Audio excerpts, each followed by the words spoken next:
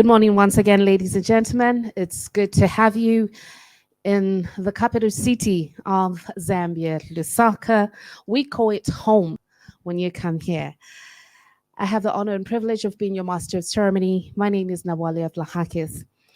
I'd like to recognize the presence of the Excellency Mr. Kennedy Champanda, Zambian High Commissioner to Canada. I recognize Your Excellency, the High Commissioner of Canada to Zambia, Ms. Emily Burns. It is my honor and privilege to also recognize the President of the Canada Africa Chamber of Business, Mr. Gareth Blue. I have the honor of recognizing the Special Envoy to the African Union AFCFTA Secretariat, Dr. Sebastian Spio Garber. Allow me to recognize Mr. Albert Halwampa, the Director General of the Zambia Development Agency, ZDA. I recognize Mr. Yossa G. Yossa, Partner, May and Company, Mr. Joe Lombard, Vice Chairperson, Hatch, and Keynote Speaker. Allow me to recognize Mr.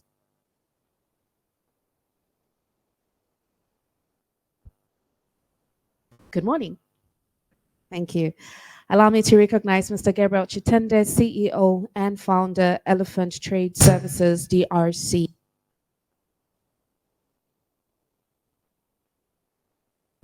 Morning, my friends from the press. May I simply say, all protocol observed. Good morning, ladies and gentlemen. It is an honor and privilege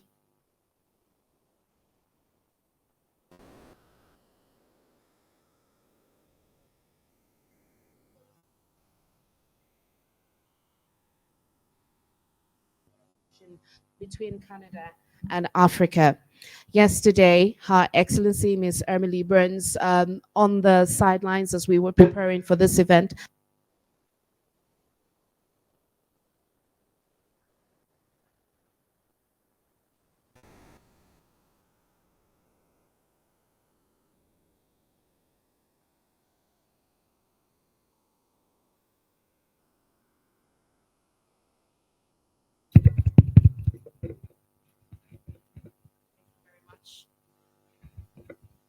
I apologize for that.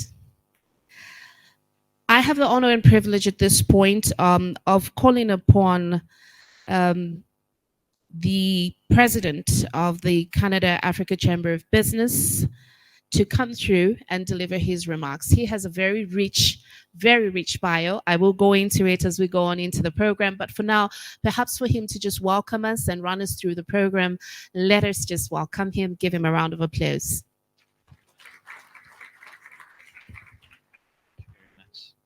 Well, thank you so much, Nawale, and good morning to each of you who are with us today, and a very good afternoon to those joining the live broadcast from around the world, and of course, an incredibly early good morning to those in Canada, particularly from coast to coast. It is my distinct pleasure as President of the Chamber to welcome each of you today to this, the fourth Canada-Africa Business Conference under the headline sponsorship of Hatch, and of course, Mr. Gabriel Chitende, as well as Elephant Trade Services, our headline chamber sponsor on the occasion of our 30th anniversary, and we're now officially into our 31st year.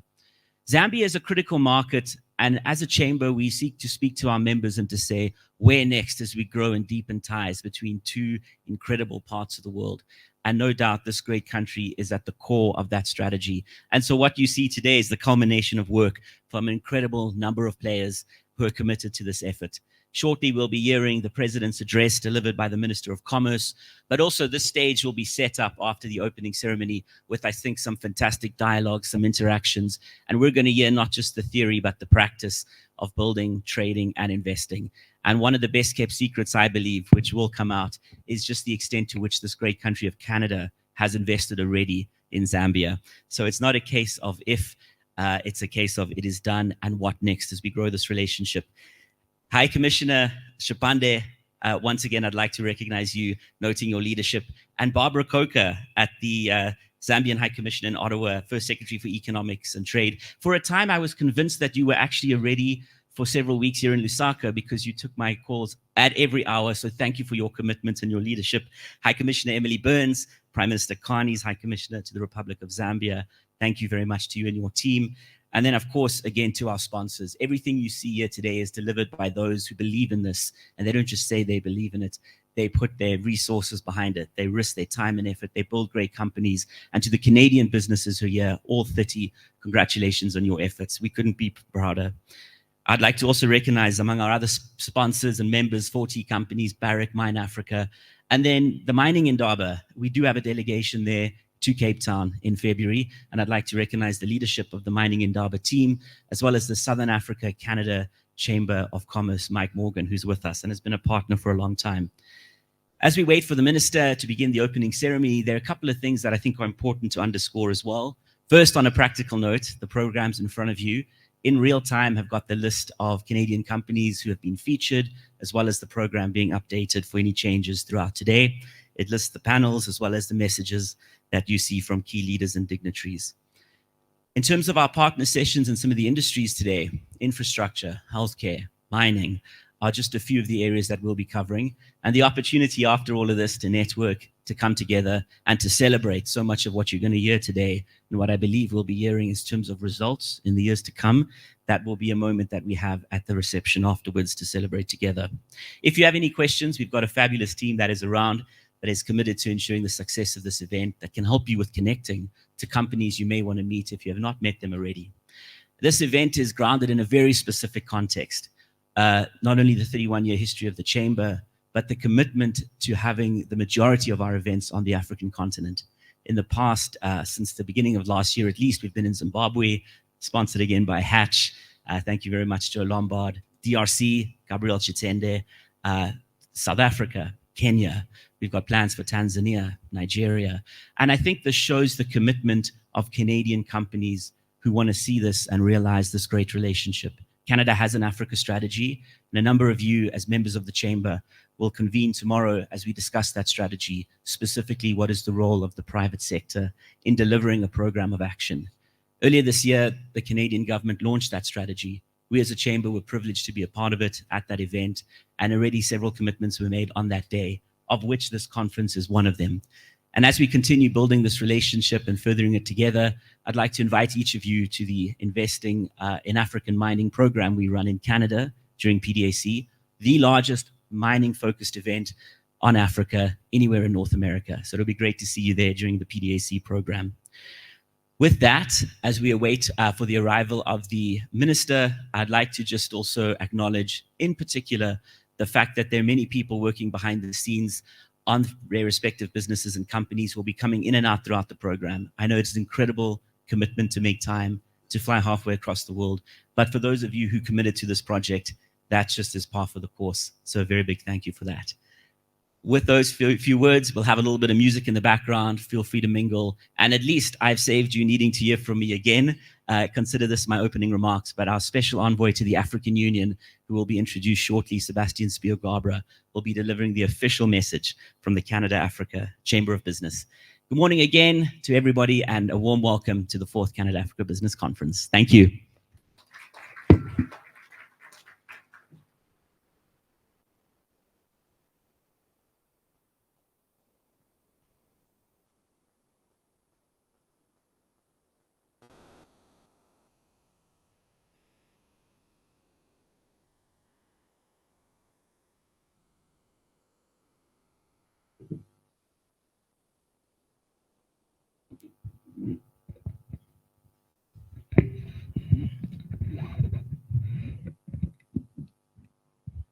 Thank you, Gareth, and good morning.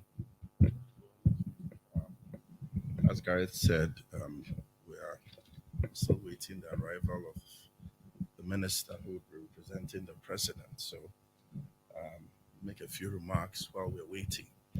I think, first of all, would like to thank everyone for coming. These conferences tend to start quite early, and many people have flown from far and wide. So we want to thank all of you.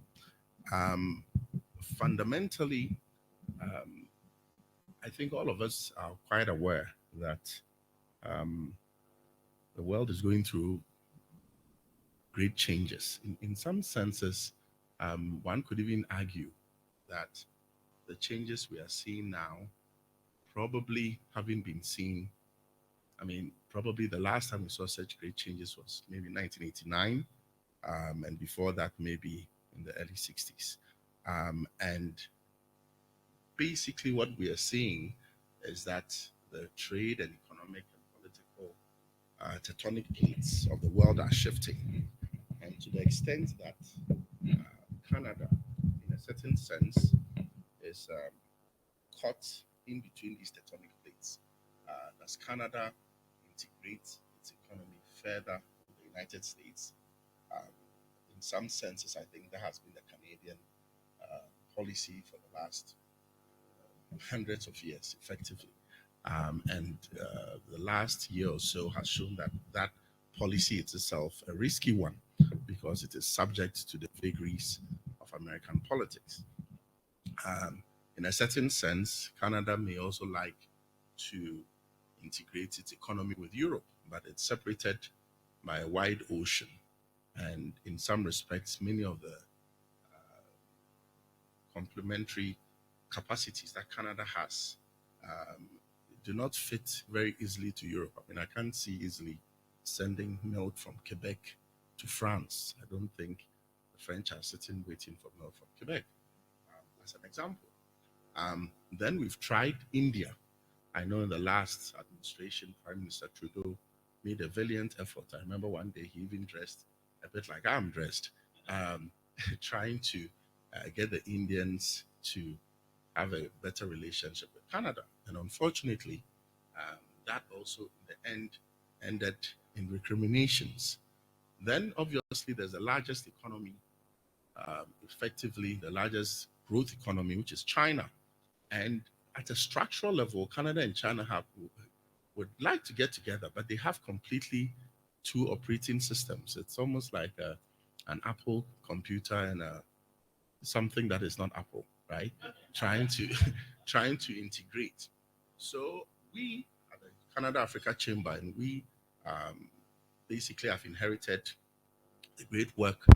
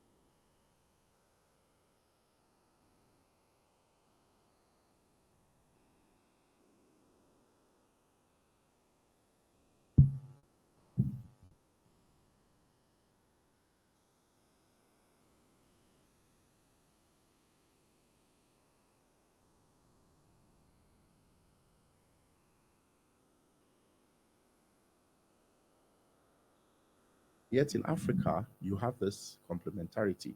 Most African countries are trying their best to be democratic. Obviously, democracy in Mauritania will look very different from a democracy in Winnipeg. But in a certain sense, very few places, even in those countries in West Africa where I'm from, where we tend to prefer military regimes as a kind of a fallback position when the democracies are misbehaving. Even there, the military regimes themselves will tell you that they would prefer to transition to democratic rule at some point in the future.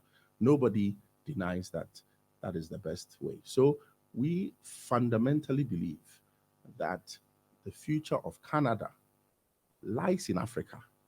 It's almost like in the my grandparents come from a little town in Ghana called Elmina, and this little town Elmina has the title of being the first place the Portuguese landed in Africa.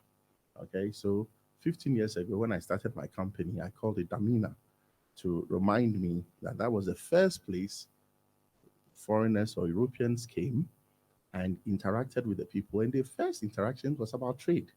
We want some gold, we want some salt. What do you guys have?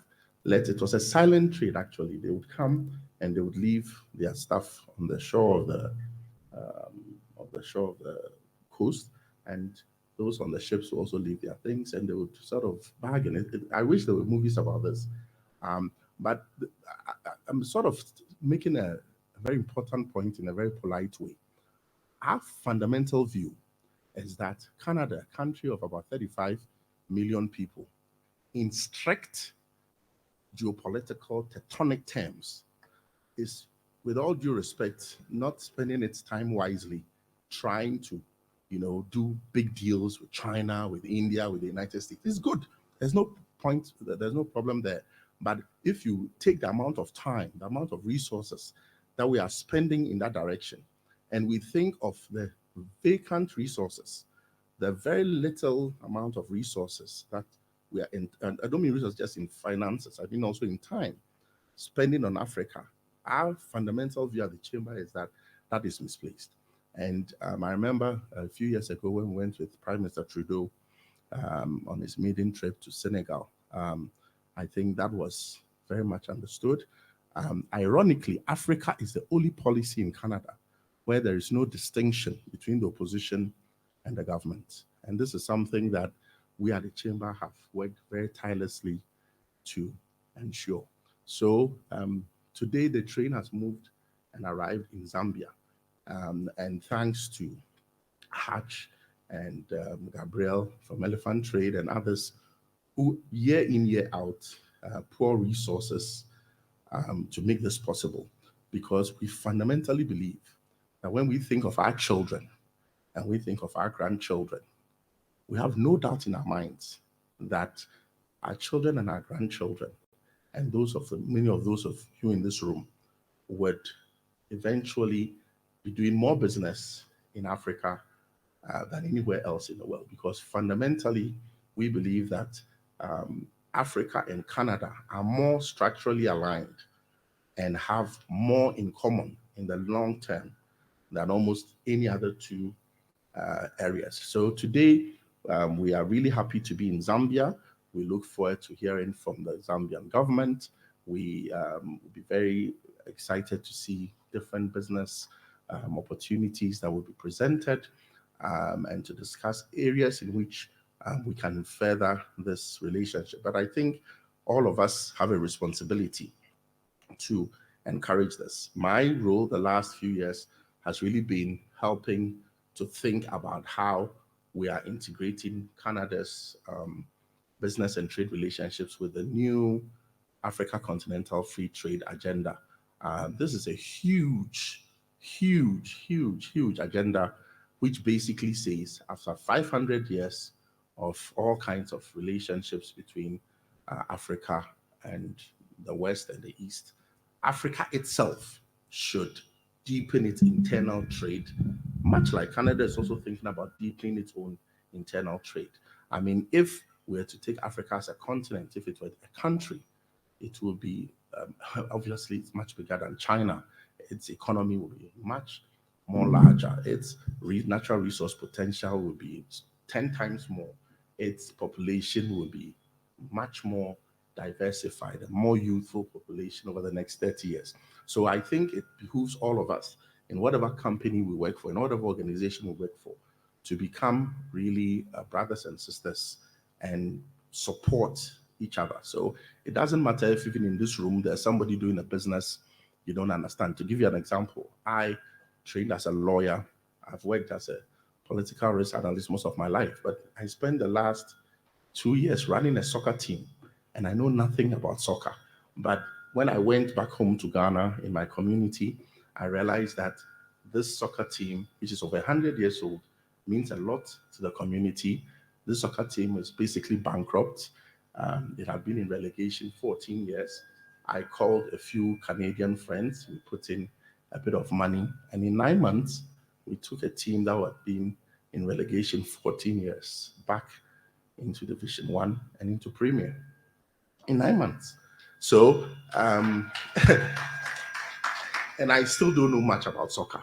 right? But my point is that in some senses, when we try to uplift Africa in different parts of Africa, it may be that somebody who knows nothing about soccer, by helping a soccer team, you help to develop that community.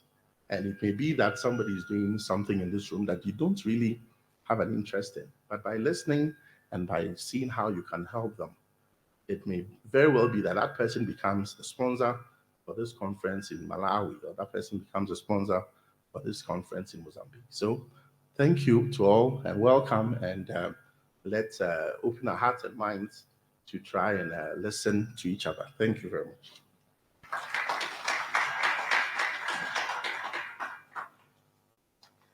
Thank you very much. Those were remarks delivered by Mr. Sebastian Spio Garber, head of the AFCFTA unit for free trade. Let's give him another round of applause.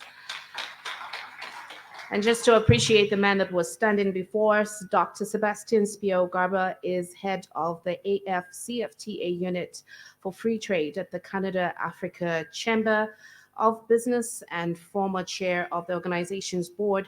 He is the global managing director and chief frontier markets analyst at Domina Advisors. He has been recognized as one of the world's leading frontier markets analysts, was voted among the top 30 under 30 analysts by New York's Institutional Investor magazine in 2006. And allow me to add, and most recently, he is a sponsor of soccer in Ghana.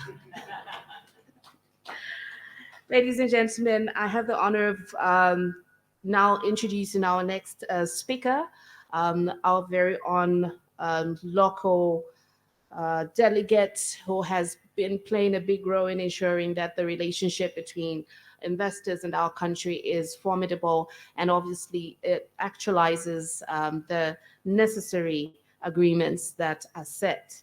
Mr. Albert Halwampa is the Director General of the Zambia Development Agency, ZDA. He is an accomplished trade and investment development professional who currently serves as the Director General of the Zambia Development Agency. In this leadership role, he directs efforts to promote economic diversification, attract foreign direct investment, and accelerate export growth, positioning Zambia as a vibrant hub for business and development. Let's welcome him as he comes through.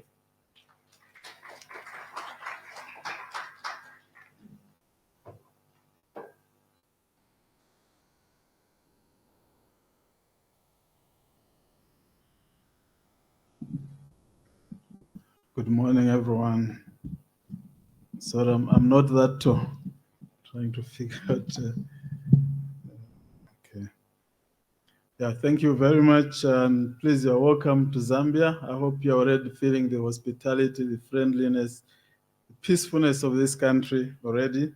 Let me just recognize the guest of honor, Honorable Chipoka Mlenga, Minister of Commerce, Trade and Industry, Her Excellency Emily Burns, High Commissioner to the Republic of Zambia, High Commissioner of Canada to the Republic of Zambia, His Excellency Mr. Kenneth Shepande, High Commissioner of the Republic of Zambia to Canada. Also recognize Gareth Blow, President of the Canada Africa Chamber of Business, Joe Lombard, Vice Chair, Hatch, also Sebastian Spar Gabra, Special Envoy to the African Union's ACFTA Secretariat. And ladies and gentlemen, I also recognize Dr. Vene there, First Quantum Country Director, and Anton Malenga, Country Manager, Barrick Romana. Thank you so much, everyone, for coming to this very important event. Zambia is actually on the map at the moment. I'm sure you have begun to see what is happening in this country. It's a country strategically located, of course, in the central southern Africa, 9 neighboring countries. I'll talk about that in a few minutes, why it's very important. But a lot of things have been happening in this country, especially on the economic front. In terms of investments, we are also seeing the high levels of investor confidence in this country. We've never seen a lot of traffic like we are seeing at the moment. There's a lot of traffic coming into Zambia, but we also know certain factors that are leading to this traffic into the country. Number one, on top of those factors is the leadership of this country. Our president is from the private sector and has made it clear that to grow this economy, trade and investment is top of the agenda. And therefore, the business people from Canada coming to Zambia is a very welcome move, and we applaud this initiative that we can hold this fourth, Canada-Africa conference. It's a commendable achievement to us, and we hope that at the end of this conference, we'll have tangible deals, transactions, and serious leads, knowing that investment, of course, is a journey, but we trust that there will be tangible leads, that can translate into transactions. So because of these dynamics in the leadership of this country, we are seeing Zambia slowly becoming a beacon in Africa, if not in the world. Secondly, the policies that are being put in place in this country, very consistent, investor-friendly, and we are ensuring that if we tweak around these policies, they only add to the betterment of the investment environment. And also, we are very proud to note that there's rule of law in this country, there's transparency, and we believe that's very, very important for the business community to invest in a country where you can trust the legal framework, where you can predict the policies. That's very, very important. Also, the location of Zambia is very, very important to us. We believe that we are endowed with 8 neighboring countries, of course, 8 by land and 1 by sea, by water, Lake Tanganyika. But that makes Zambia a natural hub for you to come and invest, and then you can produce here, supply to the local market, and export to the neighboring countries. In the SADC region, we're talking of 300 million consumers, population if you like. Then COMESA, we're talking of 600 million consumers. The African Continental Free Trade Area, you're talking of 1.4 billion consumers. So this is very, very important for us. It shows that you can come here and be able to expand your business at a very, very, relatively fast rate. So we commend you to come and invest in Zambia. And also, Zambia is a very peaceful country. Our current president is the 7th. We had peaceful transition of power, from 1964. Very, very important. We know that you, our investors, you want to invest in a country where your investments will be safe. And Zambia offers that kind of an environment. Very, very important. We also note that as business people, you look for certain tax breaks, incentives when you go to set up in any jurisdiction. And Zambia does offer a wide range of incentives to our investors. For example, if you get an investment license from the Zambia Development Agency, when you bring your equipment, because of that license, you have an incentive not to pay customs duty on your equipment and machinery. So 0 customs duty. And also, when you begin to operate the income tax side, you have accelerated depreciation. Also further, if you are investing in a multi-facility economic zone and you are producing for export, we give you 10 years tax holiday, which is very, very, generous, so to speak. Also, if you go into the production of starch, selling locally, even when you're not exporting, will give you 10 years tax holiday. Also, when you invest in the farm blocks and you're agro-processing and aggregating and helping the communities there, you also have 10 years tax holidays on your products. So Zambia offers a very, very conducive environment for you to invest, bring down the ease of doing business, which is very, very crucial to you, the investors. Let me just briefly touch a few sectors briefly. I know that as Zambia Development Agency and as a country, given our national development plan, we have sectors that we call priority because these are growth area, and we encourage you to invest in these growth-oriented sectors. One is mining and these related value chains. We want to go from 800,000 to 3 million tons of copper production in the next few years. I'm sure Dr. Vene is processing through those numbers and how FQM, Barrick, Oman, and others are contributing to those numbers.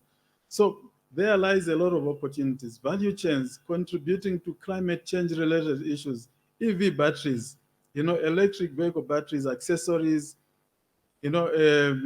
electric vehicle, motor vehicles, assembling them here in Zambia, given the endowment of copper, the endowment of cobalt, lithium, manganese, nickel, all those minerals, if we value add here in Zambia and become the center of production and export to the whole world.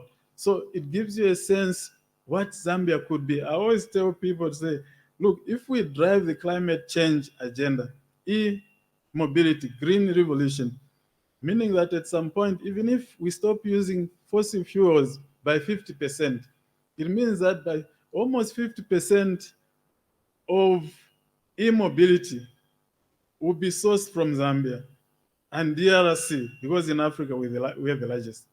Just imagine what that will mean to this country. So you can come now. You don't have to wait for 50 years for that to happen. So Canadian business people, you are in the right place. Today you can make a decision to begin to move your capital into this country. It's one of the best countries. Also agriculture. We've set aside 1 million hectares of land for you to grow, whether it's wheat, maize, soybeans, macadamia, blueberries, all those lucrative crops and fruits. You are welcome here in Zambia to grow along those areas. So I've told you the market is huge, SADC, COMESA, and the whole of ACFTA and the rest of the world. And also the energy sector, we have a huge deficit in terms of energy. We want to go from 3,700 megawatts to 10,000 megawatts, very huge. 60 years, we generated 3,700. In 10 years' time, we want to say, let's go an extra 6,000 megawatts. So we're encouraging solar, wind, thermal energy. All those opportunities are there, and we are inviting you to come and fill up that space. And the policies around the energy generation, transmission, and distribution are very generous. And also further, when you invest in Zambia, to protect your investments further, you can sign the investment protection and promotion agreement with ZD according to international best practice to secure your assets so that in future, whichever government will come, your assets are safe. With that IPPA signed with ZDA, you are assured of safety of your assets, you are guaranteed of that safety, and that's very important to you, the investors. So welcome to Zambia, and looking forward to interact with you, looking forward to clinching some deals, some transactions, and to make sure that you, the Canadian business people and the Zambian businessmen, we work together, we partner together, and be able to grow this economy. And also, please, at the end of the day, find some space for hospitality, some leisure. Just 40 minutes from here, Livingston, our tourist capital. You'll be able to see certain things you may not have seen elsewhere. I know that you've heard of the Victoria Falls. We've got 24 national parks, the big fives in terms of cats and what have you. Please spare some time and be able to visit our tourist capital and just have a feel of what Zambia is there to offer. So thank you so much, and you're welcome to Zambia. Please interact, and let's ensure that we take advantage of this opportunity, JVs, partnerships. Thank you so much.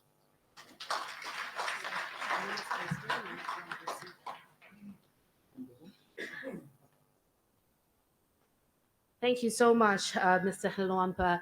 I like how he passionately speaks about this country. And if you're an investor, there's definitely something for you. Agriculture, mining, where we have seen many Canadian firms really, really invest. The energy sector, with the energy crisis that the country currently has been experiencing, is also another great opportunity for investment. And of course, a very conducive investment climate with Zambian people being very friendly, tax incentives that Mr. Halwampa spoke about. So all I can say, according to his words, is that, ladies and gentlemen, you are in the right place at the right time. Now I'd like to announce the arrival of the Honorable Minister of Commerce, Trade and Industry. Shall we be upstanding as we welcome him?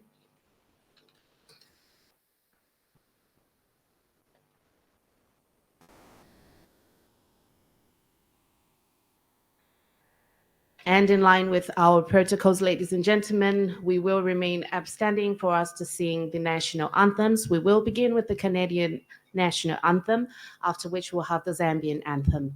Let's be on standby.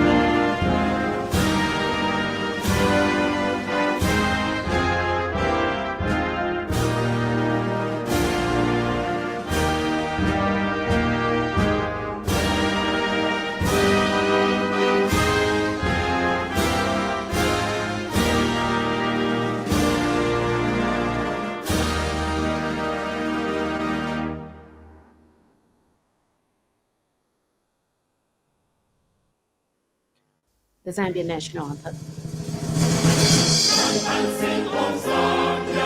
Proud and free, land of wake and joy and unity, victors in the struggle for their right, we won.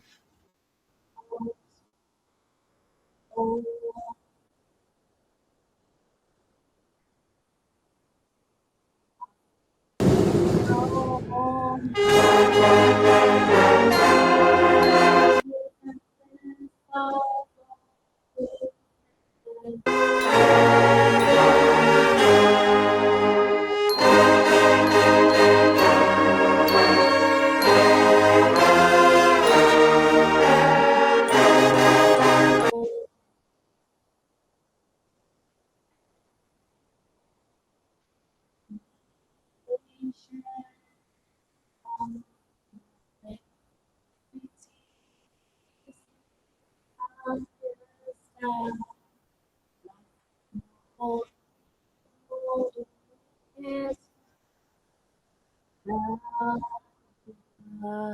praise to thee, oh,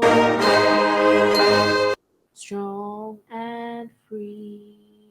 Praise be to God.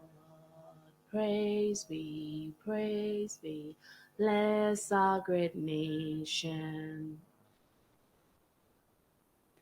Free men we stand under the flag of our land, Zambia. Praise to thee, O one, strong and free. Thank you very much, ladies and gentlemen. You may take a seat.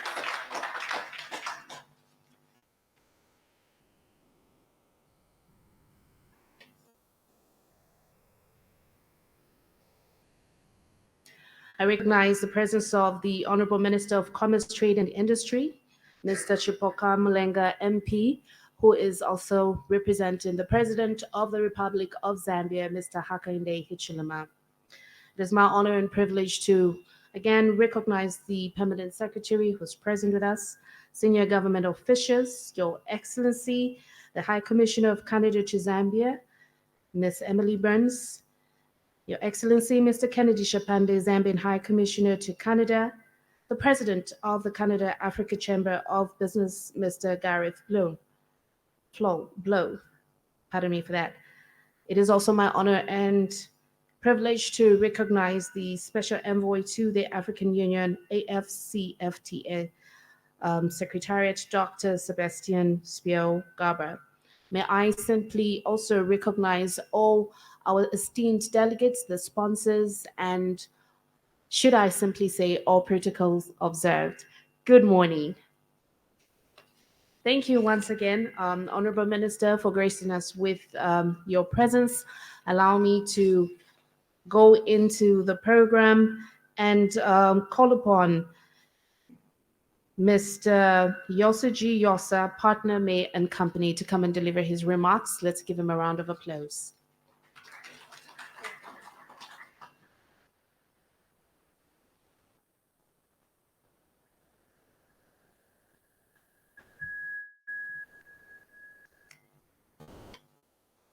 Good morning, ladies and gentlemen. The Honorable Minister of Commerce, Trade and Industry, Mr. Chipoka Mulenga, MP, the Permanent Secretary, senior government officials, Your Excellency, the High Commissioner of Canada to Zambia, Ms. Emily Burns, Mr. Kennedy Shapande, the Zambian High Commissioner to Zambia. Kindly allow me to ride on the protocols previously observed. On behalf of May and Company, it's my distinct pleasure to welcome you to the 4th Canada-Africa Business Conference, a pivotal platform for fostering meaningful partnerships between Canada and Africa. We are especially delighted to welcome and host this gathering in collaboration with the Canada-Africa Chamber of Commerce, whose commitment to strengthening commercial ties across the continent continues to inspire progress and prosperity. To our Canadian colleagues, welcome to Zambia, a country where enterprise meets opportunity and where the spirit of industriousness is matched only by the warmth of our people. Zambia is not just a destination, it is a partner in progress. In 2021, His Excellency President Hakainde Hichilema declared to the world that Zambia is open for business. That declaration was not merely symbolic. It was a call to action, a call to conscientious investors, visionaries, and builders to join us in shaping a future rooted in mutual growth, shared values, and sustainable development. Today, we reaffirm that call. We look forward to engaging with the Canadian businesses present who see beyond just transactions, who seek transformation. Investors who understand that nation building is not a slogan, but a shared responsibility. Zambia welcomes you not only with open markets, but with open hearts. Our country is a beacon of stability in the region, governed by democratic principles and anchored by peace-loving, hardworking citizens. We pride ourselves on our hospitality, our resilience, and our unwavering commitment to progress. These are the qualities that make Zambia not only a viable destination for investment, but a trusted partner. As you explore opportunities during this conference, we invite you to see Zambia not just as a place to do business, but a place to build legacies. Together, let us forge partnerships that uplift communities, empower industries, and contribute meaningfully to the economic tapestry of our continent. Once again, welcome to Zambia, the land of work and joy. Thank you.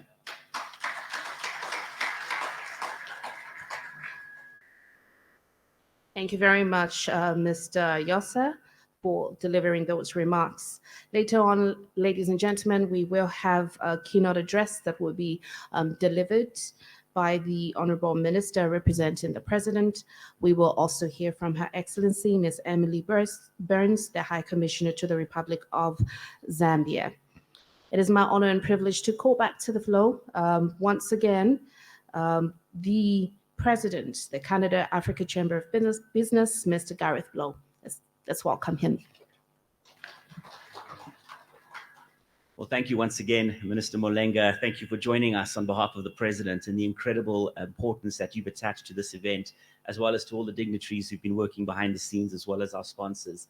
I'd like to also recognize May and Company, who have been pivotal as our local event partner to delivering everything that you see today. And I advise every Canadian company who needs the legal sort of aspect of their business dealt with to please speak to May and Company for their incredible work. I'd like to acknowledge High Commissioner Shapande, as well as Barbara Coco of the High Commission of Zambia to Canada, and Barbara for your excellent leadership and work. High Commissioner Emily Burns for your leadership on behalf of Prime Minister Mark Carney and the message you will deliver today. And then Joe Lombard, keynote speaker, for your unwavering support long before I joined this chamber in the last 31 years to see this relationship between Canada and the African continent. And Mr. Gabriel Chitende, to quote one of our board members, the next 30 years will no doubt rest on the leadership of people like yourself and all of the work you do as a headline sponsor as well for the chamber. Without further ado, it is my distinct pleasure to once again, on behalf of our entire organization, joined by the many who are watching us around the world today, especially in Canada, to say a very, very special thank you. This is not just a conference, it is the start of much more that is to come. And as you will see later in the program, a continuation of so much that has been done to date. Thank you very much.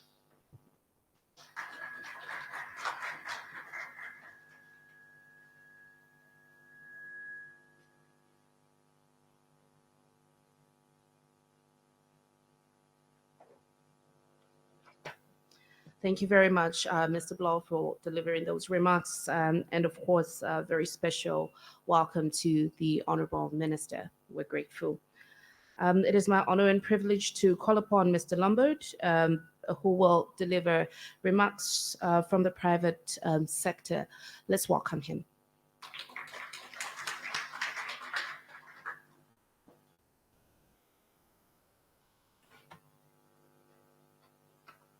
Just give me a minute here, please. Let's see, Gareth, if I can do this. Right.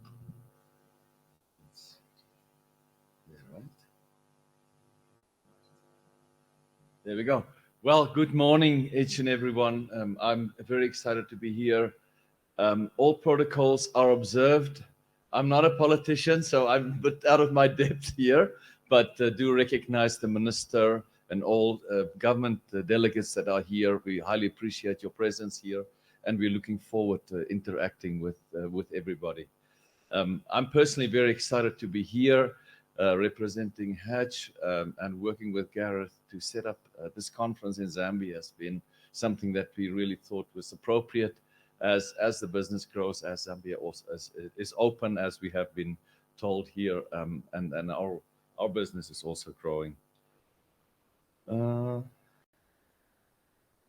Okay, so I have to tell you a little bit about the company that I represent, because we're very proud to be here. We're very proud to be part of Africa. And for those of you who don't know, Hatch is an engineering and construction company, originally based in Canada, but represented all around the world on all continents. We've got about 65 offices, 10,000 professionals, engineers that are highly specialized, especially in the field of mining and metals, as one of the largest, if not the largest organization in that space of the market. We're a privately owned organization. We, the employees, own the company. So we determine our destiny, so we can make our decisions. We don't have to listen to 12-year-old analysts to tell us how to do our business. We know very well how to do that. So that's our advantage. And I'm here accompanied by many of my colleagues that you will see throughout the day. We as an organization are very proud to be here in Africa, and specifically to be here in Lusaka in Zambia today. and looking forward to all the interactions. Our company, as I said, mainly focuses in on mining and metals. It's about 80% of our business, but we do also have an infrastructure division and an energy division, because those things go hand in hand, as we know very well. As we've seen here, if mines are being built, they need infrastructure to get their product in and out, and of course they need energy. So it is a symbiotic relationship there. And around that, we have got multiple divisions within our organizations that fill the gaps and stitch us all together in the way that we execute our projects, in the way that we do our strategic planning, in the way that we work with our clients in their strategic planning and execution and fulfillment of their dreams. Hatch in Africa. So we are more than 800 professionals that we have here in Africa. There on the map, you can see the countries marked in hatch orange that we've done projects in, about 49 countries. We're very proud. We're celebrating our 70th year this year, our 70th year of existence, when Jerry Hatch founded the company 70 years ago. We are now entering the 5th generation. We're making the 5th generational change within the organization. Very proud of that. I'm very proud of the fact that we are privately owned. Partnership, global partnership is what I would like to call it. And very important too, more than 31 years of experience in Africa. As a matter of fact, South Africa was the first venture of Hatch outside of Canada more than 30 years ago. So it's very significant. And there you can see our office in Johannesburg.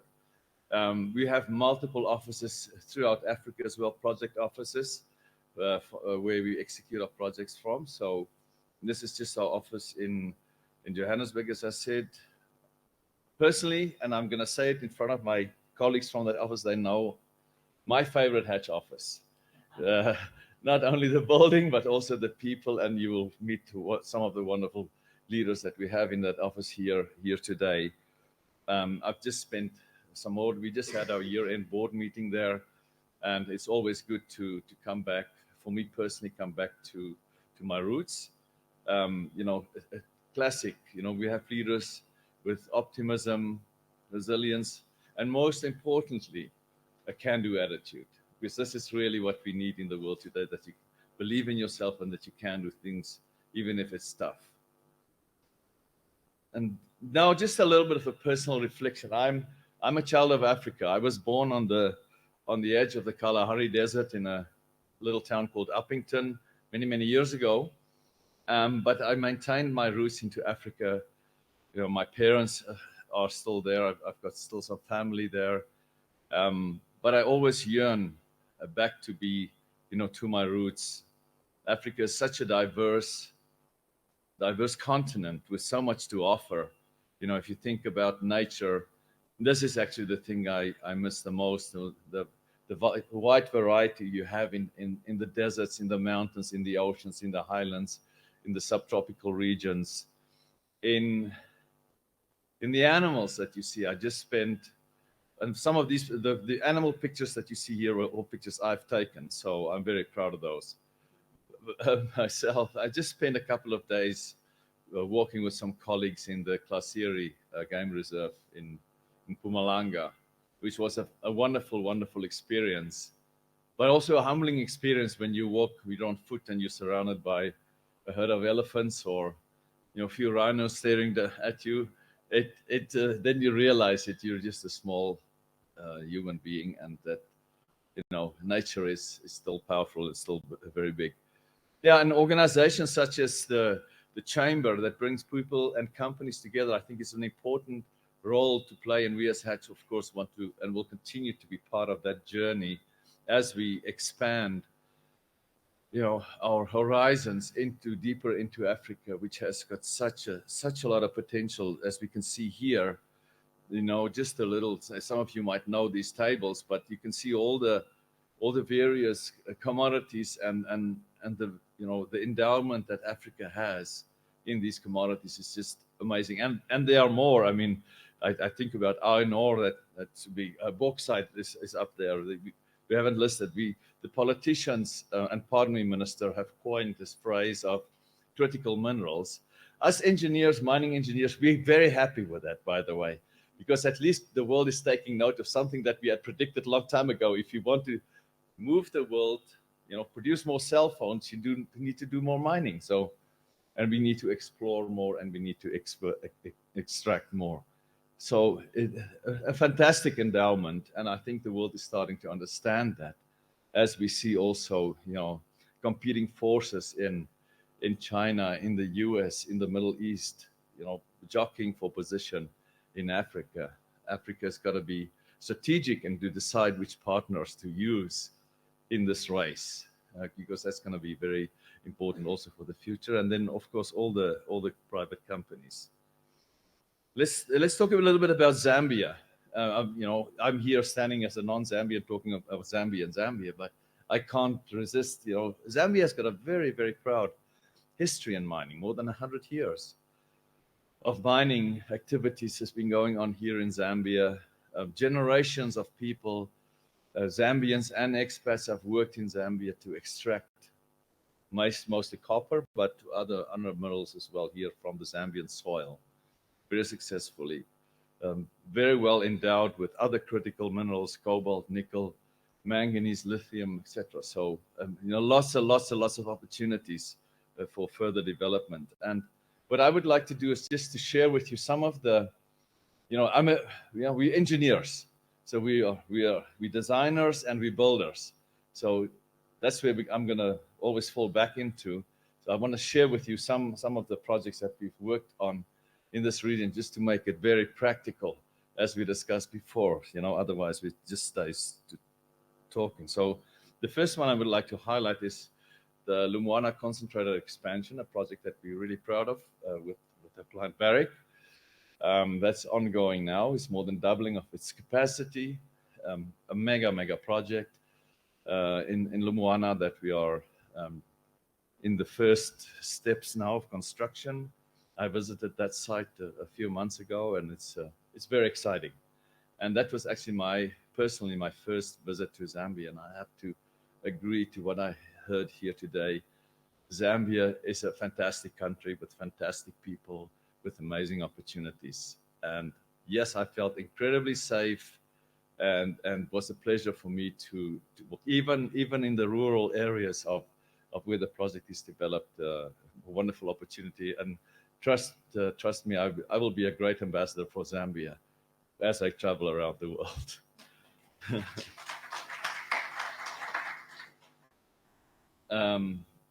So Mopani, we did a lot of work. Mopani is a well-known mine here. In earlier days, we did a lot of engineering for the 3 shafts that they built there, just for you to take note of.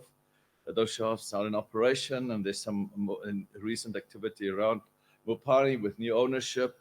We spoke about the Middle East having interest in investing into Africa, and specifically into Zambia. We also have strong ties into the Middle East with companies that we work with a lot. So we're part of their strategies, and also to invest and divest into mining and metals, but also divestiture and investiture into Africa. So we're very close to the companies in both the United Arab Emirates as well as in Saudi Arabia. Zimplats is a project that we recently completed in Zimbabwe, one that we're also very proud of. Highly complex metallurgical facility. That was, if people say you cannot build complex projects in Africa, if there's ever was an example, this is one of what we had achieved together with our clients Zimplats and Implats in building that facility there with super sophisticated electric arc furnaces, processing facilities for platinum, and it's operating extremely well. So one that I was personally involved with a lot, and great project. Then, the Angola Lobito corridor, I think, is something that I don't need to talk to too many local people. It's a very well known, has been around for a long time, has new ownership, new vision, and dire need for some upgrades and work. So we're involved also on that project, just to illustrate, what our organization is involved with. On infrastructure side, on the Kariba South expand, and we've got people in the room here that know much more about those projects than I do. I traditionally focused in exclusively on the mining project, but we got people here from our energy group and our infrastructure group that can discuss more. Just an indication, we did significant work on the Kariba South expansion project, where we added some 300 megawatts to the facility, to its capacity. A very successful project. A Wangi power plant expansion project, we were involved on that project as well, and looking forward to the conclusion of that one. We are involved in the early stages of the Nairobi-Mombasa Dream Highway. So that, I think, is going to take a little bit longer than what everybody thinks, but eventually, we need corridors to connect people and places. That's clear. And so this one is an important one. Here's another interesting one. We moved for Kenmare in Mozambique two monster machines, one 1,600 tons and the other one over 7,000 tons, from one mining location.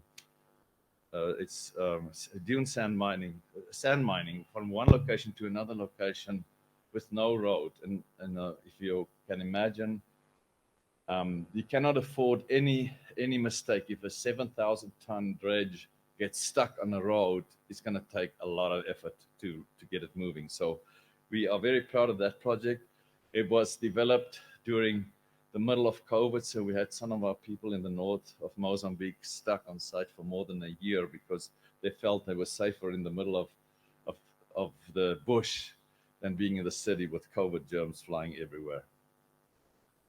Here is there's a little video that you can see the immense size of what we moved there. I don't know how many wheels that trailer had, but lots of wheels.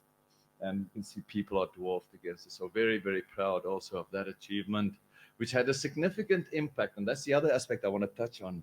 Us, as our clients, have a passion for also contributing to the local economies, creating wealth, creating stability, and sustainability in the communities. This is a great example of that too, where the client thought they would rather expand their mine, rather move the equipment than abandon the mine, which was one of the options they had considered at one time, and lose all the job opportunities there. So I think that has proven to be very, very positive and very promising. So here's just a testimony from the managing director of Kenmare, which was a close client and ally that we worked with for many years on the Mozambican project. So just to illustrate, ladies and gentlemen, Hatch, our passion for Africa, my passion for Africa, and the company and many of the people and the senior leadership of Hatch have spent time in Africa and have got great memories of spending time in Africa. So Africa is in our blood, will remain in our blood, and we are looking forward to expanding as an organization, also our footprint here in Zambia, especially working with our clients and creating wealth, bringing prosperity and sustainability into the various regions of Zambia. Thank you very much.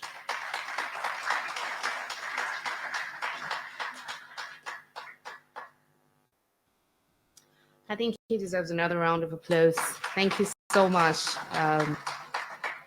Mr. Hatch. As he was speaking, I was taking note of some of the things that he was saying, obviously taking us through the background and exactly the investments that Hatch has been able to prioritize on the African continent. So I must say congratulations for everything you're doing on the continent.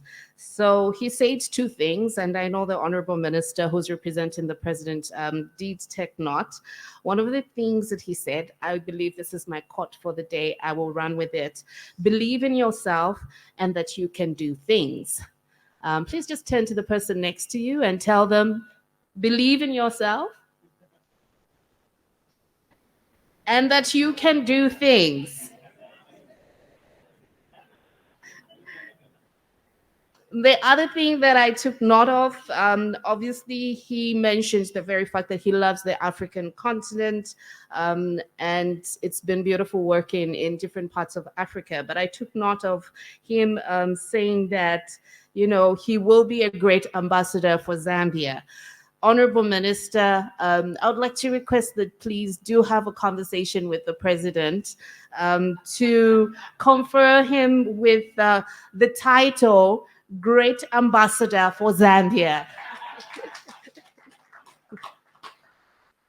We do appreciate your remarks. And for those that are watching us online and for the appreciation of the audience, I'll quickly just go through his bio so that we appreciate the works that he has done and the man that stood before us. But before I go into his bio, just to mention that very soon Her Excellency will be coming through to deliver her remarks. Okay, so I'm looking for that beautiful bio, but we can still say believe in yourself and that you can do things. Here we go. Hatch has been deeply rooted in Africa for decades, not just as a business, but as a committed partner in progress, from mining to infrastructure and energy to advisory services. Their work across the continent reflects their belief in Africa's potential and their dedication to supporting their clients in unlocking the incredible opportunities that exist. Hart's long-standing relationship with the Canada Africa Chamber of Business is a testament to that commitment. Through this partnership, they've helped foster meaningful connections between Canada and the African industries, championing innovation, investment, and inclusive growth. Grateful that you're a great partner to the African continent, but also that you have chosen Zambia as your priority investment sites. Let's give them a round of applause. Thank you very much. Now, ladies and gentlemen, we will later on have a speech that will be delivered by the Honorable Minister of Commerce, Trade and Industry, Honorable Mlenga, on behalf of the President. But preceding that will be remarks that will be delivered by the High Commissioner of Canada to Zambia, Ms. Emily Burns. And of course, we look forward to more sentiments that will be delivered by our various speakers that will take the floor this morning. Her Excellency, Ms. Emily Burns, was appointed Canada's High Commissioner to Zambia in 2024. She also serves as Canada's Special Representative to the Common Market for Eastern and Southern Africa, COMESA. A career diplomat with Global Affairs Canada, she has served in senior leadership roles in Ottawa and abroad, including postings in Kabul and Dakar. Her work has spanned governance, international development, and financial resource planning. High Commissioner Burns holds degrees from Queen's University and the London School of Economics. She is deeply committed to advancing gender equality, promoting trade and investment, and strengthening Canada's partnerships across Africa. Please, let's welcome Her Excellency, Ms. Burns.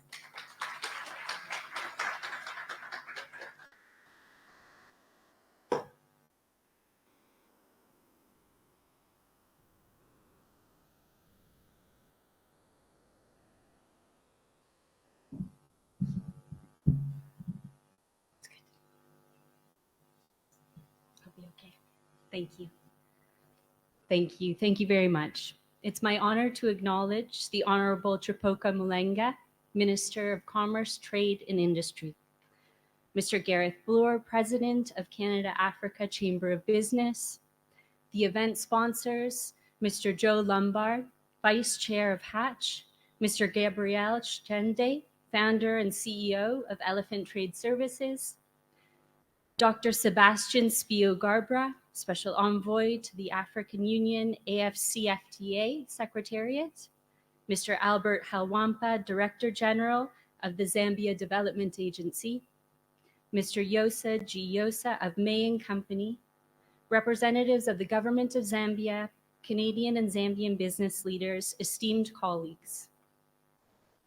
It is a privilege to join you at the Canada-Africa Chamber of Business Conference hosted here today in Lusaka. I'm delighted to see so many distinguished leaders and innovative thinkers from Canada and across the continent. Your presence today reflects our shared commitment to advancing sustainable growth, strengthening trade relations, and fostering inclusive prosperity. A very sincere thank you to the Canada-Africa Chamber for organizing this important gathering and their continued leadership in strengthening Canada-Africa commercial ties, and to Hatch and Elephant Trade Services, 4T, Barrick, and Mine Africa for their sponsorship of this event.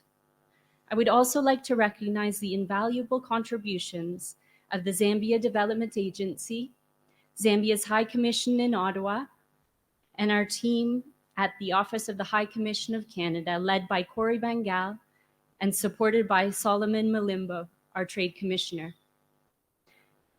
Earlier this year, Canada launched its first ever Africa strategy, a partnership for shared prosperity and security.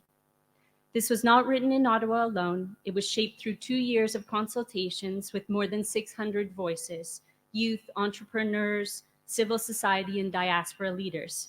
Many of you in this room today contributed your time and thoughts. Africa holds a place of growing importance for Canada. As the second fastest growing region in the world, it's home to 11 of the 20 fastest growing economies. It is hub of innovation and creativity. It is central to the green transition, and it is home to the largest youth workforce in history. With 54 diverse nations, rapid urbanization, and expanding demand across sectors, the continent represents a vital part of the global landscape. Canada also recognizes the deep connection shared with Africa through our own population, with 1.4 million Canadians identifying with the continent. This vibrant community forms a natural bridge, enriching Canada's cultural fabric and strengthening its global relationships. In a time of economic uncertainty, these ties offer meaningful opportunities for collaboration, innovation, and shared prosperity. Canada's two-way goods trade with Africa reached 15 billion in 2024, a 30% increase since 2020. In just the first half of 2025, Canadian exports to Africa have risen by 20%, reaching 3 billion. In Zambia, Canada is the single largest source of foreign direct investment, accounting for roughly 24% of total FDI stocks, attributed overwhelmingly to investments in the mining sector. I wish to acknowledge the Canadian mining industry, specifically its executives and investors, for their leading role in sustaining Canada's position as a global leader in mineral exploration, development, and production. It is both timely and appropriate that the Chamber has chosen Zambia to host its 4th annual conference. Zambia represents exactly what this partnership can be: resource-rich, ambitious, resilient, and ready to grow alongside trusted partners. Africa holds 30% of the world's critical mineral reserves, resources that are vital to Canada's energy future. We see unmatched potential for building resilient, sustainable supply chains, and we're committed to long-term collaboration. Canada's mining footprint in Zambia is well known. Canadian-listed companies, including Barrick Gold and First Quantum, are Zambia's largest taxpayers. They are helping Zambia move towards its ambitious goal of producing 3 million tons of copper, critical to the world's green transition. Canada's friendship with Zambia spans decades. Canadian investment in the Copperbelt University, which began as a modest technical school, now produces some of Africa's finest mining engineers. Its modern labs and industry partnerships exist because governments, companies, and universities believed in Zambian talent.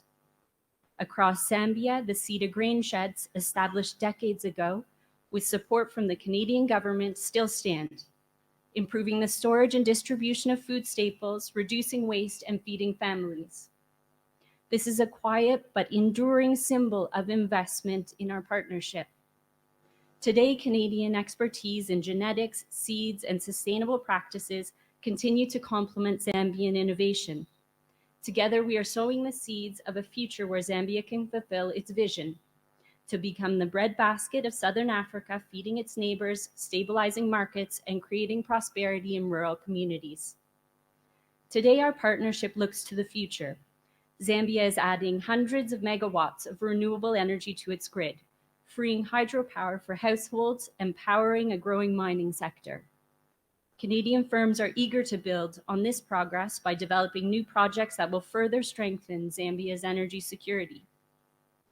These strategic investments are practical, viable, and climate smart, designed to deliver lasting impact. Minister Mulenga, government representatives, business leaders, and international partners, thank you for your kind patience as I elaborated on our shared history.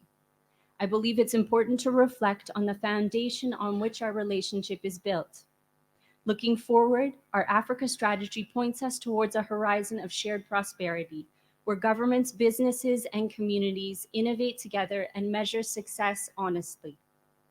Our Prime Minister, the Honorable Mark Carney, has reminded us Canada's values are rooted in humility, in partnership, and in innovation.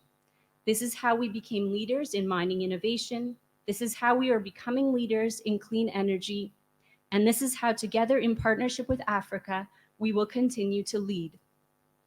Let us take full advantage of the opportunities this event provides to strengthen the bridge that connects Canada and Africa, expanding its reach and ensuring it stands firm as a symbol of partnership and shared prosperity. Thank you.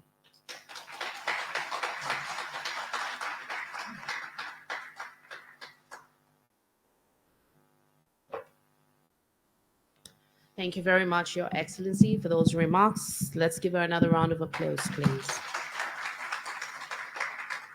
Allow me to mention that we have two permanent secretaries from the Ministry of Commerce that are present here. Permanent Secretary Lillian Walia, who's in charge of trade, and the Permanent Secretary, Mr. Krusivia Hichikumba, who is in charge of investment and industrialization. With that said, it is my honor and privilege to call upon the Permanent Secretary in the Ministry of Commerce, Trade and Industry in charge of investment and industrialization to come through, deliver a few remarks, and take the honor of calling upon our guest of honor. P.S.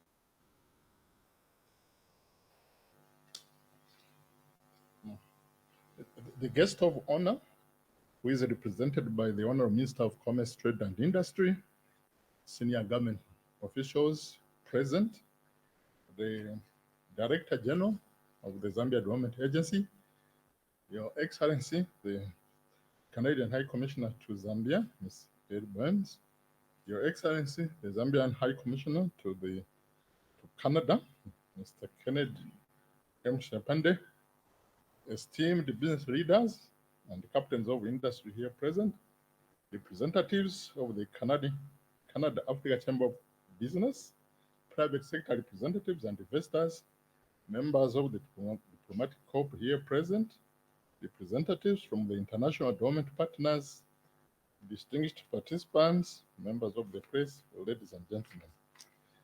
I'm delighted to be here today at this fourth Canada-Africa Business Summit.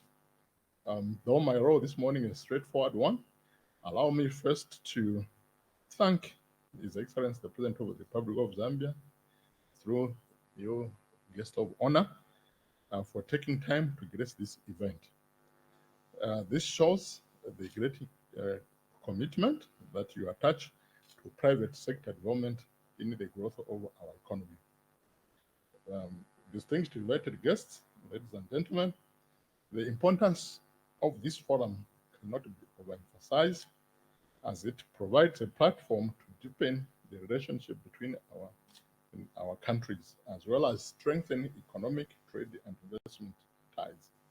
Government remains committed to fostering a business-friendly environment that encourages investment, innovation, and sustainable growth. We are proud to share with you the many opportunities that our country has to offer in various sectors, such as agriculture, mining, energy, manufacturing, tourism, infrastructure development, among others. In short, Zambia offers limitless business and investment opportunities.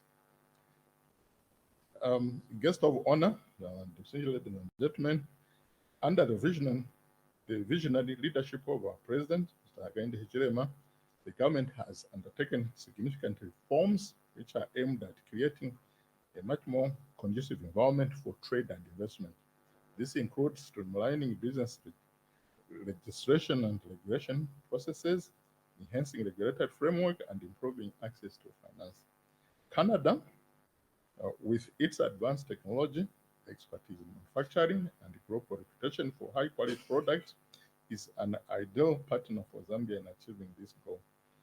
We recognize the vast potential for collaborations and joint ventures, not only in traditional sector, the mining which we've had, and agriculture, but also in other sectors such as digital technology, clean energy, and innovation. Guest of honor, distinguished invited guests and ladies and gentlemen, as I conclude, allow me to state that the Ministry of Commerce, Trade and Industry is open to dialogue and collaboration with Canada and other private sector players in enhancing the policy and the regulatory frameworks.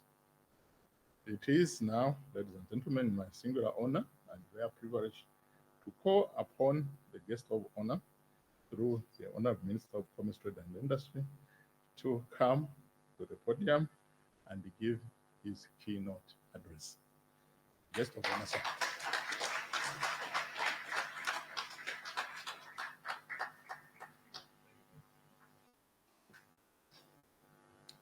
Thank you very much.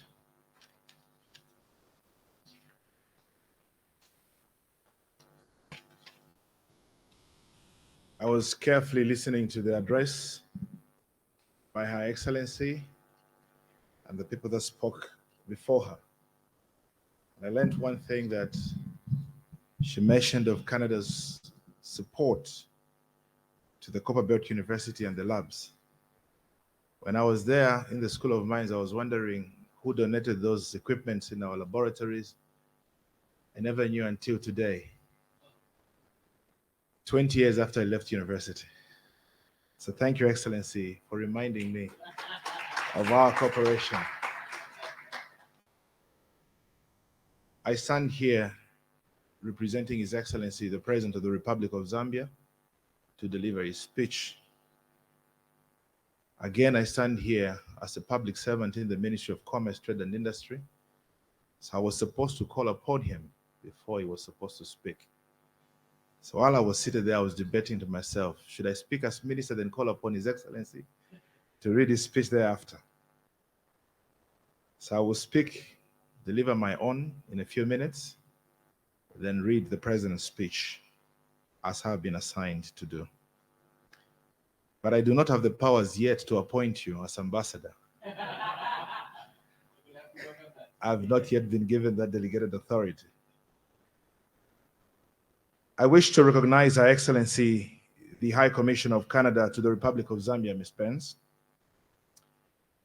the President of the Canada-Africa Business Forum, executives coming in from different Canadian firms and organizations in our midst, both permanent secretaries from the Ministry of Commerce, Trade and Industry, His Excellency Mr. Shepande, Zambia's ambassador to Canada, the Executive Director for Zambia Development Agency, Mr. Albert Halwampa, the representative from May and company that spoke earlier here, Mr. Yosa, different eminent people coming in from various organizations that have joined us here this morning. Colleagues, allow me also to recognize the presence of colleagues and different partners that are joining us from the various parts of this world who are online, joining us virtually. Allow me also to take this opportunity to recognize the presence of our media, both private and public, that are very important in taking messages from where we are to the rest of the world.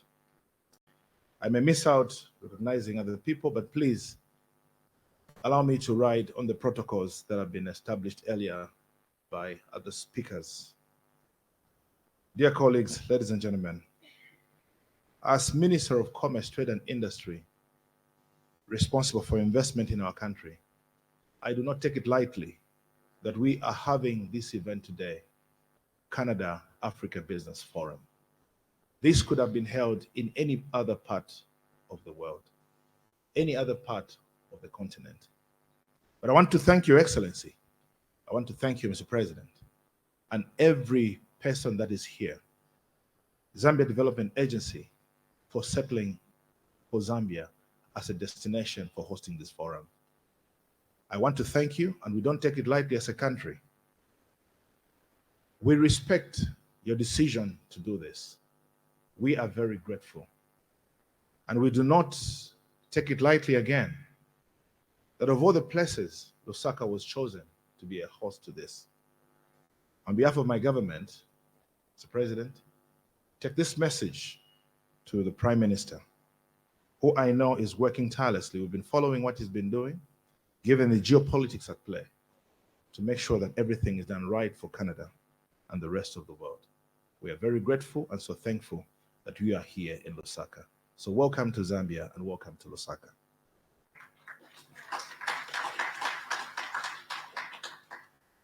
Excellencies, my country has been pushing for an agenda through the directives of His Excellency the President of enhanced investment in our country through partnerships and joint ventures. I was very excited and happy when I was listening to the representative from Hutch when he spoke about their presence in Africa, their continued commitment and support in the mining sector of my country, Zambia. Your contribution to Mopani, Lumwana, among many others. Indeed, we are true partners, and we continue to grow from strength to strength. In my previous private life, when I worked for the mining industry, I was part of the people that contributed very little to the sinking of the synchronorium shaft. And I was paying particular attention to the equipment, and I'm glad to sit next to the man that was responsible for the manufacturing, engineering, design, and delivery of that equipment, which continues to contribute to the growth of our copper production in our country. Ladies and gentlemen, the vision of His Excellency the President is to grow our copper production from what we are doing here today to 3 million tons in the next 6 years. The journey is real, the path has been drawn, and also clear. This year, we are targeting to produce almost 1 million tons of copper, the first of its kind in our history, leading to the journey of 3 million tons of production. But we cannot do this without technology, without the right equipment. Canada has stood to be that right partner that has supported us in this journey. And we are very optimistic that we will do this together, producing 1 million metric tons of copper this year. And going forward, we'll achieve our 3 million tons and beyond. Investment is key in growing the fortunes of the economy of our country. I was looking at the support that we've continued to receive. Before 2021, Lumwana was about to leave the country. Barrick was about to leave the country. With the consistent policies, changed policies that are friendly to investment, we have seen Lumwana reinvest $2 billion worth of expansion, $1.25 billion worth of investment coming in from FQM. Ladies and gentlemen, we've been an extractive country and economy for over 100 years.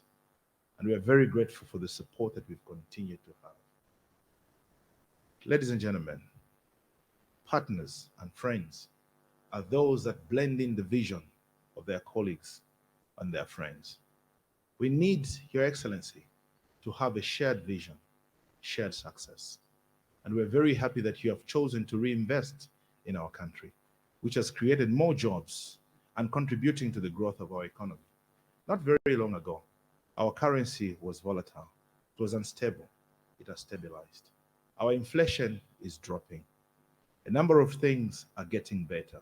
It's because of your contribution into our economy, where we see more production and more export of the copper happening. The partnership and friendship that Zambia and Canada have always had has continued. To you, Your Excellency, I wish to say job well done and congratulations.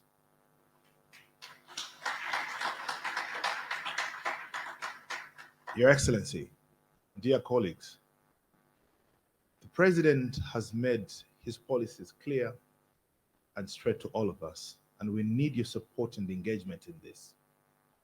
As partners with a shared vision and shared future, we want to change the narrative of investment in our country.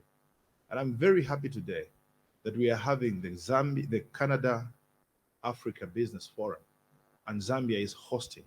There can never be a better platform than this, where me, as minister responsible for investment, would deliver the president's message to you. Excellency, the reason why my country and government has been pushing for a local content is not to do what you're doing, but to have a shared vision, shared success, and transfer of skill, transfer of knowledge, and transfer of a share of revenue. It is a more reason we are saying that.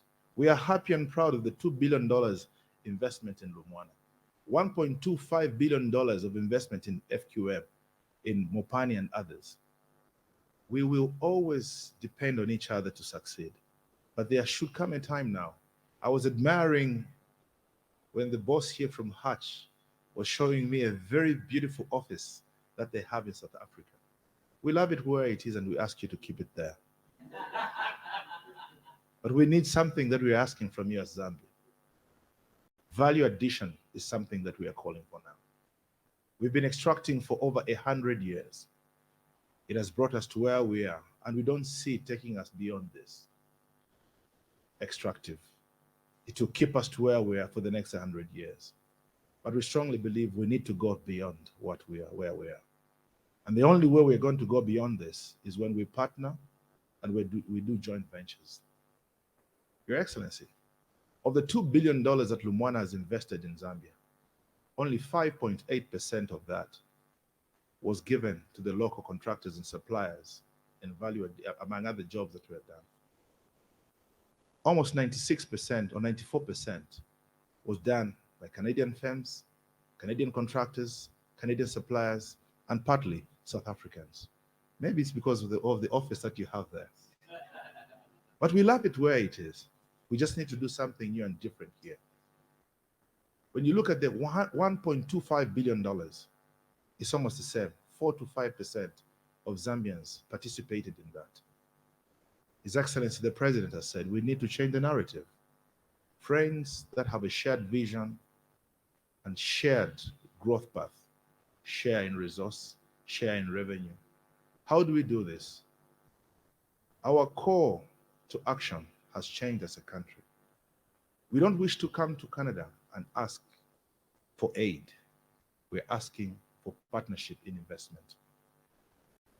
You have what it takes. You have the technology. Zambia is ripe for that value addition investment. We are calling on the rest of the world. 2-3 days back, the Minister of Finance was announcing the budget, where we have done concessions. We have provided cuts on taxes, which is a loss to the Treasury. But there is a better gain that we want to do, value addition. Generating what we have not always had, giving to the continent what we can produce. We are not going to pride ourselves only as retaining the top position of the biggest producer of copper in Africa. We now want to give a name to ourselves, pride in ourselves as the biggest producers of electric cables in Africa.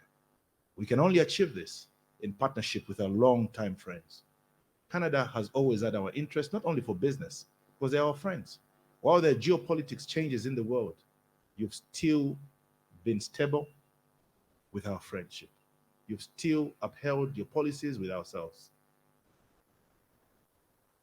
It's more reason why we are saying, bring your industries and set them up in our country for value addition. Let's process the electric cables together in this country.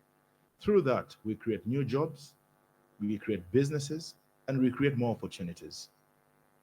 We've been extracting for over 100 years. We can't keep extracting and sending raw materials as raw as we have always done.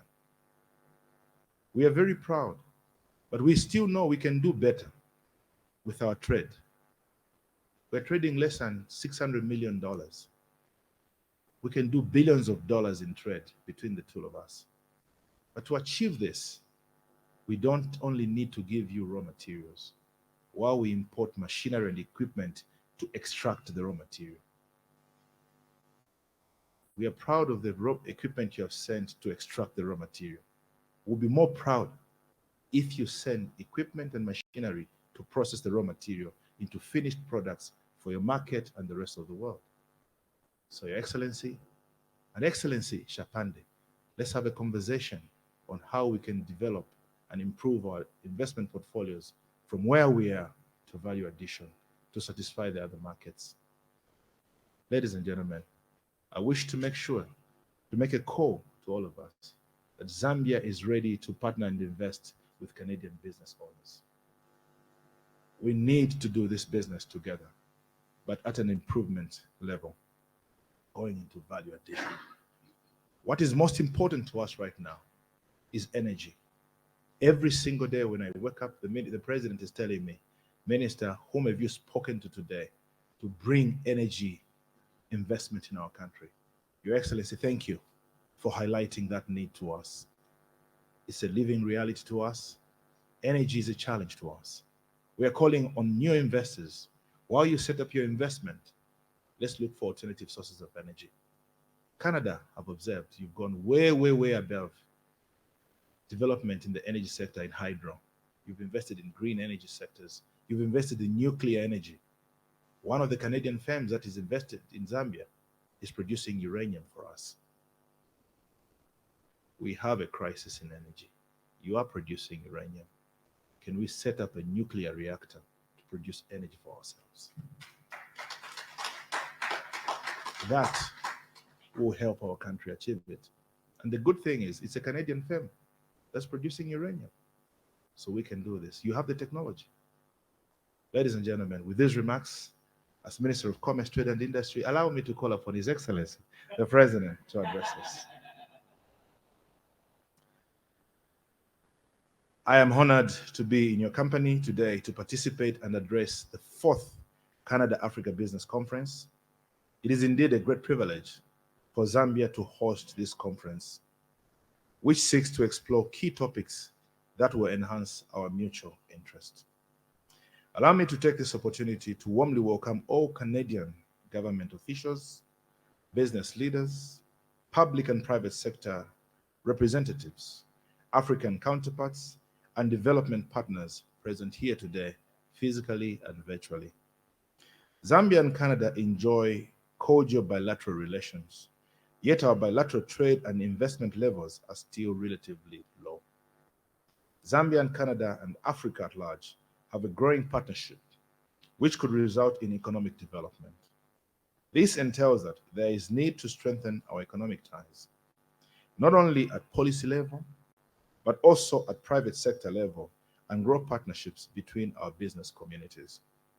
I am pleased to note the commitment and determination that has been shown towards increasing trade and investment between Africa and Canada. We are aware that the socio-economic development that we wish to attain as a country can only be achieved if led by a vibrant private sector. Partnerships and joint ventures, the private sector, like has been demonstrated by Hatch. Therefore, we have taken deliberate steps as a country to create and maintain an enabling and stable environment for businesses to thrive. Our responsibility as a government is to make sure that we do not interfere with the private sector, but we work together in partnership in framing policies on how they can be implemented for private sector to grow jobs, to grow contributions to the treasury, to grow taxes, to grow economies, among others, on behalf of government. Therefore, it is our role and responsibility that we partner in policy frameworks. Your Excellencies, hosting the summit in Zambia affirms our nation's position as a gateway to Southern Africa and beyond. We aspire to be an economic hub for not only Southern African region, but the entire African continent. We are not landlocked, but landlinked. And our strategic position provides access to markets across SADC, COMESA, and the African Continent Free Trade Area, CFTA. Therefore, Your Excellency, the proposed Zambia-Canada Investment Promotion and Protection Agreement is expected to increase investment flows between our two great nations, Canada and Zambia. We remain committed to ensure that this agreement is concluded within the shortest possible time. ZDA, Excellencies, Permanent Secretaries, and other government officials, it is time to work and implement this. My administration is committed to transforming our nation into a thriving, inclusive, and sustainable economy. We are focused on creating an enabling environment for businesses to flourish, fostering innovation, and attracting both domestic and foreign investment. Our vision is clear: to build a thriving economy and improve the livelihood of our citizenry.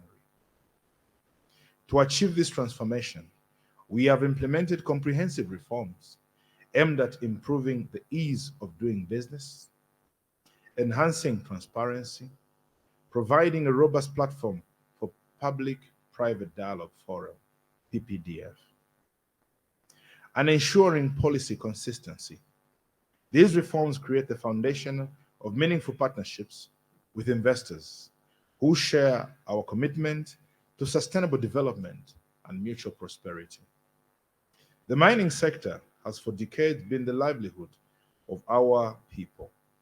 Our aim is to ensure that Zambia remains a competitive mining destination. We are therefore implementing policies that attract investment in the sector while ensuring there is local beneficiation, environmental stewardship, and community upliftment. The two-way merchandise trade value between Zambia and Canada was approximately $567 million US. Excellency, I need you to pay particular attention to these volumes. The two-way merchandise trade volume between Zambia and Canada was approximately $567 million US, comprised of $546 million in Canada exports to Zambia and $21 million in Canadian imports from Zambia in 2023. Canadian merchandise exports to Zambia were machinery, boilers, nuclear reactors, explosives, vehicles and parts, optical computers, among others. Merchandise imports from Zambia comprise mainly of precious stones, copper, iron, and steel, dairy produce, and natural honey. Excellency, my figures may not be very correct. If I calculate this, you'll find that it's 96% of exports into Canada and only 4% imports on the other way around. We can improve this trade imbalance, I'm sure, when you do value addition. Key Canadian investments in mining, which we are very proud of. Barrick Gold, the company has invested $2 billion into the expansion of the Lumwana copper mine. The project is scheduled to be operational in the year 2028 and will add 240,000 metric tons of copper per annum, using a new processing plant that can handle 50 million tons of ore annually, as well as expand the life of the mine, all of which will position us as a global copper hub and deepening local industrial capacity. In the first quarter of the year 2025, out of 81% of the mine spending, about $177 million went to Zambian suppliers, and nearly all the mine's 12,000 workers are Zambian, and almost half come from the nearby communities. The other notable investments from the Canadian community, government, and private sector. First Quantum Minerals is another Canadian mining company that, upon restored confidence in Zambia's economy, announced in February the year 2022 to invest $1.25 billion to expand Kansanshi mine at Sentinel-3 otherwise known as S3. FQM commended government policies, citing a renewed confidence in the country's investment environment. The additional investment has extended the life of the mine by 25 years. Thank you, Your Excellency, for extending your confidence and investment in my country. We have got 25 additional years of mining life for FQM. As a result, annual copper production at FQM mine is expected to increase to 500,000 metric tons per annum. Following the devastating drought that Zambia experienced during the last rainy season, the country's hydro-dependent electricity generation has greatly reduced, hence the need to look at other alternative sources of electricity, such as solar and wind, which Zambia has the capacity to produce. I therefore call upon Canadian expertise in renewable energy and investors to set up green hydrogen production and solar facilities in our country. We are very much aware and confident that Canada has got this capacity to invest in these energy mix productions to boost our industrial growth in Zambia. So, Excellency, I call upon you and other Canadian private sectors that are in here to invest in energy production in Zambia. Ladies and gentlemen, as I conclude, Zambia stands ready to work with Canada to create a new chapter in Africa-Canada relations, anchored on value addition and beneficiation. I will read this on behalf of the President again. Zambia stands ready to work with Canada to create a new chapter in Africa-Canada relations, anchored on value addition and beneficiation. As a government, we are promoting partnerships and joint ventures among foreign and local investors, which we believe will culminate in skill development and technology transfer. I wish to reaffirm Zambia's commitment to being a reliable, stable, and welcoming partner for Canadian businesses and investors. Ladies and gentlemen, with these remarks, allow me to officially declare this forum open. I thank you.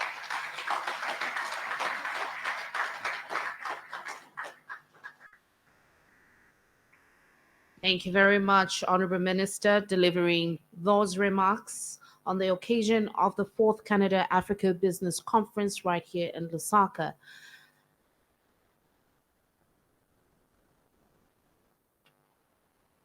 We may take our seats, ladies and gentlemen.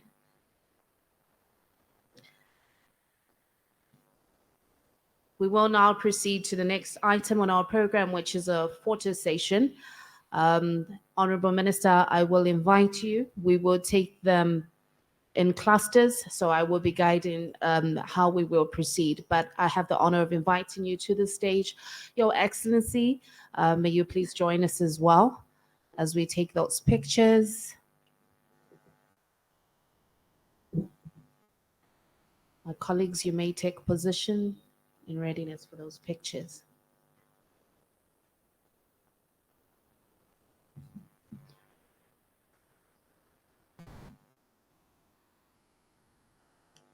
Please feel free to guide. Yes, Your Excellency. The 2 Excellencies, please. Thank you. Would you like them to come forward a little bit? Yes. Thank you. I think they deserve a round of applause as they take that picture. In journalism, they say a picture has 1,000 stories. So this obviously speaks to the mutual relationship and, of course, the success of the 4th Canada-Africa Business Conference and a formidable relationship between Zambia and Canada. There we go. Thank you. And Your Excellencies, Honorable Minister, you will remain there so that we have more pictures with other key delegates. Allow me at this point to call upon the President of the Canada-Africa Chamber of Business to come through.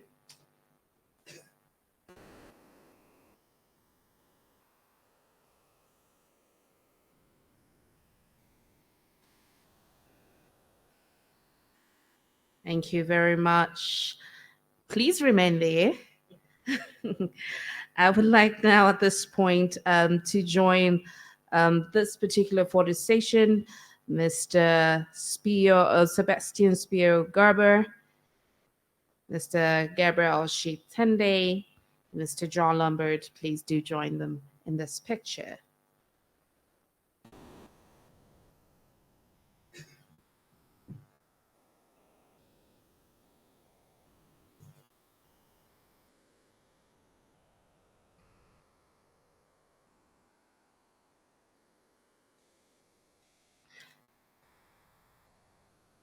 I would also like to request the various speakers, those that are charged with the responsibility of delivering presentations today, to kindly join them on the stage. The various speakers, please come through.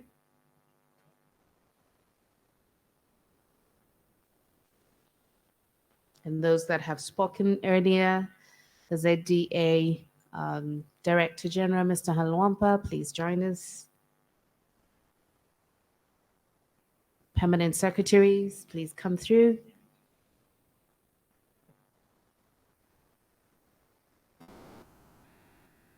Well, looking at the fact that the numbers are increasing, in just a minute after we take this picture, we will request for some chairs to quickly come to the front so that our delegates can have an opportunity to sit and fit into one picture.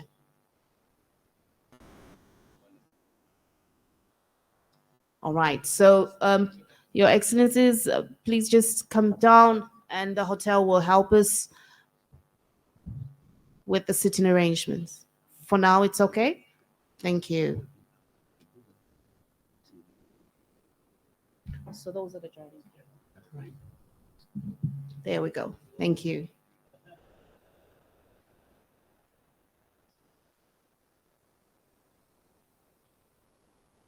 Thank you very much. I will still request the hotel to give us some chairs because very shortly we will have all the delegates join us on the stage. So may I now request for the chairs, the hotel to give us at least 5-6 chairs in the front.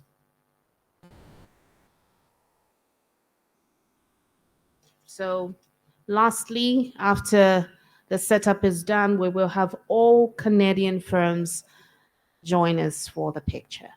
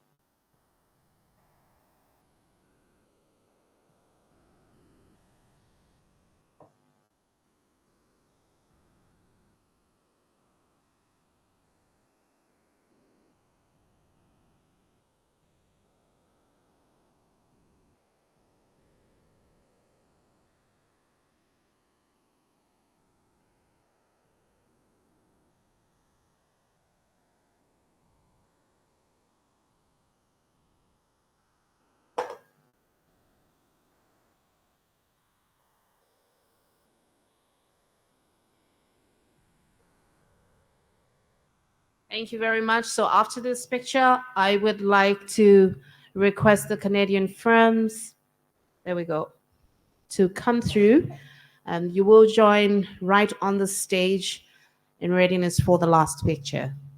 So the permanent secretary will join them. Thank you.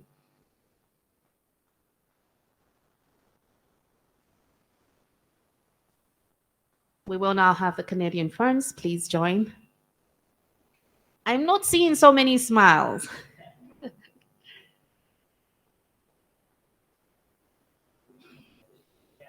The Hatch team.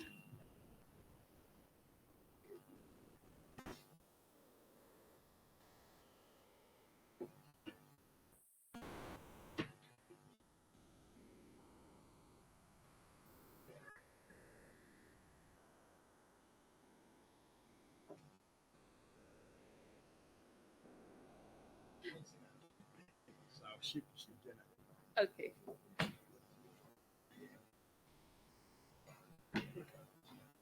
Okay. So this one I'm going to count up to 3 and you will say Canada,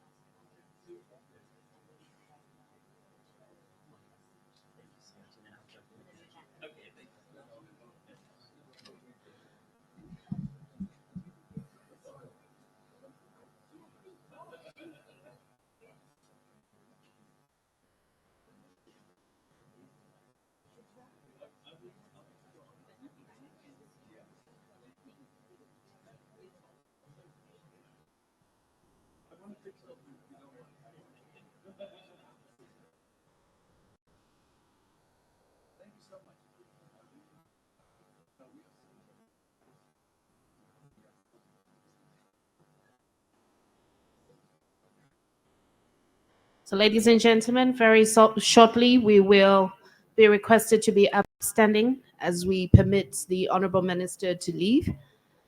But just a few announcements, obviously. Thank you very much, Honorable Minister, for representing the President and for being with us this morning.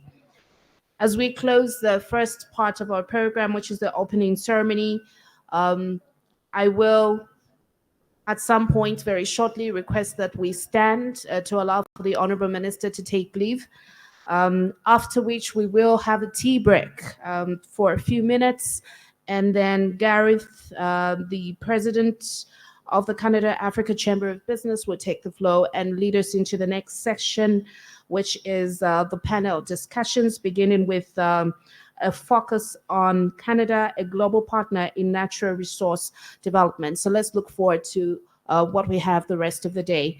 With that said, ladies and gentlemen, I'd like to request that we be upstanding as we allow for the guest of honor to leave.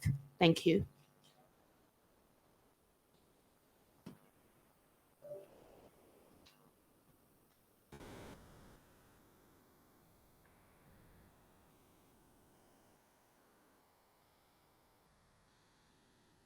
Let's just give him a round of applause as he leaves. It's been a successful opening ceremony, a great beginning for great conversations up ahead. And I may be breaking protocol, but I just want to thank our incredible master of ceremonies, Nawali Vlahakis. Thank you for leading us this morning. And I know you are an icon of Zambia, but Canada is very open to new immigrants like myself. So if you ever want to join us, the chamber is hiring. Thank you so much, Nawali. Gareth, I'm ready. Your Excellency, my bags are packed. And with that, we're officially breaking for tea. See you in 20 minutes. Thanks a lot.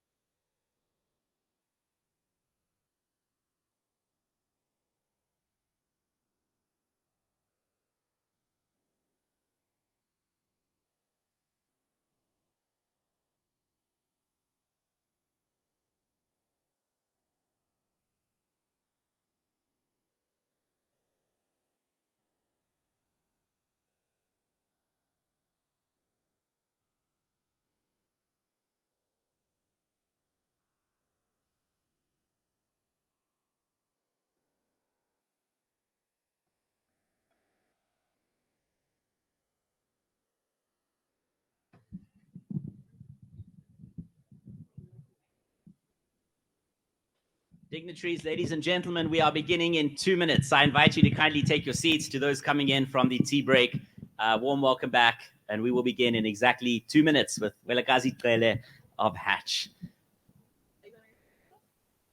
That's fine. And then will you introduce the others? Okay, it's just, yeah, that's true.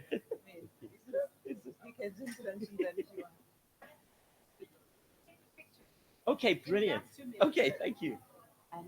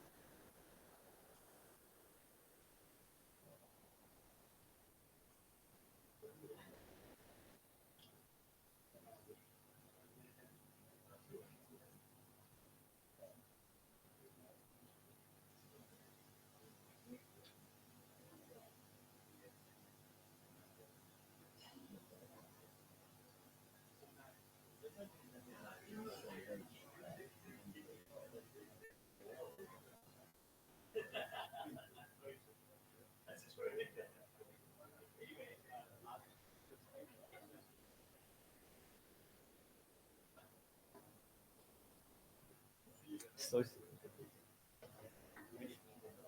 okay. You may send it to me at your own time. Thank you so much. 1, 2, 3. Sorry, one more time. 1, 2, 3. Oh gosh. Oh, excellent. All the best today. Thank you very much. Welcome. I had to just jump in there and say the last word.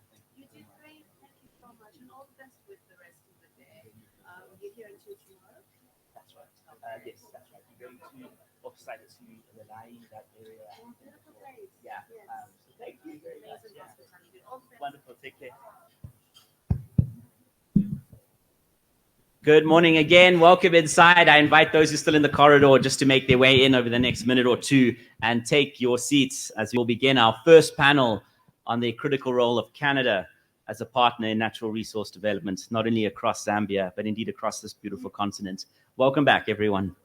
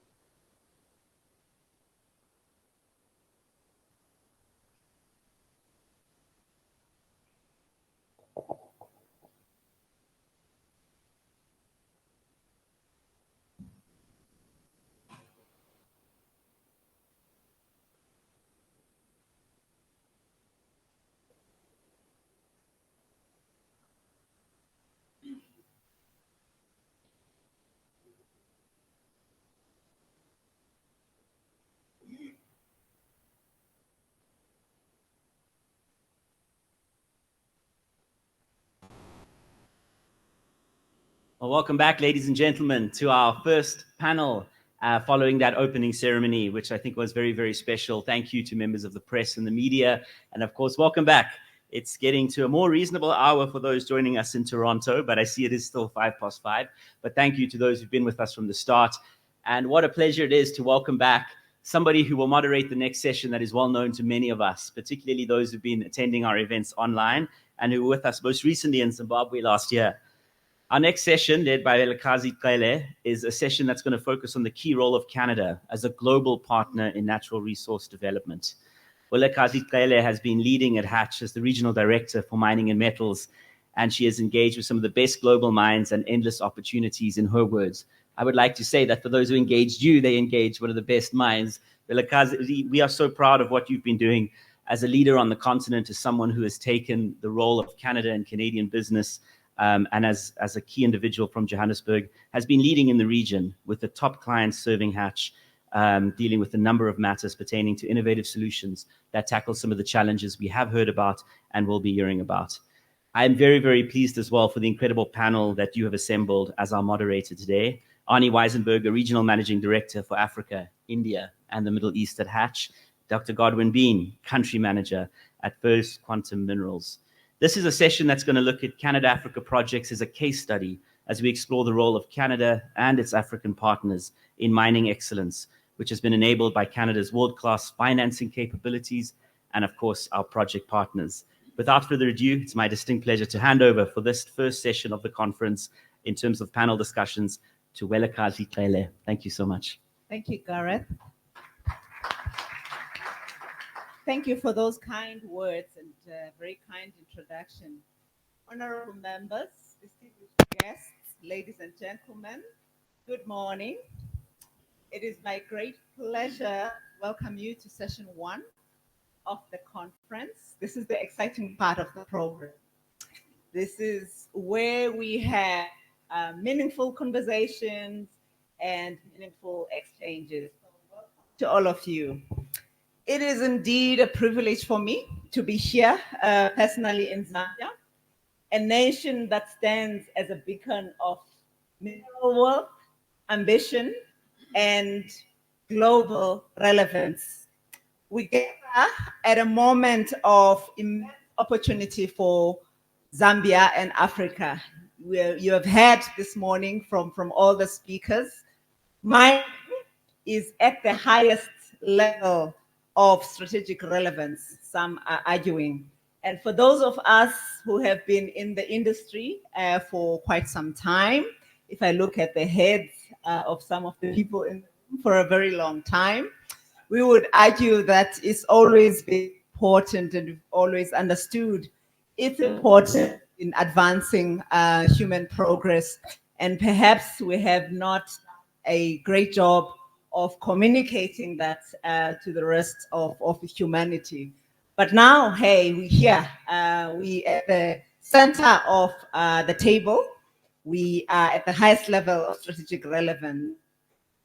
Today, access to mineral wealth or access to critical minerals that are important for the energy transition become a matter of global authority, a matter of global interests. And you know what that means?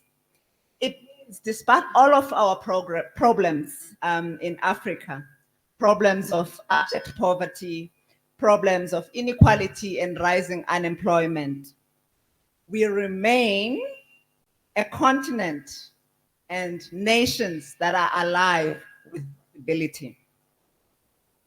The International Energy Agency suggests this morning that some 30% of the world's proven reserves of critical minerals reside here in sub-Saharan Africa. These are minerals that are important for the clean energy transition.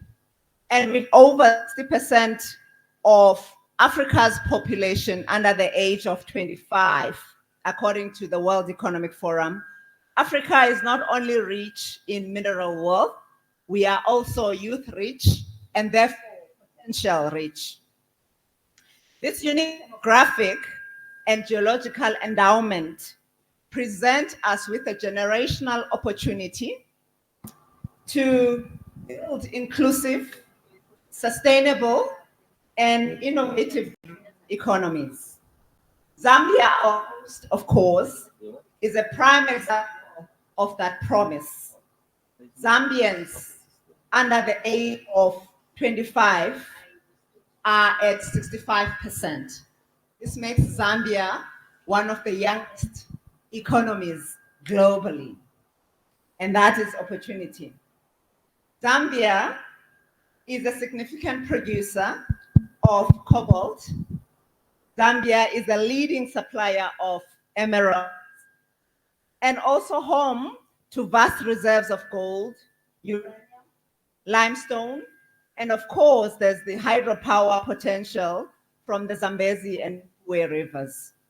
Of course, we wouldn't be in Zambia and not talk about copper and its importance. One of the most sought after critical minerals in energy transition currently. Zambia holds 6% of the world's proven copper reserves, ranking 4th globally and second only to the DRC. From a production perspective, as you've heard from Joe this morning, about 1/7 of the output comes from Zambia. Copper is, of course, the backbone of Zambia's economy, accounting for about 70% of exports, 10% of the country's GDP, and of course, some 70%, very importantly, direct jobs, 70,000 direct jobs, according to the World Bank. To unlock even greater value, you've heard this morning that Zambia has ambition to more than triple output of copper to 3 million tons per annum by 2031. This ambition is being driven by formative projects like First Quantum Minerals 1.25 billion S3 expansion at Kansanshi mine, and that will move output to 240,000 tons.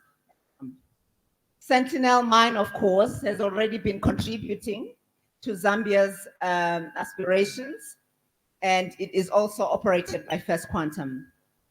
Lumwana Barrick Mining Corporation is investing 2 billion on the super pit expansion at Lumwana mine. It will double production to 240,000 tons per annum. There is also Cobalt Metals, who is investing 2.3 billion on the Mingomba investment, which is expected to produce over 300,000 tons annually, and they are planning to sink a shaft during the first half of 2026.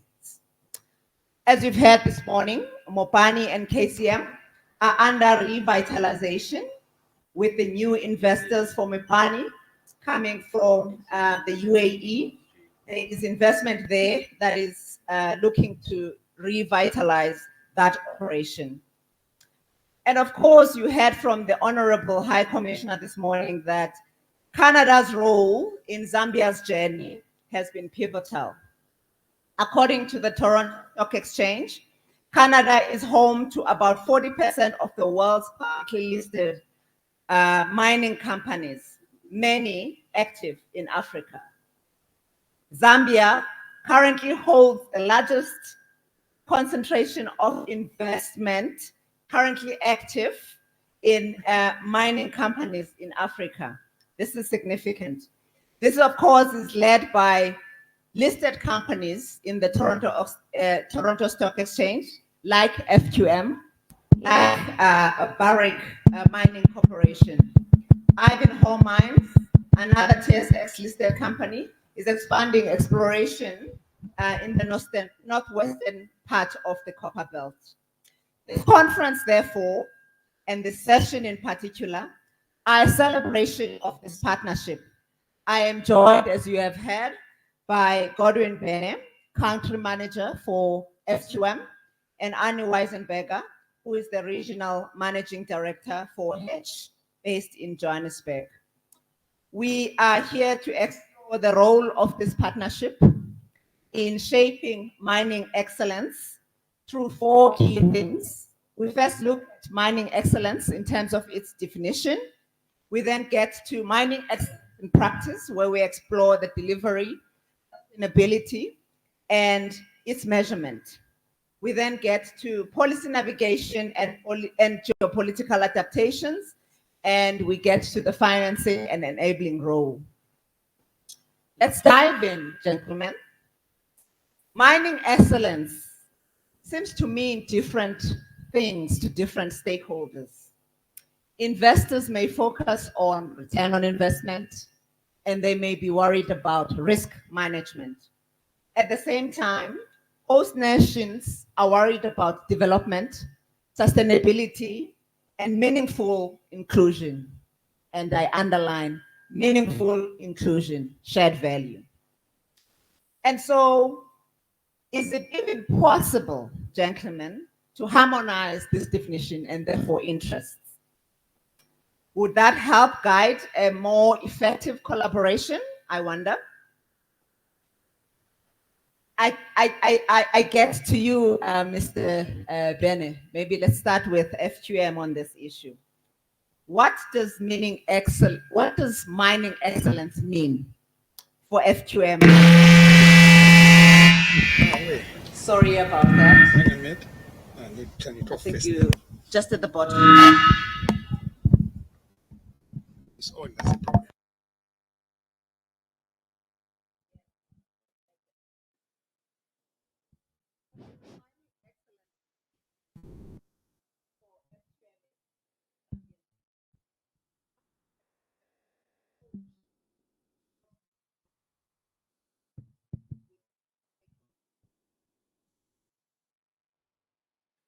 Thank you very much, and good morning, everyone who is here, Excellencies, Ambassador to Canada, friends. I met interesting friend this morning, so thank you very much. So I want to briefly talk about this in the context of us here in Zambia, but I think quickly point out that in Zambia, this topic is like beauty is always in the eyes of the beholder. Okay? And I think that's a fair statement to say because of the number of people that are interested in the mining joining at various points of the value chain. So can I say this right from the beginning? In this room, perhaps we have got the presence of the miners here who are at exploration, who are at developing mine, who are miners, backed by investors. So we're all here. So from exploration to operation, excellence is about being a responsible explorer. Start from there. Is being a responsible developer and operator of your mine, as seen in the eyes of your host. Not necessarily in the eyes of the investor sitting somewhere whom you don't even see and know. But when you open a mine, you are immediately in contact with the host. It's very important how you have seen and viewed by the host. The host has an administration, the government of the land. So I just want to say that very, very quickly. That so we must be seeing a thread of a responsible developer, right from exploration, or be it that in this business, explorers often hand over to somebody else. For example, the mine that we developed at Trident, being the first biggest investment so many years back. Again, we actually got that license from another person who explored and developed it. Okay, so it doesn't matter. We must be seen as being responsible. So clearly, taking care of the environment at exploration and mining development in stages is very important. Continuing with that care throughout the life of that investment is very important. restoring and managing the environment which has been adversely affected by the investment speaks to excellence.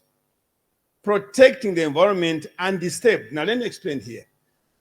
The undisturbed environment is that in your neighborhood. If, for example, you come to Zambia like we have at First Quantum, we hold X thousand square kilometers of land, but you're only working on a little place like this. We feel responsible for our footprint, which could be 200,000 or 200 square kilometers. So the responsibility of the developer is to be able to look beyond where you're working and take charge of that environment.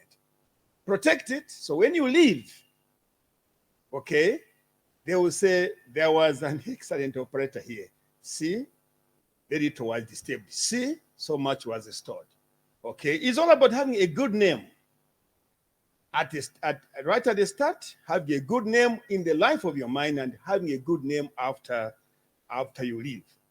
So just a few minutes. Then there's the issue of addressing the key issues of interest to your host: education and skills, health, improving health and livelihoods. Now, some of you will argue, say, but that's a responsibility of the government. That's true, but you are working together with government. That's the attitude that First Quantum has. We are working together with the government, meeting obligations clearly stipulated under the laws of Zambia. You have got to be a good corporate citizen. And being transparent, that's what you expected of an operator. And being actively involved in the formulation of the laws and policies of the country all add up to somebody who is, in our view, an excellent operator. So I think I'll stop here just to put in the period. For us in First Quantum, that's how we see ourselves. It's a whole picture. It's a whole picture. You go and find a resource, you develop it, and soon after that, you start thinking, well, what happens when we leave here? Because that's a reality. We've been in Zambia now for 30 years, a very short period of time in which the company has grown at one time to be the 6th world largest producer of copper in a short period of time. Okay, it takes a lot of wanting to be an excellent operator to achieve that. Not just be an ordinary operator backed by investors. No. It takes more than that. It takes a mind and heart of the company that says, we want to do things well. We want to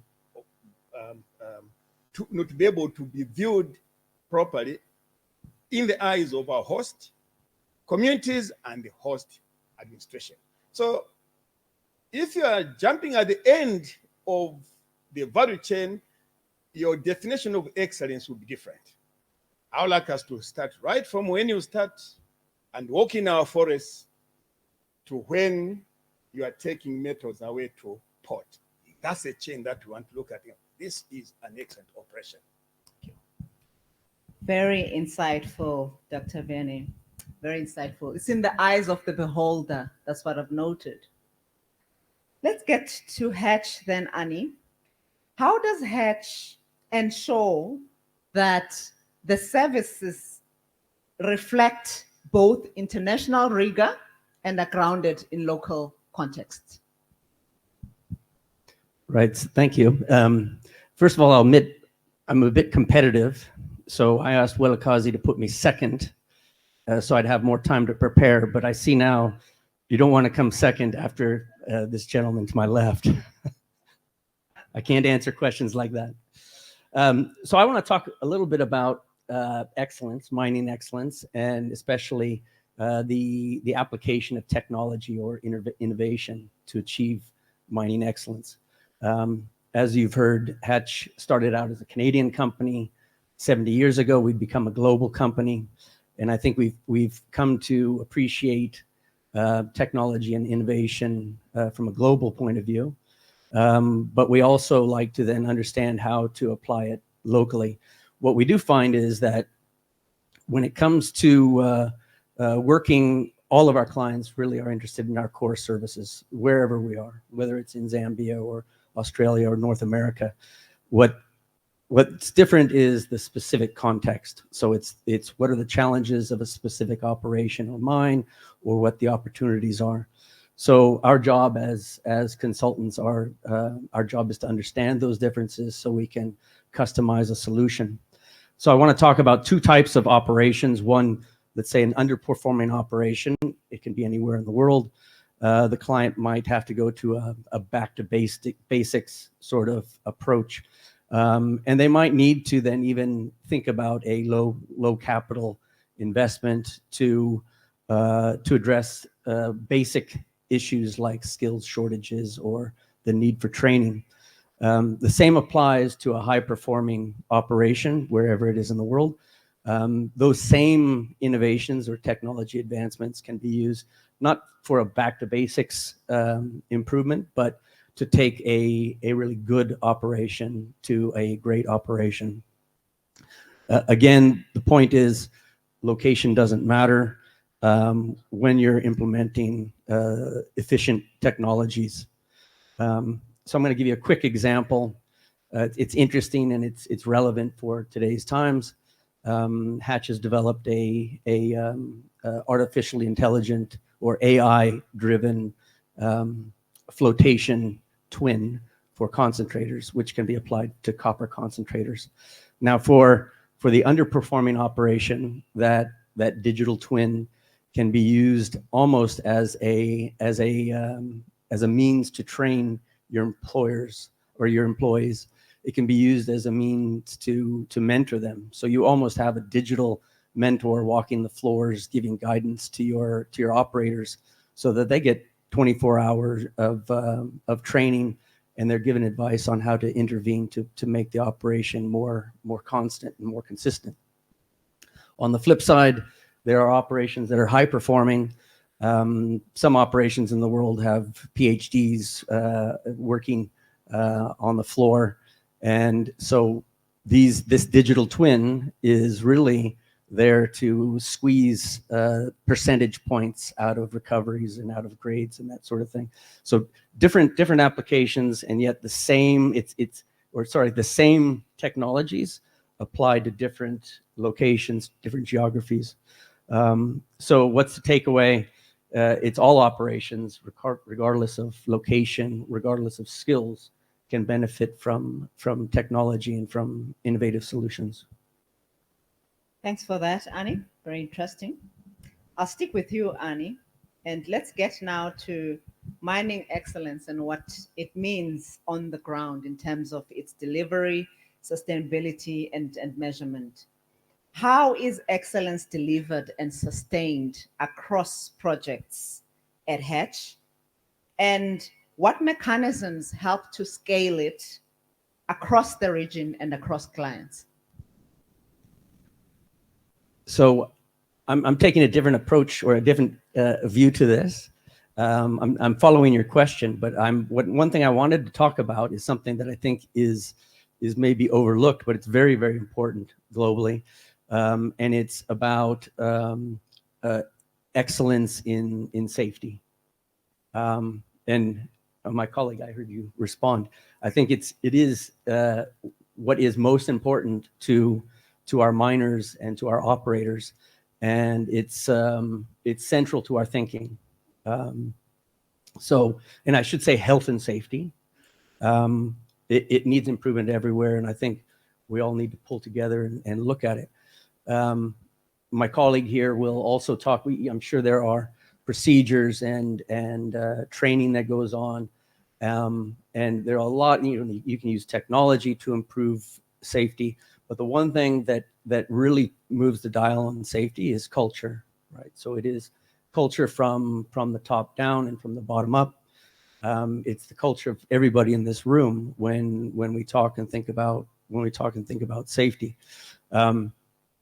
One thing to say is about 90% of all accidents occur because of human factors: lack of caution, complacency, low situational awareness. And again, you can deal with that with training, with role modeling, with procedures. But the real change happens when entire organizations change their culture. And so I think one interesting thing is we hold at Hatch, we hold an annual safety conference, and we hold it regionally. So most of our African clients come and share, our clients share their experiences with different initiatives. And it's interesting that the initiatives and the practices that all of our African clients roll out are great initiatives for all of our other regions globally, right? So we learned about, when we talk about health and safety, we sometimes even overlook financial health, right? And the health of our employees who are borrowing money and who are struggling to pay loans back. We talked about that in great detail in our last conference. And what was interesting is when we shared one client's experience and some of the initiatives they took with our office in South America, they shared those same exact learnings with their clients in South America. So we should be proud knowing that in Africa we take health and safety very, very seriously, and in fact the world can learn from us and our clients. Very interesting. So we scale best practices in safety through culture and maybe collaboration. How can we measure its effectiveness though? What are some of the mechanisms that we can use to measure that it's effective? Well, I think we all the mining companies in the room and in Africa, we do track some critical metrics. What we need to do, I think, is dive a little bit deeper into some of the metrics. And I think where we've seen a lot of success with our clients is when they actually get onto the floor and interview their people. When I talk about financial health, they actually engage with their people to understand their situations and help them, right? And I don't mean to dwell on financial health, but it is a big issue. Yeah. It's an important issue because our host communities depend on us for their livelihoods. And so when our clients have sat with their staff on an individual basis to understand where they are, let's say with debt or with health, and come up with solutions to help them manage these issues, that's really where you can make a difference. Great reflections there, Annie. I'm going to turn to you, Godwin, and ask you, how is mining excellence delivered and sustained in practice at Kansanshi Mine and Sentinel, at FEQM, therefore? And what innovations have emerged from working closely with the Zambian stakeholders? Thank you very much indeed for that. I just want to, to reinforce the statement being made by my colleague on issues, for example, of safety. Now, for us, our stance on safety does not necessarily mean that nobody will die in the air or nobody will not get injured. That's the desired issue, but that's not always the reality. What matters, how we measure, how we stand on safety, is when, if a serious accident happens, the message comes straight from the CEO calling our colleague has. Okay? When our CEO regards a machine operator and refers him as a colleague, that's the level to which we stand as a company as far as safety concerns. So 100%, agree 100% with you. Our attitude towards safety and well-being of our employees, whether it's communicable diseases or whatever, anything that affects the welfare of our workforce, receiving CEO's executive priority, you can count on us as to how serious we take and how serious we take that issue, and therefore our deliverable in that area. So that's how it is with us in as far as that goes. But let me just put my computer on again till it's gone off, then I'll answer your question. get to it. Yeah.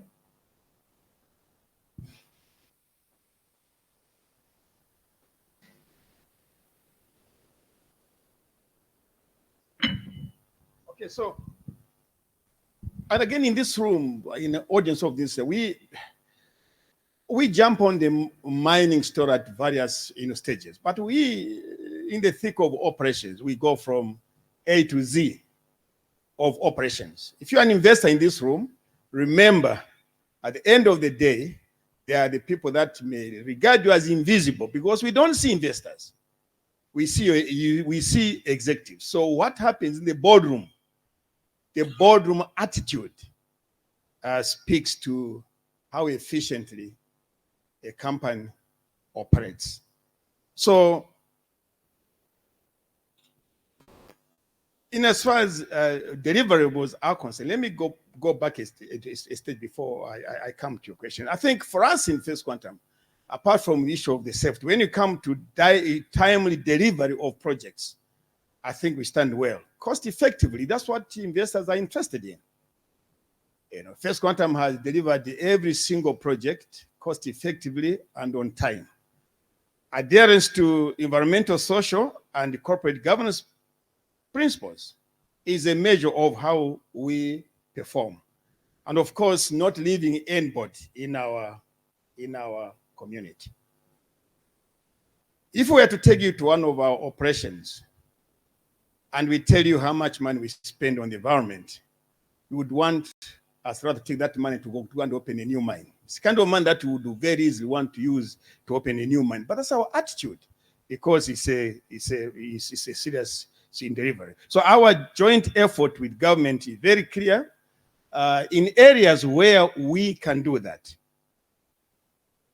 Okay, in the area of road infrastructure, power supply, health and education, those are the areas I think in our environment here where we want to be seen as to be an efficient operator, not just an operator. Okay. What else do you want me to talk about now? I'm looking for examples of how you deliver mining excellence at FQM. Education, upskilling of our people. It's one thing to be a mine operator and not worrying about people that are working with you. We talked about safety. How about upskilling of your workforce? So for us, we take seriously the issue of upskilling of our employees because we get graduates at all levels that are not ready for use. Okay? We work very hard to ensure that in the area of our business, we don't leave Zambians behind. So a good portion, like I said earlier on, is in the eyes of the beholder, whereas we would want to hear the minister complain about a percentage of money that goes to local. Okay? It's not zero. It's a growing percentage. Okay? We measure how well we deliver in that area. Okay? In the areas where we are expected as a company to be participative. Not long ago when the issue of COVID broke out, we did not sit back and wait.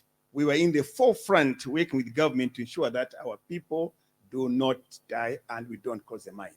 So we can go on and on and on, but the areas where we deliver to Zambia as First Quantum is seen in how we perform in our communities. How we are uplifting our livelihoods, whether it's really this is at village level, okay, where we ensure that schools are being built, kids go to school, farmers are learning how to farm properly, and all aimed at when we leave, when we are gone, okay, there will not be a vacuum. Like I said earlier on, expectations are different. There are those who think that we should be more prominent in how much money we put in the treasury. That's fine. We put a lot of it. Not for we put the biggest amount of it, but that's not for us. That's not a big issue. What's important is what we do at ground level, so that we ensure that whether it's a kid going to school, a health child, or getting a supplier to do business is now with us, or to ensure that our people go to work and come back safely. It matters as well as whether we are delivering our projects on time, whether we are innovative, which is what we are. We are innovative. We are in step with technology, and we are viewed globally as a company that is in step with the developments in the mining sector. It's interesting that you mentioned COVID. I always maintain that was a great platform for the industry to show shared value, where miners clearly saw that there is importance in workers, and therefore, there can be no productivity without healthy workforce, and jumped in to actually intervene meaningfully. Let's now get to perhaps the fact that mining excellence doesn't happen in a vacuum. It is often shaped by policy and geopolitical dynamics, and of course, national development priorities. And I'll stick with you, Godwin, and ask you, how is FQM navigating Zambia's mining policy reforms, particularly from a point around royalties, around taxes and export frameworks? Thank you very much. Over the past, we've been here for 30 years. 30 years next year, 29 next year. We have seen various governments come and go, or various mindsets. And for First Quantum, the focus has on being mineral development and production, not wanting to be detracted by instability in the fiscal space, in the legislative space, but staying steady. It's like having a damping coefficient which just cuts through changes. And we've seen many changes over the past 30 years. But what has the company done? Friends, ours is to engage and engage and engage and engage the government, engage the local government, engage local communities, because that's what matters. We do not stand by and allow things that could seriously disrupt investment in the mining space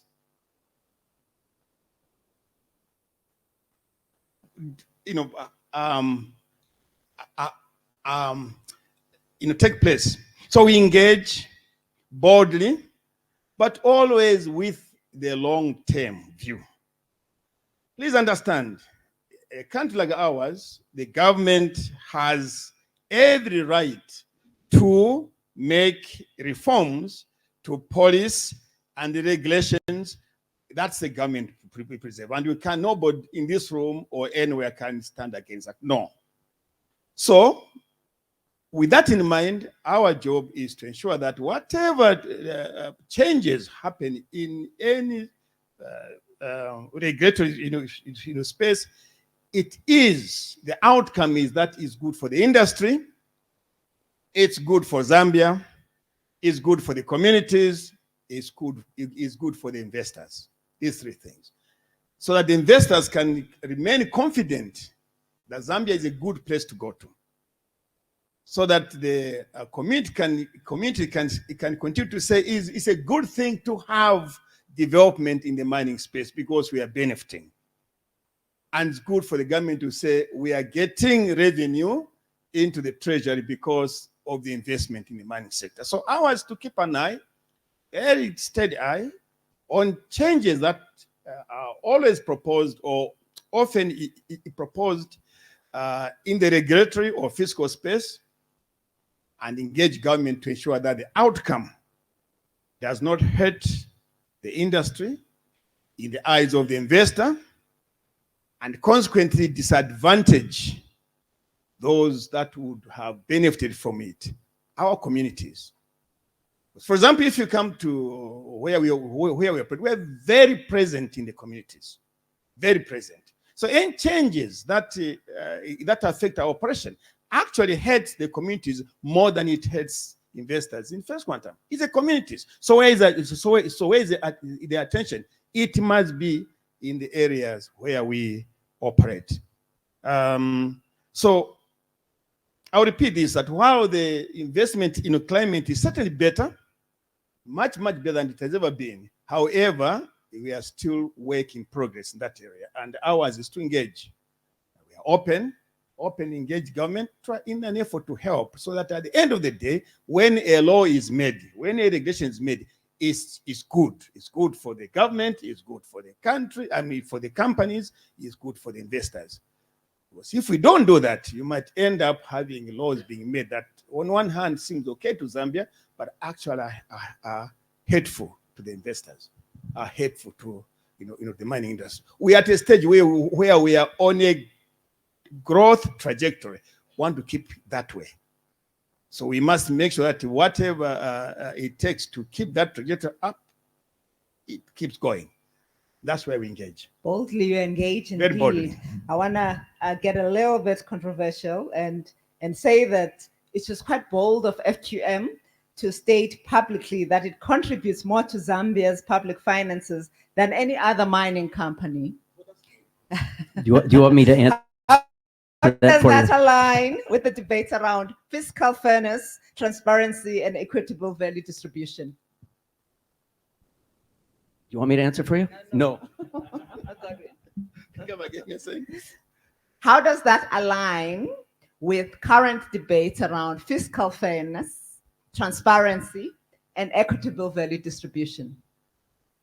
All those are areas of concern for First Quantum. Yeah. Transparency is a major concern, and that's why we have always, from the time that the extractive industry transparency initiative was introduced in Zambia 2009, the first supporter, greatest supporter of that issue was First Quantum at board level. I was sitting on that board, so I know what I'm talking about. So First Quantum has always been a great supporter of EITI. Why? Transparency and transparency and transparency. And for us, everything else falls in place. Our support to to changes in policy are always seen as to where this is getting us to. Where is this proposed change, whether it's in taxes or whether it's just ordinary, where is it getting the industry to? Okay? And the whole idea that it should get the industry to a growth stage. I think people in this room, you will appreciate that right now in Zambia we are in a growth mode, and I like to think that we have as a company contributed positively, constructively to arriving at that mindset in as far as the industry is concerned. Yes, sometimes we've been viewed as being antagonistic, but only because it has been for a good reason. Okay? It's to protect the growth of the industry from, like I said earlier on, from three viewpoints. The government, it's their responsibility to ensure that there's growth in the sector. We back them. We back them when that is necessary, so that there's growth. We caution them when we sense that it will be disastrous for the industry. And this is open. It's not a secret matter. The other issue is that we worry about what will happen if this particular issue does not benefit the community where we are present, because we are taking on a lot of things that are of the community. So we do it in the sense that we meet our communities, local, provincial, and also in the nation, just to ensure that the changes that happen are not harmful to the people that are supposed to be benefiting.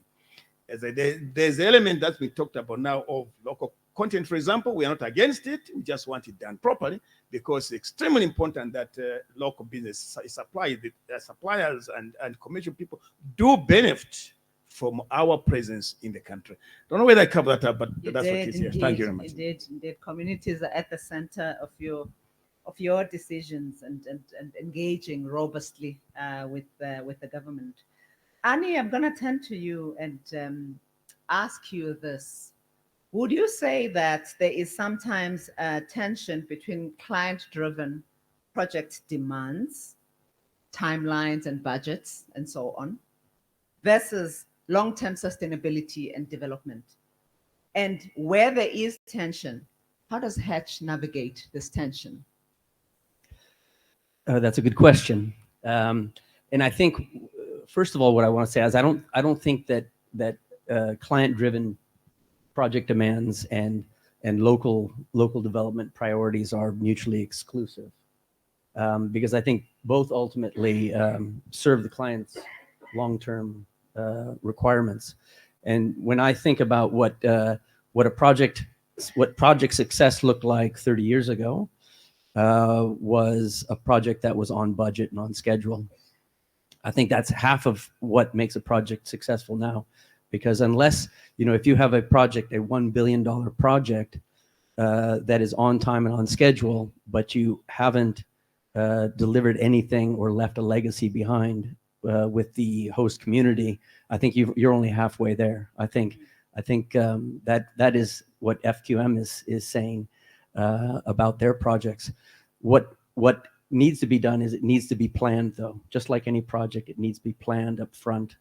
And if you plan it up front, then it doesn't become a last-minute tick box exercise where focus spending is just done because you need to meet a target. Rather, you upfront identify the needs of a host community, and you identify potential small businesses or suppliers, and you even invest in them. It's not investing in making a capital cost of a project more expensive. What you're doing is you're investing in the future. So what is really needed is, from very early stages, is proper planning, and that's Yeah. and community engagement. Absolutely, absolutely. I mean, I would tend to agree. But yeah, if you haven't planned, sometimes when projects are fast-tracked, those things, it's easy to get them sidelined. That's where it becomes a problem. So you need to be disciplined very early on to identify those opportunities. Otherwise, you're not spending your money efficiently. You're just spending it. Okay, let's now move on to the financing aspects. And I will ask you this, Godwin. Maybe what lessons from the Canada-Africa collaboration can be shared to other sectors, to other regions beyond mining? I don't know whether I'm capable to answer that, but maybe answer from as an operator, from an operator's mind. You're talking about financing of projects. I feel fairly incompetent in that area. But however, evidence in Zambia has been that when you wish to raise money for an investment, and you deem Zambia to be a good place to take your money, you should be able to raise it. That's my honest operator's non-financial mind view, because it's evidence. We started as a small operator in Zambia producing just barely 1,000 tons of copper per month, and through Toronto Stock Exchange and other places, I think we grew up to the sixth largest producer of copper in the world, half of that made in Zambia. The investment that went into Kasanshi was big, the investment which went into Trident, both for copper and later on for nickel, was big. The latest investment that has gone into Kansanshi for both expansion as well as for the smelter much earlier on, are big investment. So my answer is that for Zambia, if you have got a project that you believe can be done here, I don't think personally it should be difficult for you to raise money here. It has been said earlier on about this country, despite what you hear, beside what you read, do not be very frightened. We just happen to be people that are alive here. We change, but we stay constant. Okay, you are welcome to invest here. Okay, you may find these changes in our laws. At one time, we were notorious for having changed our times, but 18 times we changed laws. But tomorrow you are here. That's how we are. We are a place where, despite the change that go on, you come and you find us with resources, come and invest. You should be able to raise money. And lo and behold, right now, as if I may speak on behalf of other mines, we are all looking forward to opening of mines in Zambia, big time, from exploration, which is going on now, because we are all excited about the potential for us to reach a bigger. But that requires money. You should be able to raise it. I don't think Zambia is a place where you should fail to raise money to do your project for. I don't think so, including Hajj. And of course, FQM has led the way or supported the government's initiatives to invest in infrastructure, in also the energy aspects and even transport. You know, your partnership with the Green Core Power Services is a great example, and ZESCO is a great example of that partnership. Annie, I'm gonna come to you and ask you, how do governance and standards influence project delivery and stakeholder trust in African markets? So I guess when we look at investment in Africa, it's very clear that it's grown significantly over the last decade. You know, we can see that here in Zambia for sure, and it's going to continue to grow with more investment, I think, coming from North America, from Europe, and from the Middle East. But with that growth comes a shift in expectations. Investors today want confidence. They want to know that the opportunities that they're backing are going to be delivered as promised. So what's different now is those investors are not just interested in performance. They're interested in adhering to international best practices in sustainability and efficiency, and in how projects respond to issues like climate change. But most importantly, I think it often always goes back to does this client have a license to operate, right? So if there's one challenge that any project or any client faces, it's having that sustainable license to operate. We've seen it around the world where you have great engineers, you have great technology, but if you don't have the support of your host communities and of the public, all the investment in the world can't help you. So again, and I go back to what I keep saying, all of this requires planning. I don't think it requires additional capital. It requires really good planning, really good community engagement, and it requires that, that plan has to include the community in a big project or in a big investment, because they need to have a feeling of ownership of where that money's going to go, and they need to know that it's going towards their future. And I've seen that my colleague here from FQM certainly is passionate about it, and I'm going to call my stockbroker after this call and after this meeting and make sure I invest. But again, and maybe from my recent experience working with Zimplats, that company is very connected with their community and with the country, and even investing in their future. So they're building a solar farm, and it's been a long-term plan, but they're slowly whittling away at it. So they have 35 megawatts now. The next, they're going to be at 85 in 2 more years. So ultimately, they'll be at 185 megawatts, and they can then operate off the grid. And it's great planning, great investment, and it's great return on investment. But it's all about giving investors confidence that you know what you're doing. Thanks for that, Annie. Ladies and gentlemen, that was a very rich discussion. We've learned a lot about mining excellence, that it's not just about technical ability, it's about the relationships, it's about the partnerships, it's about the communities, and it's about building a future for generations to come.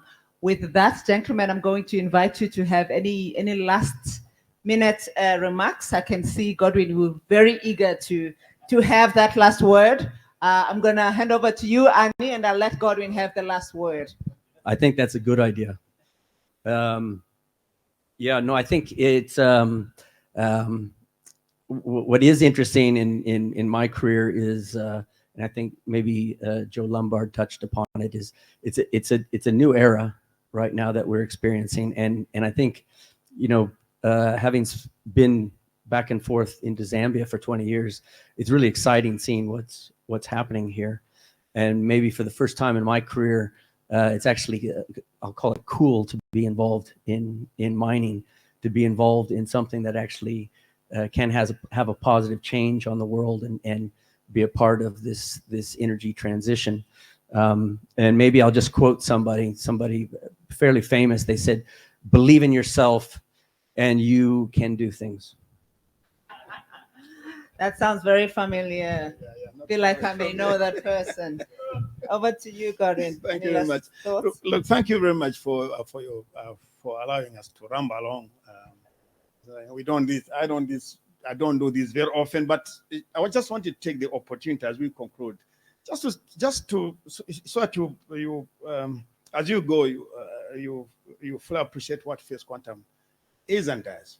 We're very passionate about the people in our catchment area. So we spend a lot of attention there because it's important. Well, somehow behind us, we know there are people that have invested millions of dollars in Zambia, and we know that they are concerned about where we operate and how we operate. So that's number, the people that we work in our areas. Not everybody is happy, but it keeps us there and in touch with our local communities. We proactively engage with Zambia's mining policy reforms. I said engage, but that's what First Quantum does, aligning our operations with the government's objectives, because we respect that governments do have objectives, but only because we want to enhance revenue generation and ensure that there is sustainable development. The evidence of investment of our level is that there is sustainable development, at least in the area where we operate. So we, through strategic collaborations, adherence to new laws, whether they be taxes, whatever they may be, policy adjustment, our company positioned itself as a key partner in Zambia's mining industry. It's not always free flowing, but what keeps going are what gives us energy are the ups and downs of our engagements. So that when we arrive where we're going, we know that both parties have worked hard to arrive at this particular issue that has been under discussion. So First Quantum, that's what we do. We are present in Zambia, present with sensitive to what our people want and attending to the needs, but at the same time, not just riding along because we must know. We are here to protect the investment of the company, encourage investment, and to ensure that the government gets a good share of its mining investment. So thank you very much indeed. Thank you for that, Godwin. With that, ladies and gentlemen, thank you very much for joining us for the session. I don't know if there's time for questions. Maybe we can take a couple of questions from from the audience, if there are any, for the team here.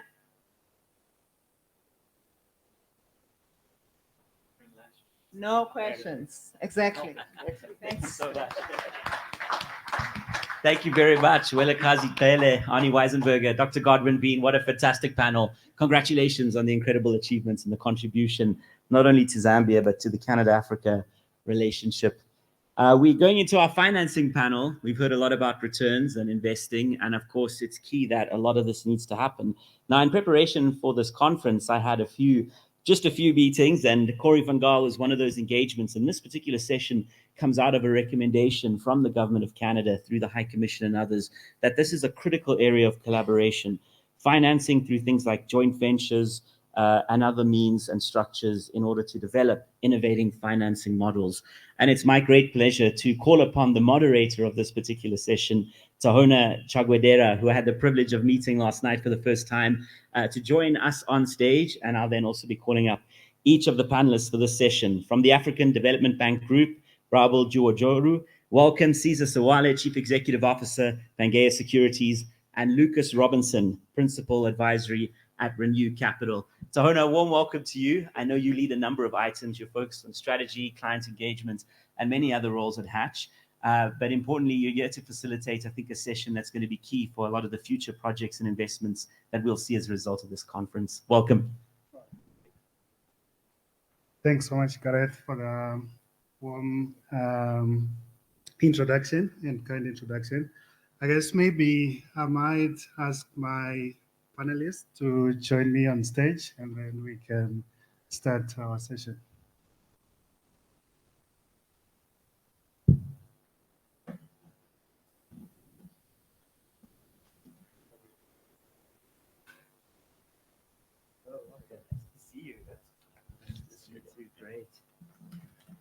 And if I may just interject, we have a very important guest who's taken time to be with us, Dr. Apenga Kabeta, Parliamentary Secretary for the Minister of Mines. A warm welcome, sir. Thank you, and welcome to our 4th Canada-Africa Business Conference.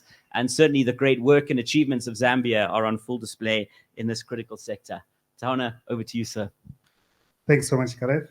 Good afternoon to everyone, and thank you for attending this very much important conference. I have the unique pleasure of moderating this panel, and my name is Tahona, as mentioned by Gareth, part of the Hedge Advisory Business Practice. And for this session, we are really going to dive deeper into understanding financing Zambia's growth. So, as has been said earlier, and we'll keep echoing the same message, Zambia stands at a pivotal moment in its development journey. With a young population, abundant natural resources, and a growing appetite for innovation, the country has immense potential to attract and deploy capital for inclusive and sustainable growth. So today we are going to explore how joint ventures, financial partnerships, and innovative financing mechanisms can unlock that potential in Zambia. We'll dive into the investment landscape for us just to be grounded and understand how does the lay of the terrain look, examine how financial partnerships and innovative financing mechanisms are reshaping the market. And last but not least, we are going to discuss how members of the chamber can get involved. So I'm honored to be joined by 3 experts who bring unique perspectives to this conversation. I'm going to allow them to introduce themselves, the organizations that they represent, and then we'll dive into the session today. So I guess over to you, Caesar.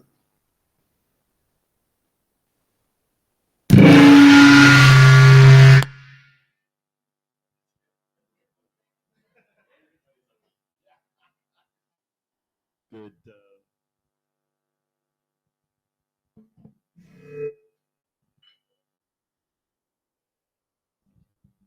Hello. Okay, perfect.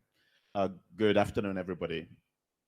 My name is Caesar Siwale. I'm the Chief Executive of a business called Pangea Securities. We are a financial advisory business here in Zambia. one of the founder members of the capital market. We've been operating in Zambia for over 30 years when the blueprint of the capital market was established. And our founders of that business out of a place called Wisconsin, which I've never been to, set up our business here in Zambia.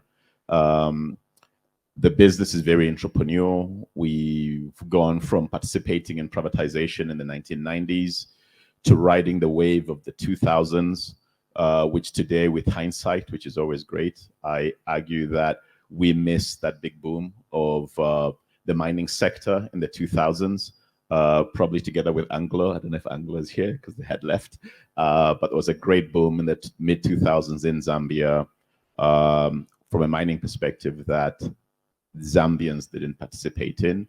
Obviously, we participated in other activities in the traditional economy that we saw.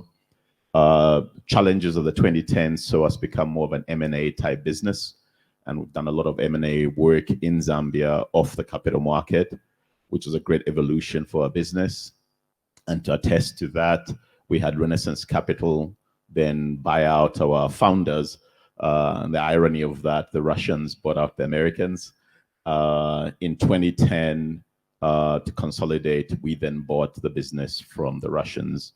And today we're fully owned Zambian business. We service clients across the whole spectrum of this economy. And always proud to say entities like ABF with Zambia Sugar, FQM, Wonderful Group, which is a new player in the market. These are your traditional big corporates, the backbone of this economy, and they tend to work quite closely with us. We've got an amazing relationship with FQM. I can attest to everything Dr. Gondwe said here. And so hopefully we can see more businesses that are coming into Zambia that are looking to engage on a true partnership level and not just sort of the sprinkling that we see elsewhere. I thought the statistics that the Minister of Commerce gave of less than 5% local participation was a bit of a disappointment. This market has evolved a lot from the 1980s playbook that a lot of groups still engage us on. So hopefully this will be one of those sessions where we broaden true partnerships from a local perspective. Thank you.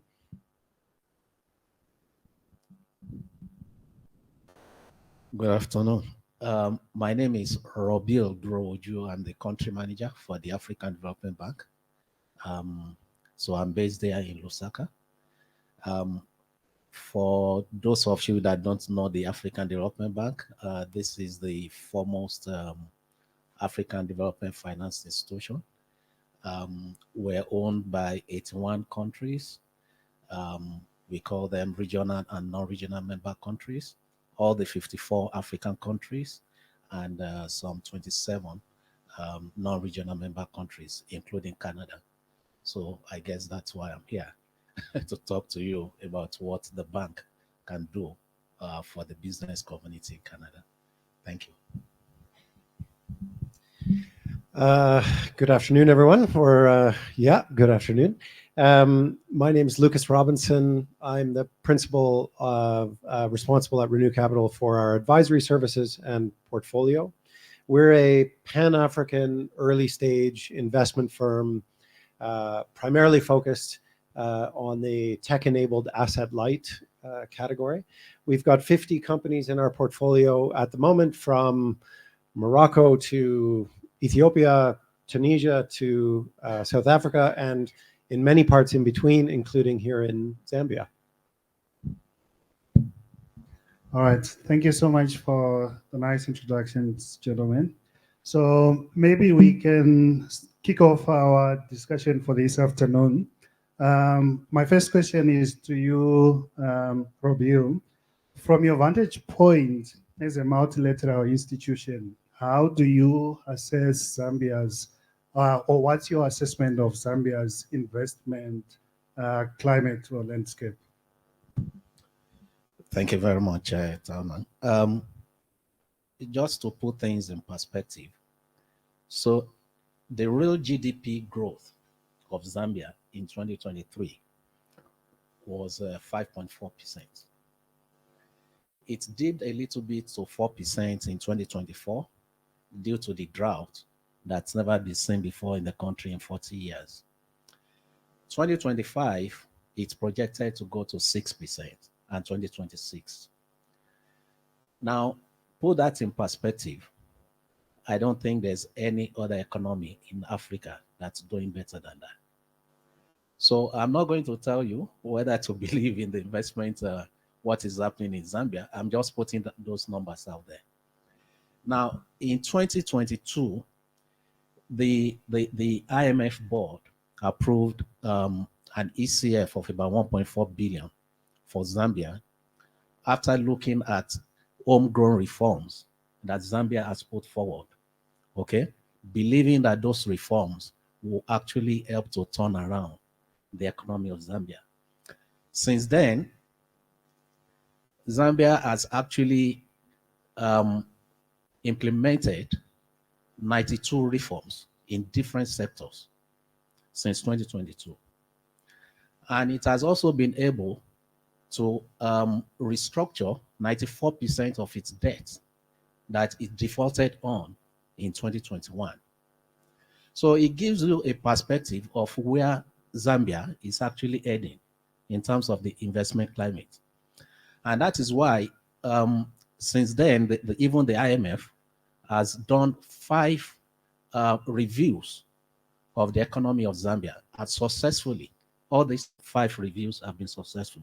So it tells you the comfort and the kind of support that we multilaterals are putting behind Zambia to make sure that the investment climate is very, very conducive for investors. So on the part of the African Development Bank, we're very happy to see where Zambia is heading, where Zambia is right now and where it's heading. Because there's, right from the top, I'm talking about the head of the government, the president, you'll see that there's that commitment to give investors the enabling environment to be able to come in and do the business. So a lot of reforms, I'll tell you, there's even the public-private dialogue group that was set up principally for this kind of chamber, so that if you have concerns, you can bring those concerns to that group, and that group can sit down and look at those concerns and see how they can actually resolve those issues to make sure that investors are encouraged to continue to come and invest in Zambia. I think I'll stop here. All right, thanks so much for that perspective from you. I guess leading from what you have just spoken about, I would like to pose a question to you, Caesar, in terms of the key sectors and reforms that could unlock even more capital. I think Robio has stressed that there has been a plan by the government, reforms that have been done, and they have gotten overwhelming support from the IMF. But what more can be done? Which sectors do you think still need more reform? And that way they'll be able to unlock more capital. Yeah, I always find it interesting that in a lot of the meetings, sort of to be able to attract the investment, what does the government have to give up? Whether it's tax incentives, whether it's changing the access into the Zambian market, or whatever it might be. And I just get a sense after 25 years me doing this job, that request model always be there. We tend to take the approach is, if you look at Zambia today, and in particular the last 3 years, because Zambia was closed for business prior to that because of all the discussions around the DSA and everything else. But if you look at Zambia today, the framework that is there is actually adequate for people to come and invest into Zambia. Establishment of a company is pretty straightforward, relatively easy. We have a business in South Africa. I've been operating there since 2018. We're still trying to establish our business that actually we can be representatives without being permanent residents in the country to run our company. So Zambia is actually very easy from that perspective, including opening a bank account. That's pretty straightforward. Of course, specific to your question, the landscape is there that is adequate today to be able to invest in Zambia. And if we sort of double down specific to the mining sector, from our perspective, the demand we know is there globally for the so-called energy transition. We know that Zambia, for reasons that are everybody's aware of, I'm sure in this room, that Zambia really hasn't been explored over the last 12 to 15 years. But we know next to Lumwana, next to FQM, Mopani, and other already established mines, that there has to be some kind of a resource there. We know that Zambians are holding mining concessions. Probably 90% of those are held with Zambians. So from our perspective, there isn't the impediment that stops people from formulating those relationships and entering into the Zambian market. Maybe how they do it, that has to be structured for. The reforms that our office and other stakeholders in country are discussing with government is actually, how do we create a playbook that speaks to Zambia where it is today? And the irony is that the impediment is policies that are being introduced that might work well in a Western economy, but it's too early days here. So a simple example I'll give you is IFRS 9 from an accounting perspective. As much as it's well intended, that actually creates a challenge for small, medium-sized businesses in Zambia to be able to access capital, because the banks have to assess the probability of default and provide against that. And so a bank would rather lend to a large, well-established corporate than a small, medium-sized business. There are other nuances that are similar. Basel III, if you look at the 2000s, the FQM story is great. In part, I do believe they're very smart people, but also on the other side is they had access to capital prior to 2008 before the introduction of Basel III. Today, it's extremely difficult to get capital from the commercial banks to finance early stage phases of the mining, for example, exploration and others. So a lot of the changes that are there, it's either Zambia leapfrogging and trying to be aligned with the rest of the world, an IMF requirement, best global price practices as a result of 2008, creating STRs, CTRs, FIC, which a lot of the citizen doesn't understand, but it's an extra layer of processes that impede for them to be able to actually catch up with the West in doing business in their own country. And so we tend to be left behind. All right, thank you so much for that response. Moving on to you, Lucas, just to have a picture, how would you compare Zambia's investment landscape in relation to the rest of Africa? You being part of a firm that's not only investing in Zambia, but elsewhere within the region. What are the best lessons we can embrace elsewhere? What is also good here that's not elsewhere? Thank you. I'm in some ways glad the minister's left. I'm not going to get in trouble. No, look, we're an early stage investment firm. So I guess I'll come at that question with that lens. And with that lens, momentum is a really important variable, I guess, or principle. And in this respect, Zambia is a really exciting place to be. I think, as Robil and Caesar said, I mean, the momentum in the country is wonderful. So we see enormous untapped potential in this in the country, and I know have been, at least so far today, speaking mainly on the mining and kind of larger investments fronts, but more widely, like ag tech, logitech, mine tech, sort of the inputs to the mining industry, fintech, of course, like all these are, by the way, areas which I think Canadian firms could be kind of tapping into and providing important services to. So we're like excited about unlocking some of that. As an investor, I'm never going to not complain when given an opportunity. So, you know, I think one of my requests, I guess, or thoughts on this would be that the momentum is great, but it doesn't get you everywhere. It doesn't last forever. And so it's great to hear about the reforms that are already happening in just the last 3 years. But the Startup Act or the Startup Bill would be one that we'd love to see some movement on, for example, because it, you know, though mining is a big part of the economy, it's still the case that small and medium-sized enterprises are the driving force behind this economy, and by the way, every economy. And so, you know, we need systems that can kind of drive that forward.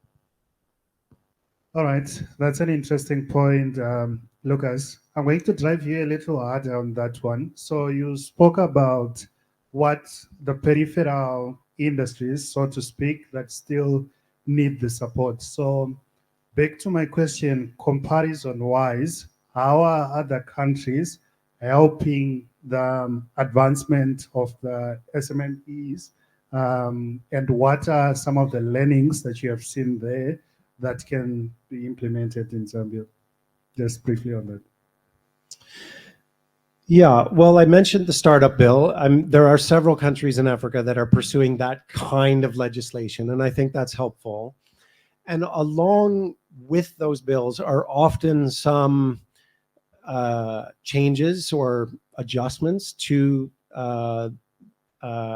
what's allowable in the finance space more generally, and that can crowd in more innovative types of finance, which I think is quite interesting. Blended finance is a term that, of course, many folks here are probably familiar with. And so in that regard, we see like first loss facilities coming in that could be really catalytic in this space.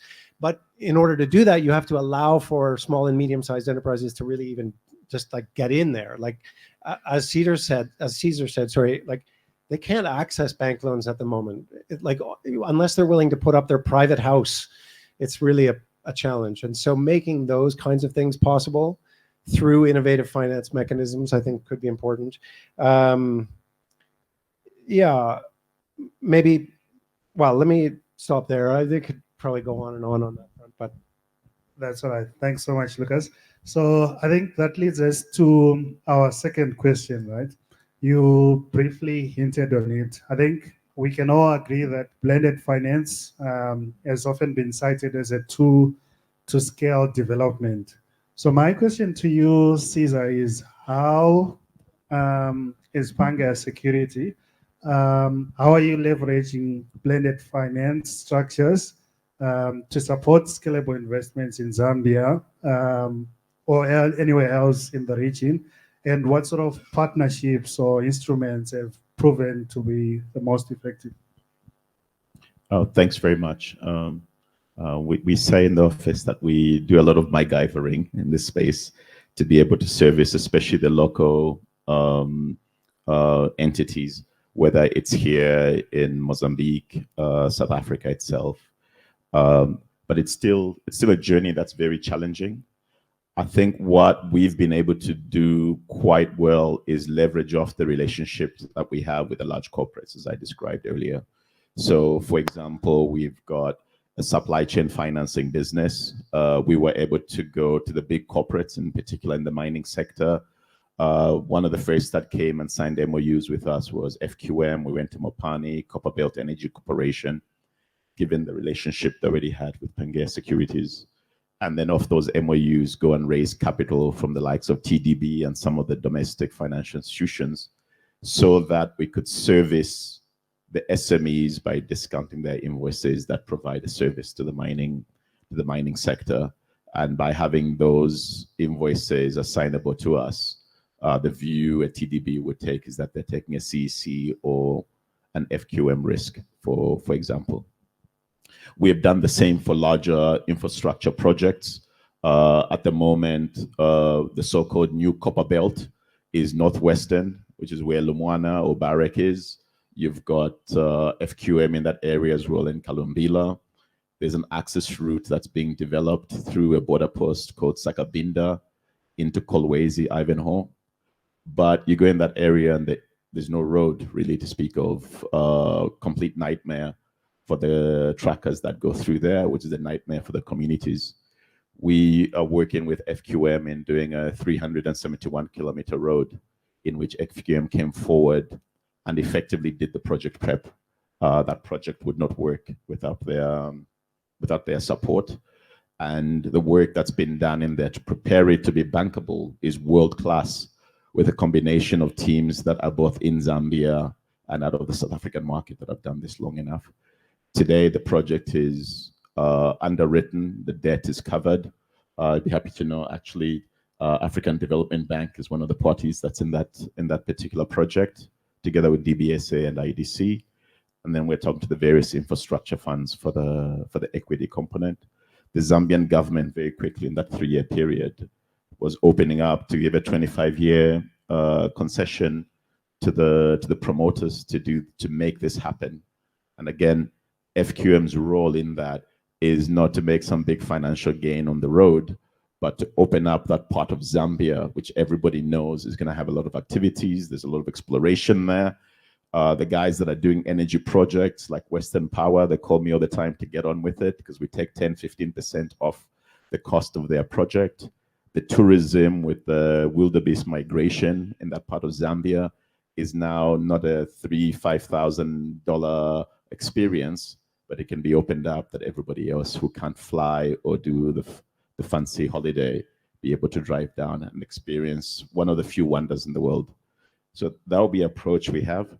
One thing I'd like to touch on, what we've done, and if the minister was here, he would have laughed, but I wasn't a big believer 3-4 years ago that there was any space for us in the mining space. I sat at a conference when he had just gone to his office, and I said we should focus on making conflicts instead of having any participation here in this space. But the truth is that there is a role for Zambian concession players to participate in, and we need to figure out how we make access to capital available to the local entities. Otherwise, you continue to see, what I think it's Barrick going through in Mali at the moment, what FQM has gone through in Panama. There is a social contract that is there, that the citizens of these countries want a broader participation. What we've done to address this issue, we've put together an exploration fund. It started with a lot of difficulties. Everybody wanted a project that was nicely backed. Today, we've got Anglo talking to us. We've got Cobalt talking to us. We've had conversations with FQM. I'm glad they brought $60 trillion or whatever it was into Zambia last week. So we need to revisit that. And then the last bit, a conversation I've had, and maybe we can delve into it later, with the Canadian Embassy as well. In 2011, we did a depository receipt connecting FQM into Zambia so Zambians could buy those shares. So I'm sure many of you have heard of an ADR, American Depository Receipt, GBDR, which is for the UK. Well, we created a ZDR, Zambia Depository Receipt. It's only linked into Canada at the moment. We've got the framework of how it works. So why not have a junior Zambian list in Zambia, follow the blueprint that you see on the other side in Canada? The asset is here, and match the two together. Another irony there, the minister talked about the uranium mine. That's a client of ours. We just raised $10.5 million for them in March this year, but they wanted African capital. So they're listed in Canada, their asset is in Chirundu, but they wanted to have African money on their cap table. So this obviously didn't go through the exchanges because we don't have that linkage, but there's an opportunity here to think out of the box and create platforms that create real partnerships. Thank you. Thanks for that comprehensive response, Caesar. I think if we were to make a word cloud out of this, I kept hearing concessions, public-private partnership, thinking outside the box, and many others that you wrote in your notebooks. So moving on to Lucas now. In your experience, what would effective or successful capital blending look like, either in Zambia or elsewhere, particularly when combining philanthropic, concessional, and commercial capital? So bearing in mind that some of the investors sitting here, it's not necessarily wanting to get returns. We might be having philanthropic investors as well. What would that look like, and how do you ensure alignment across the different partners and also the different return expectations? So my first boss said to me, I don't know, 25 years, 30 years ago, Lucas, there's only three kinds of investments, basically. There's debt, there's equity, and there's grants. And like, don't try to make this any more complicated. Like, that's what it is. And actually, like, he's right, of course, but recently, I think there have been some real innovations in unlocking capital, basically, both local. It's really interesting, Caesar, to hear you talk about that investment, that like trying to drive those local investments, because we look for that too, by the way. Because now, you know, I mentioned earlier these first loss facilities that can be massively catalyzing for both local and international partners. Insurance, clever insurance policies now that are kind of allowing for more investments to come in. That, you know, the philanthropic capital can, rather than just be like, here's some free money as a grant, actually be the first loss facility, like catalyze, you know, say, here's $1 million, but you only get the $1 million if you can catalyze $10 million on top of that. And we see grant makers making those kinds of investments across the continent, and bringing in the pension funds who've otherwise been pretty reluctant to get involved in the early stage kind of venture capital space. So that's exciting. Things like invoice discounting, I think, is like excellent and really can catalyze the small and medium-sized businesses to get involved. And then, yeah, well, there's a couple, like maybe just two more things, like ZBAN here in Zambia, the local angel network, can, like, because those investors, that's the Zambia Business Angel Network, those investors investing in a local company says to a company like ours, this company is doing great. You should also be looking at this company. And so, of course, we will, when local investors are leading the charge. Yeah, so I think there's lots of, beyond just those traditional debt, equity, grants, like, you know, things are much more interesting now than they were 30 years ago, even 10 years ago. Sounds good. Thanks so much. Just to round up this theme, maybe back to you, Robil. Could you share some examples from an African Development Bank perspective where blended finance has been successful either in Zambia or elsewhere in the region? And what lessons have emerged that some of the delegates here need to take note of? Thank you very much. Let me start by saying that African Development Bank is the only multilateral financial institution in Africa that is AAA rated. So what that means is that we have ready access to cheap money on the capital market. Now, other than that, we also have what is called the African Development Fund, which is grants actually raised from our member countries, majorly invested in our low-income countries across Africa. So what that says is that we have both the concessionary window, which is the ADF, the African Development Fund, and the non-concessionary window, which is the ADB, African Development Bank. On top of that, we also sit on a lot of trust funds from our member countries and some other philanthropic organizations, including the Bill and Belinda Gates Foundation, MasterCard Foundation, and all those. And of course, including Canada, actually, we have a trust fund from Canada, which is also used for business environments, creating enabling business environment. So this gives us the opportunity to be able to blend the resources according to the type of investment that we're looking at. So we could use our African Development Bank, the non-concessionary window, and blend it with the concessionary window, or even bring in a trust fund, as the case may be. So the issue of blended finance is something that we do depending on the kind of investment. Of course, when we're talking about non-sovereign operations, which sometimes is a private sector, it's mostly commercial engagements, and so it's usually from the non-concessional fund window, which is the African Development Bank.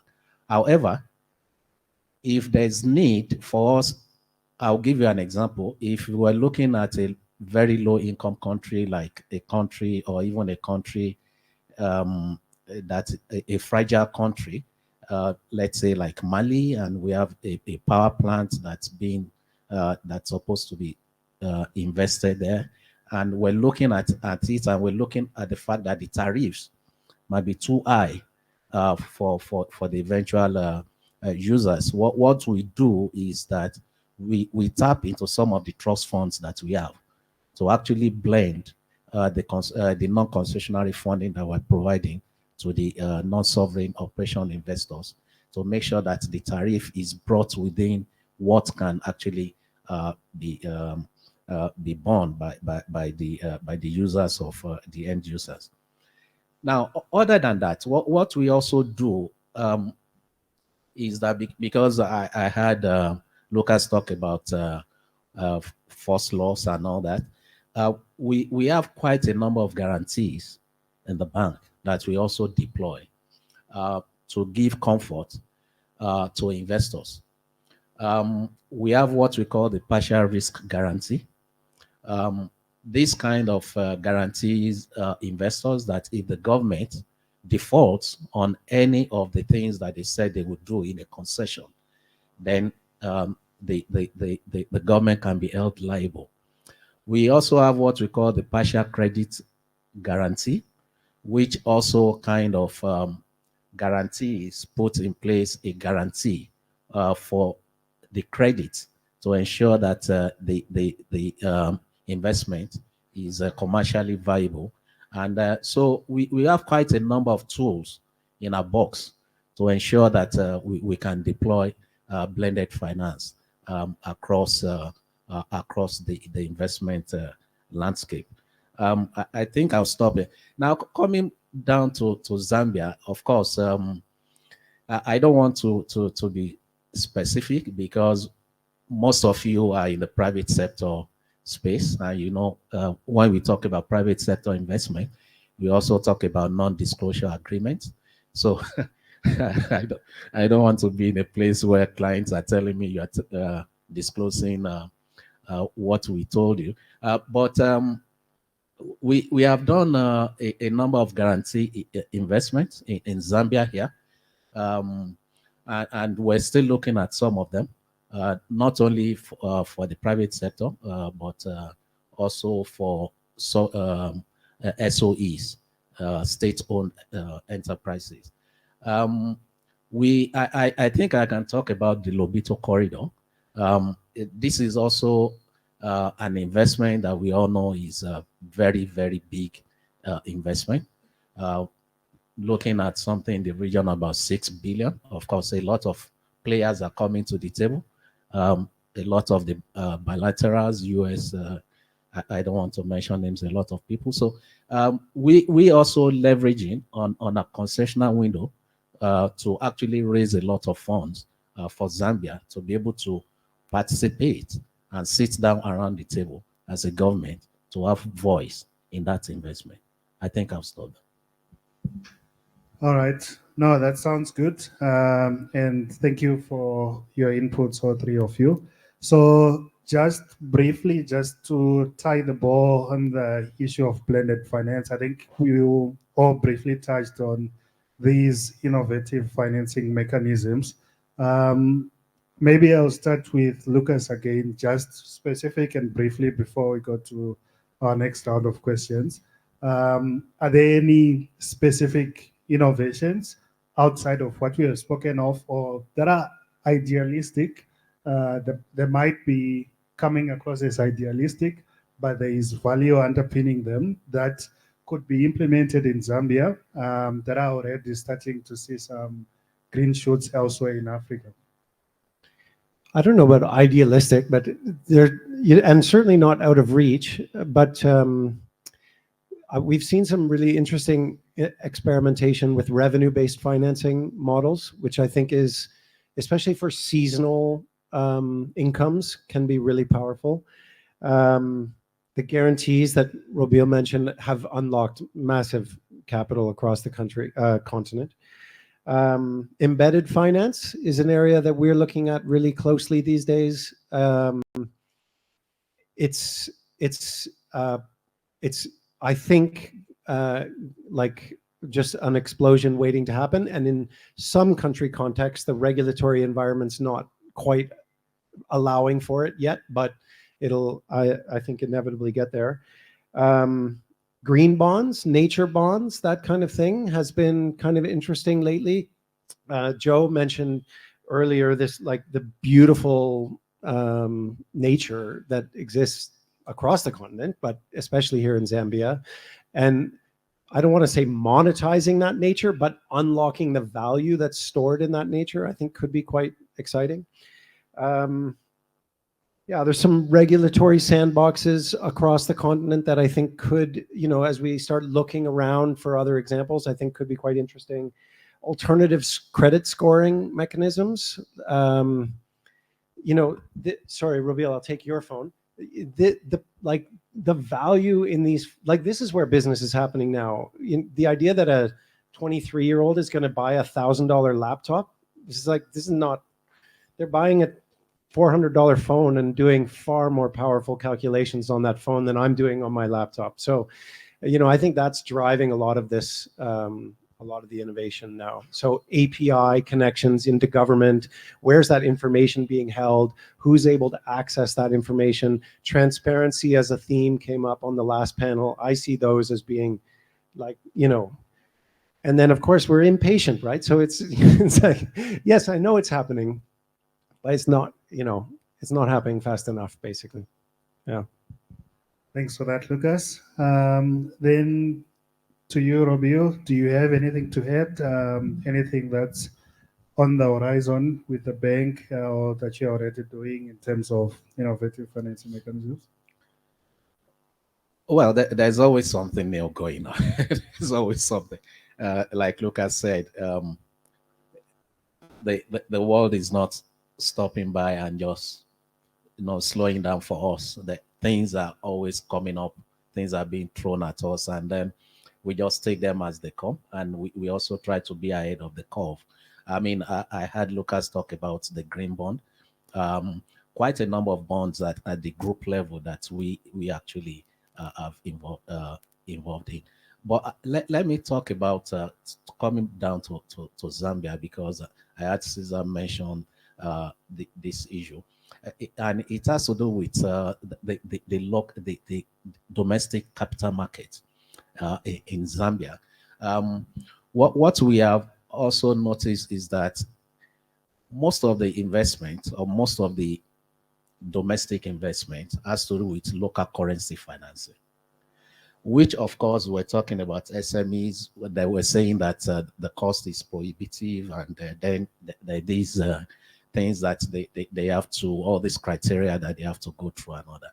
So what we have also done, or we're doing and we're encouraging, is this local currency financing through the banks by putting in place guarantees for them to ensure that they feel comfortable that with those guarantees, then those requirements that they needed will actually not waived, but at least they will give the value of a guarantee of first loss to ensure that the SMEs and the local business people have access to well-priced funding for investment in Zambia. So these are some of the things. Again, everyday things evolve. And like I said, we look at each investment and we look at them according to what they need. And then we provide boutique solutions to seeing that they come to fruition and they get to financial close. Thank you. Perfect. Thank you. Then briefly, Caesar, I know you have already spoken and given hints about how you are utilizing local capital for investments in Zambia. What other strategies can be employed to better engage your pension funds, insurance companies, and all the other forms of local capital just to fuel Zambia's growth story? I mean, local capital is often underutilized and it's an underdog. Everyone wants foreign direct injection from elsewhere, but what can we do with the local capital? Thanks very much. I actually think reform of the pension and insurance authority should have been something I should have touched on earlier on. That space tends to be still very conservative here, and you see a lot of their positions are sitting in government securities and maybe a little bit over the capital market, but there's definitely a lot more of reform that can be done in that space. One interesting thing that we are currently working on as a business, which to speak to what you've just said and what was just mentioned here, we are in discussions with the principals behind an entity called InfraCredit. This was launched in Nigeria a few years ago, and it's been hugely successful, not only providing that credit enhancement to the banks, but also pension funds to take up some of these challenges that are there, whether it's for SMEs or even some of the larger transactions. In addition to that, another area where we have seen some changes is around the collective investment scheme strategies. Historically in Zambia, those were purely for the money markets. So you do a collective investment scheme and buy really government paper. That was the main instrument that is there. Again, today in discussions with some of the big players like NAPSA, Workers' Compensation, they're exploring how do they participate in the establishment of a local currency infrastructure type fund that can then be tapped into, not necessarily into the big broad projects, but this could be the last mile for internet connectivity, for example. And then the last piece that is there, which is probably the most challenging for us, is around this exploration fund and how do we put guardrails on that. An interesting thing our partners in Germany did on that exploration fund 2 years ago is we actually managed to get a 250 million euro first loss guarantee to support exploration, but it was a first loss guarantee. European DFIs at the time were more interested in exploration that was close to operation. And so in order for them to work with us, we had to find an entity in Africa that was pillar assessed to anchor that initiative. And as it's been said, unfortunately, on the continent, there's only one that's AAA rated that could take that role. And I'm raising that in the context of your question, because, you know, if we're able to get the African Development Bank through one of the levers they are pillar assessed. There is a 250 million loss, first loss guarantee we still have in place that we haven't utilized. European DFIs would then follow suit. And I guess you could extend this to Canada as well. I'm sure some of the fund managers in Canada have been pillar assessed by the EU to participate in initiatives of this nature. Then unfortunately, you then get the African entities come in last. We never lead, unfortunately. I think that is something that needs to be changed. In this particular example as well, is none of these entities on the continent are pillar assessed, with exception of just the African Development Bank. So there are some conversations that are there, but we'll see where that goes. Our view, and I've focused on mining, but our view is that if we don't get to that 3 million tons plus, I think that's just scratching the surface personally. So I've really changed compared to 3 years ago. I just think globally, there's no energy transition. You can forget those youngsters doing their business on their cell phones, self-drive cars, renewables, etc., etc. The centerpiece to that story is in Africa. And the example I like to give is a company called Copperbelt Energy Corporation, which is a power transmission company. In 2021, and they transmit most of their power to the mining companies in Zambia and the DRC. In 2021, this company's market cap was $90 million. Fast forward today, with the amount of demand that is there for energy, with all the exploration that you're seeing of the new mines in the DRC, that company has got a market cap of $1.8 billion. This is in a 4-year period.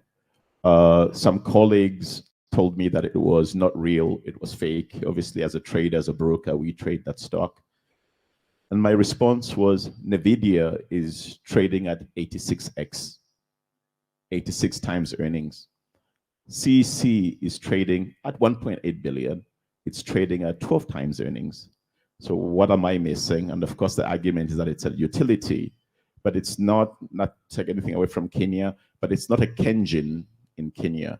This is part of that energy transition story, because without the power, you're not doing that extraction. That company is going to hit $2 billion before the end of this year. Thank you.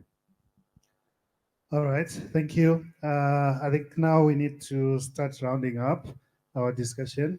So I guess I'll start off with Robio. So for businesses and investors looking to enter into Zambia's market, what platforms, programs, or partnerships does the AFDB provide, and how can they help to de-risk that entry and also connect with viable investment opportunities? Okay, so let me start by saying that it's important, most of the time when people hear the African Development Bank, they think about government. They don't also know that the African Development Bank actually finances the private sector.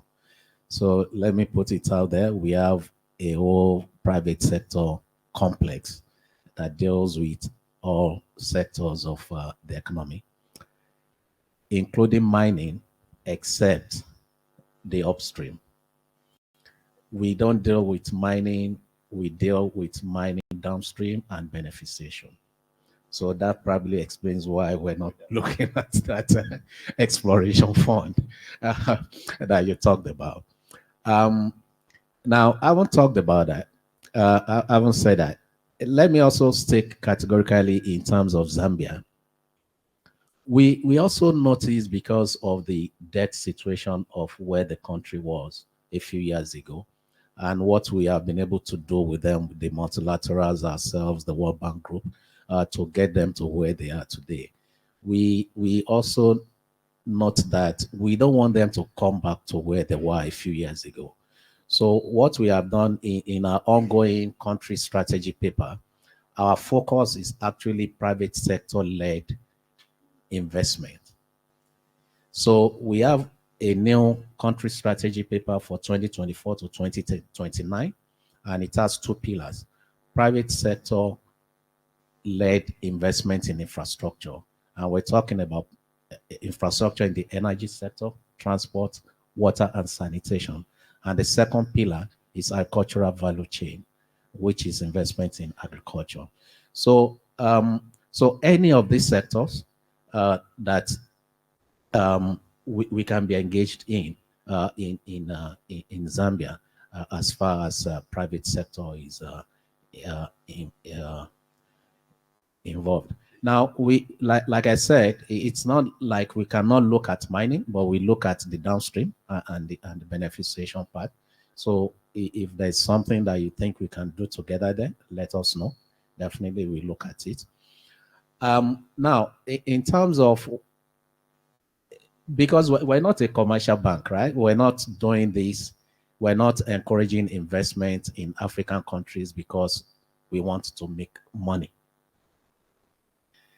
What is important to us is, one, let me start by talking about the strategic alignment of that investment. So not only what African Development Bank wants to do, but also what that country wants to be done. So we're talking about whatever it is that we want to do, investment that we want to look at, it has to be strategically aligned to our country's strategy paper and also the national development plan of that country across Africa. That's the first thing. The second thing, of course, we're not Father Christmas. It has to be commercially viable. So, because if we put money in there, for us to be sustainable, we have to make sure that we get our money back, even though it might not be as expensive as if you go to the market yourself. So it has to be commercially viable. The third thing for us is also our additionality. What are we bringing to the table that somebody else cannot do? We don't want to crowd out the commercial banks. We don't want to crowd out the people in the private sector that can do it. If Caesar and Lucas can do it, you don't need African Development Bank. However, there might be some areas where you need the African Development Bank. Then we bring the likes of Lucas and Caesar with us to make sure that we form a group to be able to make it happen. So what is the value add that the African Development Bank is bringing to the table? Okay, what is the synergy that we can actually bring to the table with other development finance institutions? And the last, but not the least, is the developmental outcome of the investment. Okay, what is the economic, social, environmental outcome of this investment? I had in the previous segment, they were talking about the impact of the investment on the community. It's also very, very important to us. The environmental and social governance issues are very, very important to us. We have to look at that. And if we think the development outcome is not as strong, then we'll probably tell you that we cannot go ahead and help you with the investment. So these are some of the things we look at. So we look forward to engaging more with you. But generally, these are the areas in Zambia that we look at. And these are some of the things that we look at for us to be able to proceed. Thank you. Thanks, Robio. Then to you, Caesar. For institutional or high net worth individuals that might be in the room, who are looking to expand their investment portfolio, include Africa, more focused on Zambia, what are the key considerations or the message that you would leave with them in their minds when they are evaluating a portfolio that is Zambia focused, Africa focused, and how can you be part of the journey with them? Yeah, thanks very much for that. I think the only thing I would say to that is don't underestimate the importance and the power of boots on the ground. You know, we took a view long time ago with our business that we wouldn't be a proxy to an advisory firm that comes from further afield, but they don't know the lay of the land, but that corporate wants to hire them, or a potential investor wants to hire them. And so they get all the big upside, but if anything gets wrong, and even our decision making is limited, we get the downside if things go wrong, because we're the ones in the country. So don't underestimate the people that are here, be it the accounting firms, engage the firm on the ground, be it advisory firms. There are a few other people like us that are in the country here. be it the lawyers. I see May and Co is one of the sponsors here. The team there I've known my career for the last 20, 25 years. There's absolutely no reason to hire a proxy law firm in London who then subcontracts them to do all the heavy lifting, and they carry the burden, but the upside is somewhere else. My colleague who runs the mining side of our business, the mining initiatives we are doing, he keeps saying that we're no longer, the 80s playbook that people that want to invest arrive with. It is not here. The issue of corruption that constantly comes up together with the other three horsemen, it's really somebody that comes with that perception on their own. If you want to do business in this country, engage with people that are on the ground, formulate long-term relationships. We've tried not to be transactional. I've tried to avoid keep saying FQM, but they've just really been there with us very early on in their journey in the late 2000s with us. And they constantly work with us. When the 2010s were difficult, there was no work, but there was always engagement. And from 2021, there's just a whole stream of work that we do with them, vice versa. My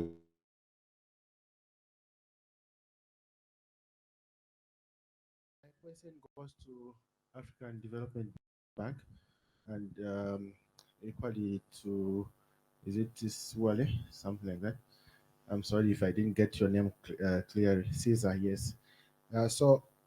You mentioned about SMEs in your speeches, and apparently I want to understand whether you have preferential treatments that will safeguard the interests of both the SMEs and of course the institution, yourselves, and also understanding the landscape where we are, and the SME growth actually depends on finance from your institutions, and looking at the current banks that are actually operating in the country and the financing terms that they have. We have seen a lot of SMEs losing properties because of because of the terms and conditions that they are given. So now I want you to help me understand in that lines. Thank you.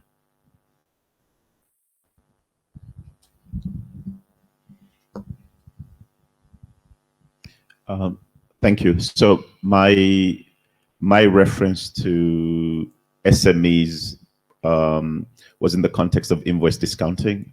So that tends to be very short-term financing, and it typically leverages off the corporate that the SME is supplying to. And the challenge that continues to exist in Zambia is exactly what you have described. To do any longer tenure type financing, for a number of reasons, Zambia just hasn't been able to attract that sort of established capital that you can tap into. I should say though, listening to what Lucas said to answer Mohango's question, it sounds like that's an interesting sweet spot for Zambia. We find businesses that need anywhere north of $100,000 to maybe about 3 to 5 million.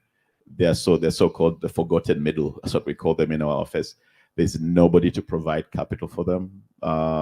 They had the concession of funding, the grants, and they grew their businesses and then hit this brick wall because they didn't have balance sheet. And to date, that space is not catered for by anybody. I think there's some initiatives that are running in Zambia at the moment, maybe by the Bank of Zambia, I'm not sure, but we don't know what that's going to look like afterwards. But to your question, I do sympathize, but it's one of those challenges of access to financing.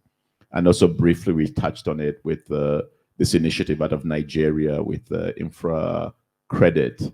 But again, I don't know what that will look like if we ever pull something off for Zambia. So at the moment, in my opinion, unless it's something we've been seeing, typically $100,000 to $5 million is very, very difficult to get financing for. Thank you very much, Cesar. So I think the last discussion was about boots on the ground, right? So let me just quickly go back to that. So I'm not going to sit down where and pretend that AFDB has the footprint to finance SMEs across Africa. We don't. And because we don't, we realize our limitations. What we do is we work with partners that we think have the boots on the ground. They have the footprint to be able to do that. And who are those? Those are the financial intermediaries in the countries. Most of the time, they're commercial banks. And so what we try to do is, again, we try to put in place, because most of the SMEs that you're talking about, they're not looking for dollar loans. They're not looking for euro loans. They're looking for local currency financing. And the banks, we do understand, of course, they also operate within a regulated framework. So they have a minimum level that they can charge. So what we try to do is we try to put guarantees in place to be able to give them comfort that the SMEs will pay back and all that. We also have different other initiatives like affirmative financing for women in agriculture and all that. But again, we don't have the footprint to implement these across Africa. So what we do is we use the likes of AGTF. We give them the money to online to women and youth and all that. So, but what we've also find out, I'll tell you my own personal experience. I'll round up with a minute. In Zambia, is that for some reason the commercial banks, they kept on saying they have the funding of the local currency to on-lend. And I think I was still talking to one of the chairman of one of the commercial banks, and he said, what we need, and this is for you guys, is we need somebody to come into the market to disrupt the market. And if we have that, we will suddenly stand behind that institution to give them the needed muscle to be able to disrupt the financial market in Zambia. Thank you. Thank you. Thank you so much to the panelists and also to the questions. I think that brings us to the end of our session today. Please keep on engaging these guys. They are the money guys. They say they have the money. They told me, so just harass them a little bit more. Thank you. Thank you so much. Antona, thank you so much for moderating the session. The African Development Bank, Renew Capital, and Pangea Securities, thank you for the leadership of each of you in the sector. Lunch is now served at the Curate restaurant. As you make your way through those doors and take a right, and you're sitting there, you're looking directly over into tonight's reception venue. So when we break at 4 o'clock, that area will be open for networking and refreshments, and the reception will kick off at 5 o'clock. We'll be back here in 45 minutes. And I'd also like to say thank you very much to everybody who's constantly sending through their messages. A lot of great feedback coming through online from those viewing, and a growing number as it's now a little bit later in the morning in Canada. But what a well-received group of speakers today. I want to put my hand and yours together for every single one of them. Lunch is served. Thank you.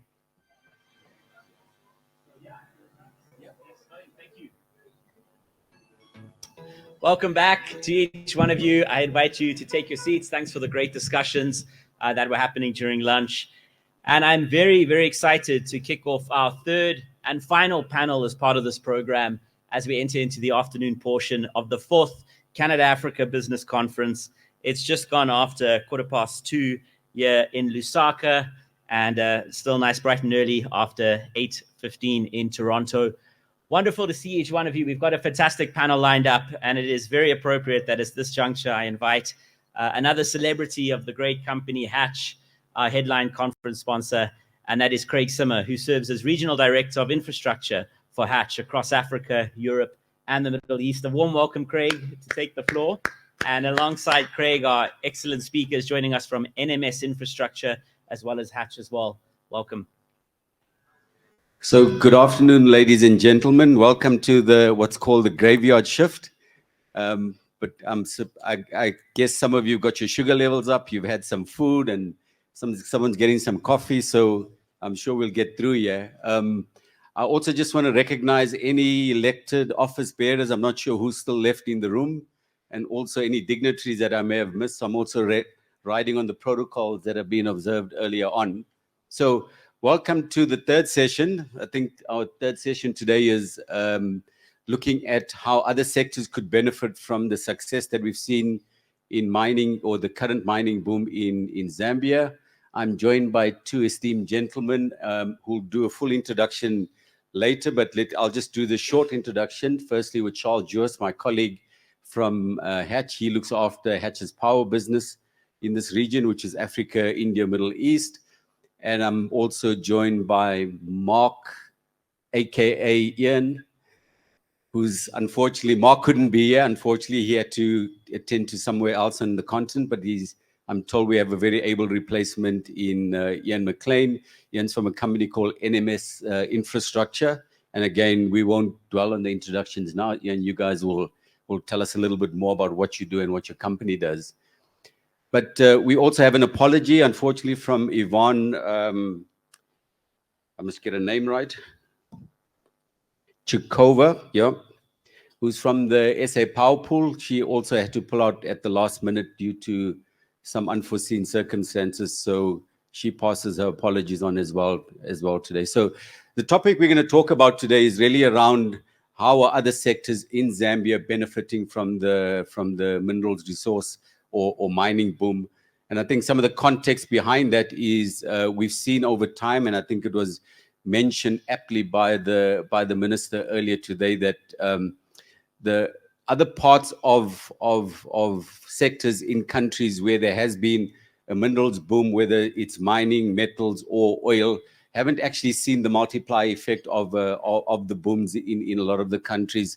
I think the minister spoke about 100 years of what he considers to be a fairly consistent benefit for the country, but nothing that's moved the country forward. I think while he appreciated, and I think expressed his appreciation for the investment that's come in Zambia in particular, I think mention was made of a 4 to 5% local content or multiplier effect that they've seen in the country. And I think he's challenged all of us around the room and all of you as well to see how that could be moved a little bit further along, to see if that needle can be moved. So that's going to cover, and that's really going to guide some of the topics that we're going to talk about now, to look at the other sectors, look at what the enablers are in the sectors, but also look at what may be inhibitors that's stopping those sectors from achieving that potential that the minister mentioned as well. But before we do that, let me start with some introductions, more formal introductions, and maybe give each of the colleagues on the stage 2 to 3 minutes just to talk about who they are, what they do, and the role that their companies are playing in Zambia in particular. So maybe over to you, Charles.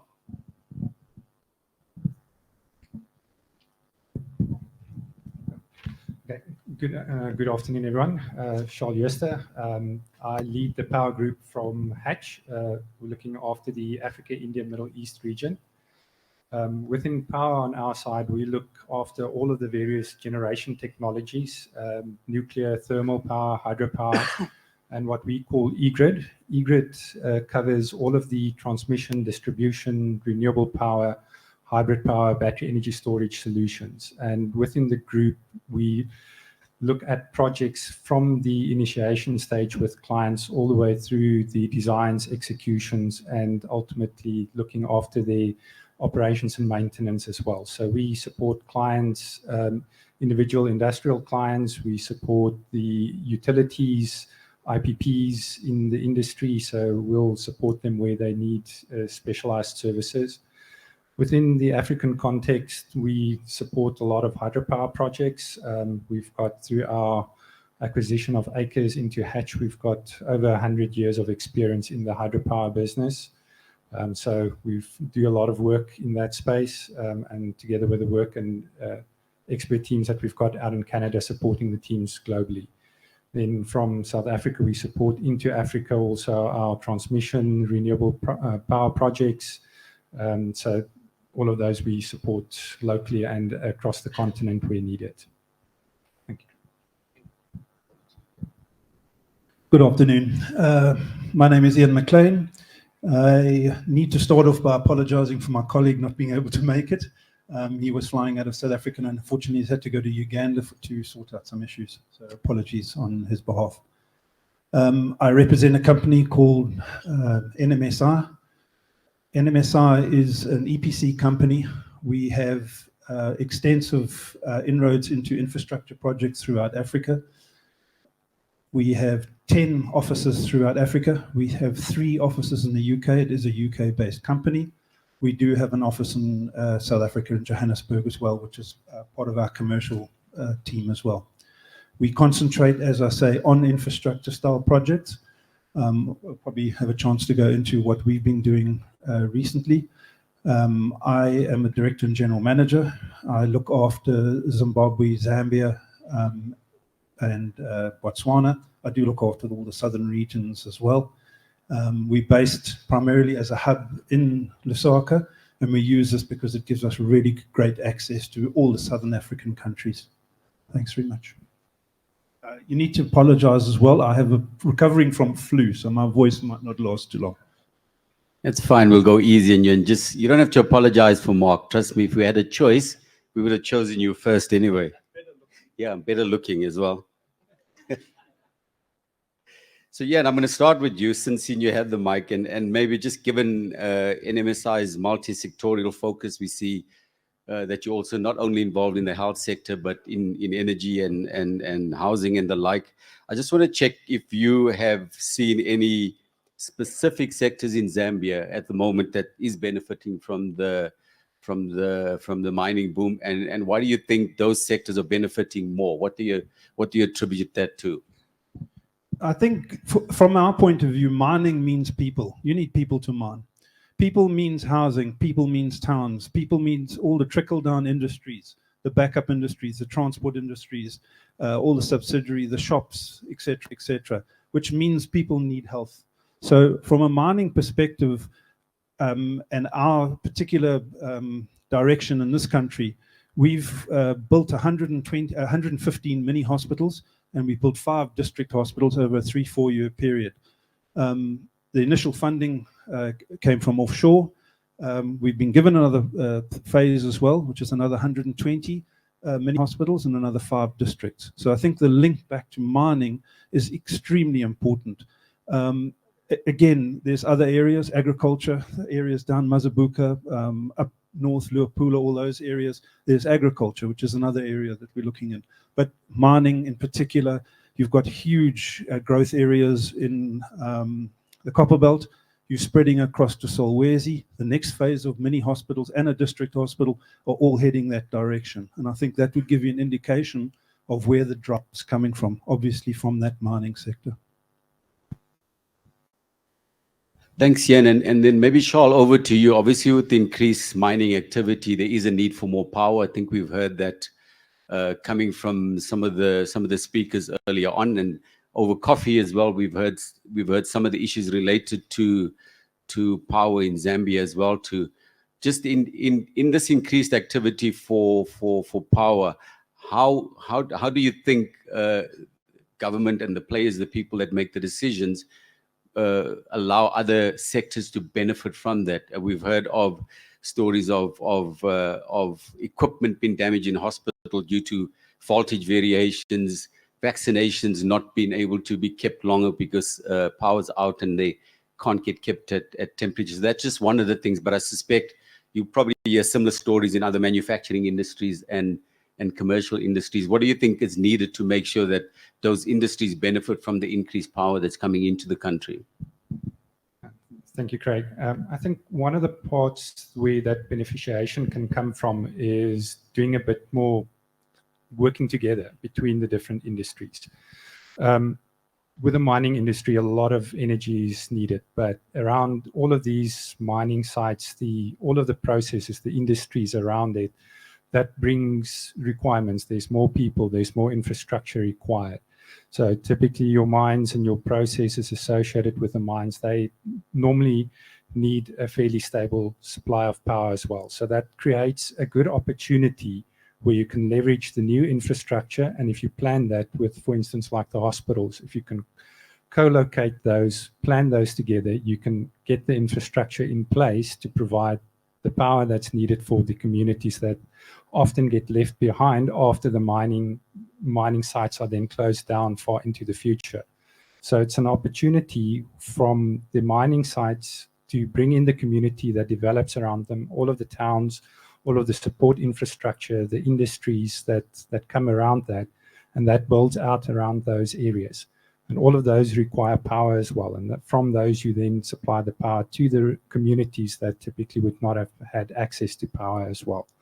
So it's a great opportunity, but it does require a bit of coordination. So your town planning, your regional planning, your health sector planning does need input, and it needs input from the private sector as well. So when you're doing a new mine, for instance, and you need healthcare facilities for the mine, it may be better to co-locate that with public sector infrastructure that's also needed. So holding hands and building those infrastructure and tying those projects together, you can create that value for, and then prevent some of the losses that you can have with poor infrastructure.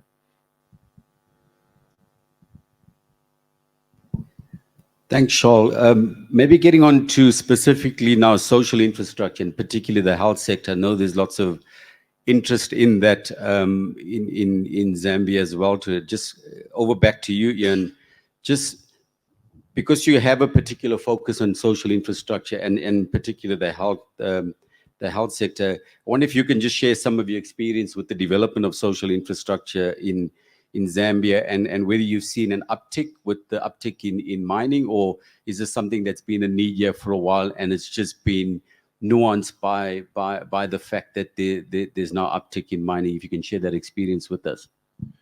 Sure. I can't really speak for mining, and it's a confession that we need to make, is that we haven't really engaged with the mining industry. The contract, I've been here 6 years, five and some change. When we first arrived, or when I first arrived, we just handed over the first of the mini hospitals. It's government. I've got to emphasize, it's a government-funded program that we've done, phase 1 and phase 2. Phase 1 being offshore funding, phase 2 is Zambian government funding. In terms of crossing that to mining, I can't really speak. But however, in terms of lessons learned, one of the delegates earlier made a really good point about boots on the ground. The one thing that we have discovered, and yes, we're all very modern people, and we have AI, and we have all this modern technology, we have social media, and we have instant contact. But boots on the ground, we've discovered, is the most important. We obviously emphasize local employment, so we probably 98% local employment. We do have a few expats and others that from various parts of the world, and we do have input from outside. However, the boots on the ground, the face-to-face with the client, particularly in our case where it's mainly Ministry of Health, spend a lot of time going in and out. That face-to-face contact is honestly some of the most important parts of this program, and any program as far as I'm concerned. I've worked throughout Africa. I've worked in various countries, Angola and Sudan and Botswana and Namibia, etc., etc. And that face-to-face, keep on the button, keep the people that you're dealing with within the ministries, keep them informed.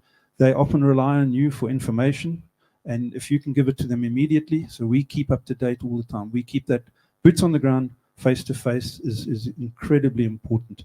The other area is obviously the favorite on every project. There's a huge demand throughout the world, particularly Africa, with lots of capital infrastructure projects.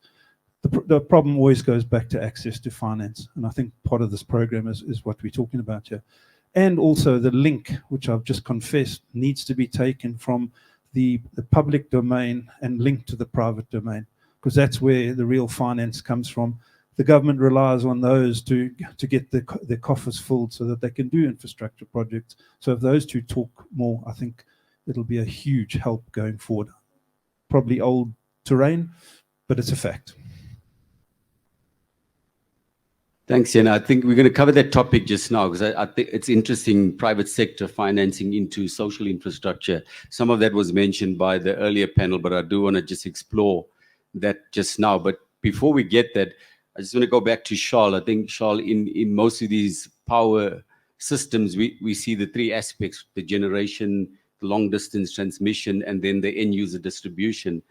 And I'm sure you agree with this. Hopefully you'll agree with this. What we're finding in other parts of the continent, even in countries who have an oversupply or rich in energy supply, we find that the end user distribution to community seems to struggle a bit. It's either affordability or lack of revenue collection. It may be the same thing in Zambia. I'm not so sure, but we certainly see it in other parts of the continent. I just want to check, what role do you think technology can play in helping bridging that gap to make sure that the benefit of, again, all of this new excess power coming into countries like Zambia benefit communities as well? Thanks, Greg. So again, I can't speak specifically for Zambia on that, but I mean, I think the poverty levels would mean that it is certainly would be an issue here as well.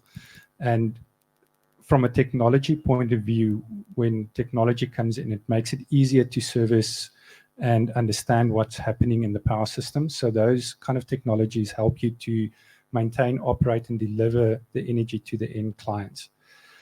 That being said, you first need to get it to the end clients. So that needs a bit of a push. And maybe it's not just a cost-reflective tariff to the end customer. It maybe needs a little bit of a different thinking on how to get it there. But it's also that it's not only technology, but also in the development around other resources around the power system.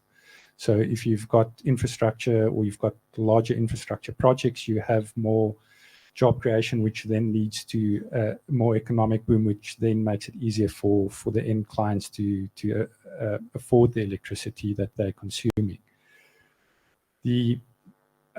It's also the planning of the networks from a technological point of view. So you need to get it to where the people are actually using it. So it's not reacting always to where the clients are. It's planning for when you are putting your infrastructure in place at the start, that there will be communities around it that are going to use the electricity that you're going to be providing. So planning for where those new towns are going to be. It's so applying your thinking and learnings from elsewhere in how do you optimize on your spatial layouts? How do you provide for those people that are going to be working at these new locations? They often remote areas, so you get new people in there, but that creates the opportunity to electrify the community in that area, and that will then stay on there for many years to come. Charles, and maybe just staying with you, I think in our earlier discussions, you mentioned that Zambia is one of the more liberal electricity markets with lots of, or potential for a lot more private sector based generation. We understand that the country is heavily dependent on hydro, and when you have times of drought like you have now, I think those electrical issues are kind of magnified and the like. So why do you think we haven't seen more diversification of the market in Zambia? For example, more IPPs, independent power producers, more solar, more wind, and the like in this part of the world? I think it's starting to happen, Craig. And Zambia, I think, is kind of leading at the moment in terms of private sector participation in the energy market. Got traders already into the market selling to clients, to their industrial clients, into the South African power pool. So it's already happening quicker, but need to take maybe a step or two back in the development process of renewable projects. They sometimes you get the impression that they're a very quick fix project, but even a infrastructure project, any renewable project, still takes a number of years to get through all of your environmental, your social aspects, and then to tie that with your grid connections that are often required, all of the environmental assessments and the long transmission lines that are needed to connect these projects to the grid, they still take time. So as the market evolves, that will happen quicker, and with the right policies in place, which already looks to be in place here, that becomes easier. Then the planning with the utilities and with the South African power pool then helps to put those resources in the right places where they're going to be needed. But that requires, again, the off-takers or the demand where the mining sites are. Those are progressively also leading the way. So if the utility understands where that's going to be, you can have your generation in the right places. So the sooner those developments are known, you can place the right generation in the right place to minimize your requirements in terms of long transmission lines. You can have them in place at the right time as well, because these also take multiple years to get in place. So it's opening up. We see examples of independent transmission projects happening in Zambia as well. They're interregional, so it's definitely happening here, and it's moving forward a lot faster here than in other countries and jurisdictions. Thanks, Charles. And yeah, maybe just keeping on this topic of partnerships and private sector involvement, I'm just curious. Clearly, with the large mining projects that are on the go at the moment, there's lots of people on site. I'm sure there's facilities required for those projects, but also for the mine when they get into operational mode. Surely there must be the obvious, or the partnership potential for those mines with communities is quite obvious. Is there any policy inhibitors that's stopping that from happening, or is it just we need to get people together to talk about where the opportunities may lie in those partnerships? I think you just got to get people together. We open to it, obviously, as a private company. I think the government's open to it. What we have found with the mini hospitals, the impact on the district and provincial hospitals is incredible, because it's a spoke and hub type idea. So your first line of defense is your rural type hospital, mini hospital. So the broken arms, the bang on the head, the sort of minor accidents, you can deal with those immediately. Whereas those would normally go through to a district or provincial hospital, it can be dealt with quite close to where the problem is. If it's bigger than that, or the problem is greater than that, obviously go to the district hospitals. So for me, that whole circle could be closed by talking between all of those entities, the mines, the private companies building hospitals, and also the government. Okay, may I just add one thing just on the power supply side of it? What we have done on our phase one, if a mini hospital, and they're very rural, so you're looking at 111 or 115 mini hospitals throughout Zambia, very, very rural areas.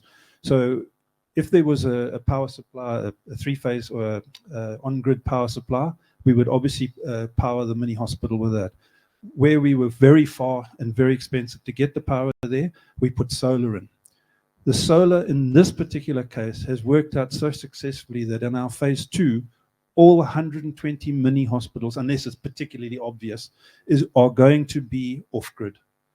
The power demand is not massive. The type of hospital you're looking at, as I say, is first line sort of defense, your malarias, your bicycle accidents, and things like that. The moment it gets bigger, it goes to the district hospitals. Then the 80-bed hospitals that we have built and are going to build, you've got 2 theaters, you've got x-rays, you've got CT scan, you've got all those bigger pieces of equipment, which is fantastic if you've got a stable power supply. Unfortunately, as you mentioned earlier, we do have a voltage issue. We've tried to regularize it. It doesn't always work that well. Sorry, and what was your other question?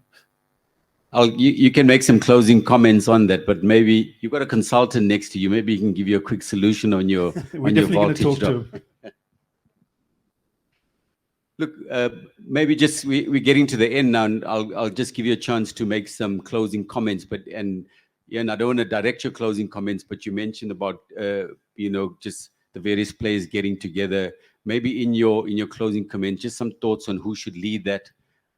Hopefully there's some people from the ministry. There's clearly some people from the mining industry as well, and just some ideas on who you think should be leading that in your closing comments.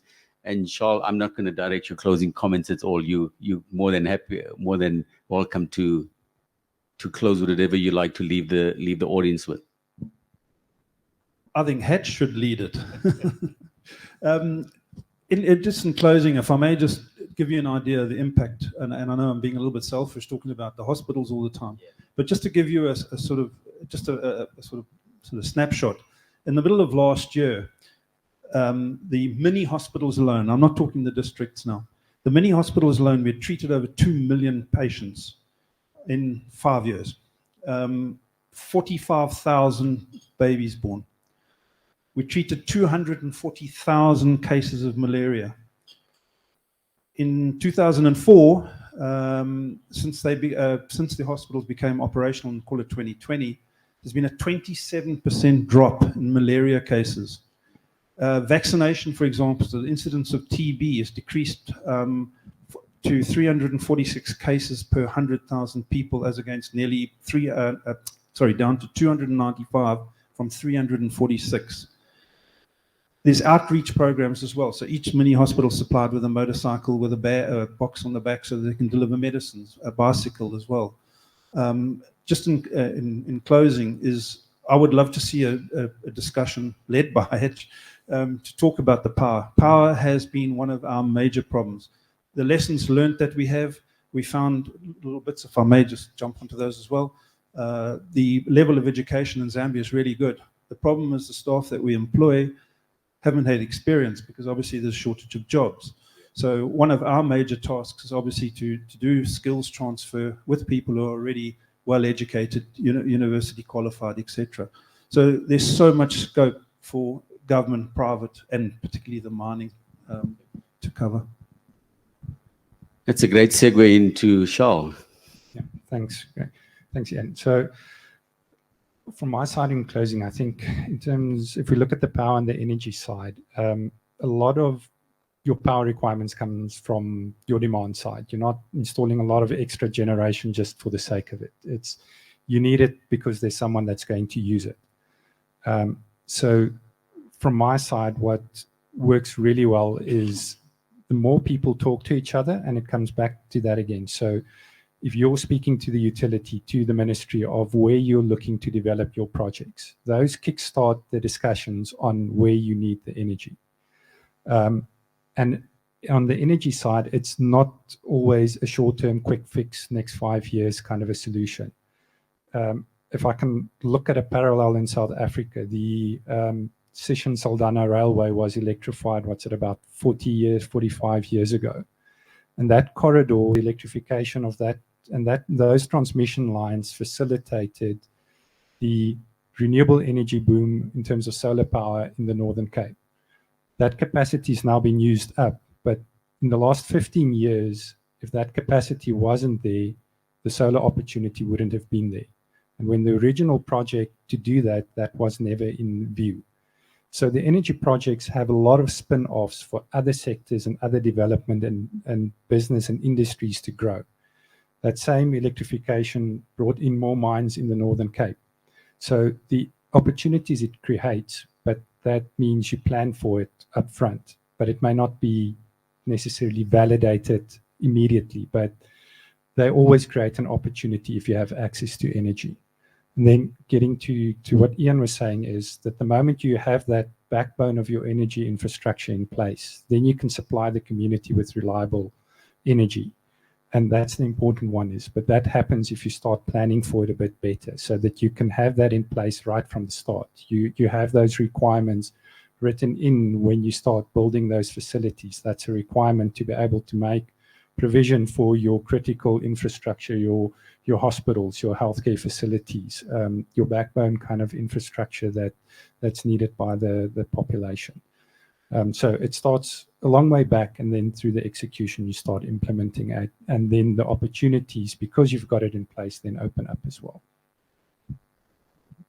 Of that example of the Northern Cape, and I mean that's exactly what we're looking at. How it's almost a virtuous circle where the line drove energy and energy drove more development. That's a great example. So we've come to the end of my questions, and I just want to thank both gentlemen, both Charles and Ian, for both your time and insights. We've got some time for questions from the audience. I know there's been some interest already just talking over coffee in the topic that we're talking about now. So please, we've got plenty of time for questions.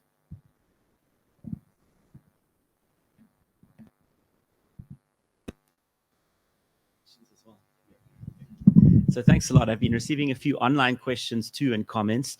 One of the keys was basically, if I could summarize it, given your experiences across different markets when it comes to power generation, if you could just outline some of the specific advantages in Zambia that you think give operating in Zambia a bit of a competitive edge around power generation, given the current context. I hope for those in the Ottawa that summarized it correctly. Thank you. I think one of the key advantages is the opportunity at the moment, the hydropower potential in Zambia and surrounding, and the interconnection, the renewable resource availability in Zambia, as well as the interconnection. That's one of the biggest advantages that Zambia has. It's probably one of the best resources for that in Africa, and that ability to deliver that fairly easily to the mines and the industries in Zambia is a great opportunity, and that fits in with all of the climate goals and aspirations that we've got. Thank you. I've got, yes, if I may, a question around private sector involvement in healthcare delivery. In Canada, generally, healthcare is strongly focused as something that the government plays a key role in. How would you describe the sort of normative balance between provision of healthcare for all, but how the private sector plays a role to realize that? So any reflections, bit of a comparative question, I suppose. Thank you. No, a really good question. I did some work in Egypt a number of years ago, and I found their health model really, really good, because there are a lot of very large private hospitals, really well equipped, really well run, high level of healthcare. What they did is they had a compulsory pro bono work, 10% of the theatre time, 10% of the wards had to be donated back to the public sector, which I found quite a fascinating model, and I honestly think it's something that should be looked at. And I'll give you another example the other way around, where the district hospitals that we're doing, obviously with the high level of equipment that's put in, is that they have earmarked certain private wards, which can then actually generate some income for those hospitals. So for me, you've got a sort of attack from both sides. It needs to be a bit of policy done on the private sector to enable them to give back, and vice versa from the public sector. So as a general answer, I think.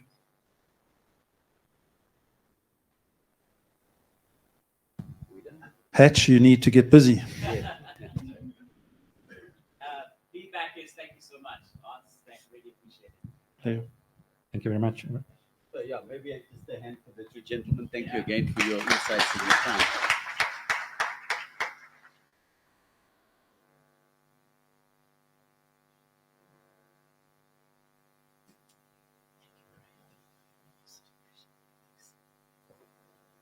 Well, Craig Simmer, thank you very much. And thank you so much, Charles. Absolutely brilliant. And Ian, for those wonderful insights. Deeply, deeply grateful.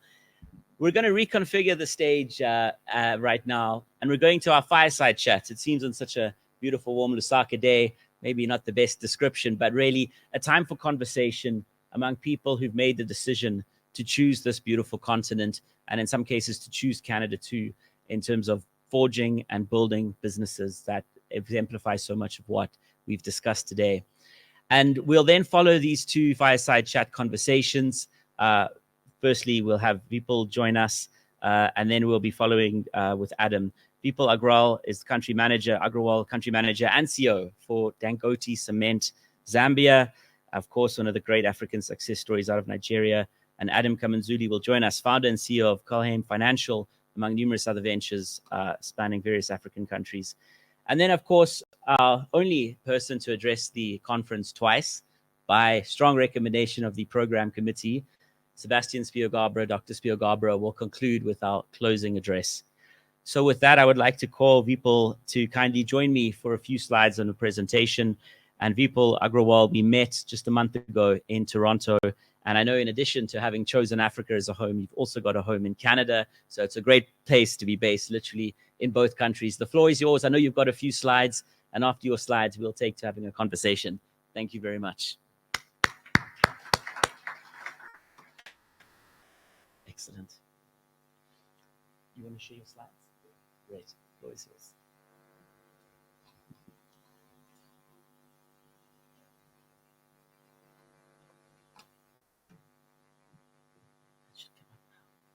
Excellent.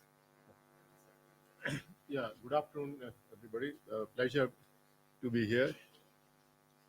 All protocols are observed. The High Commissioner of Canada to Zambia. Pleasure to meet you, madam, and all colleagues. Yeah.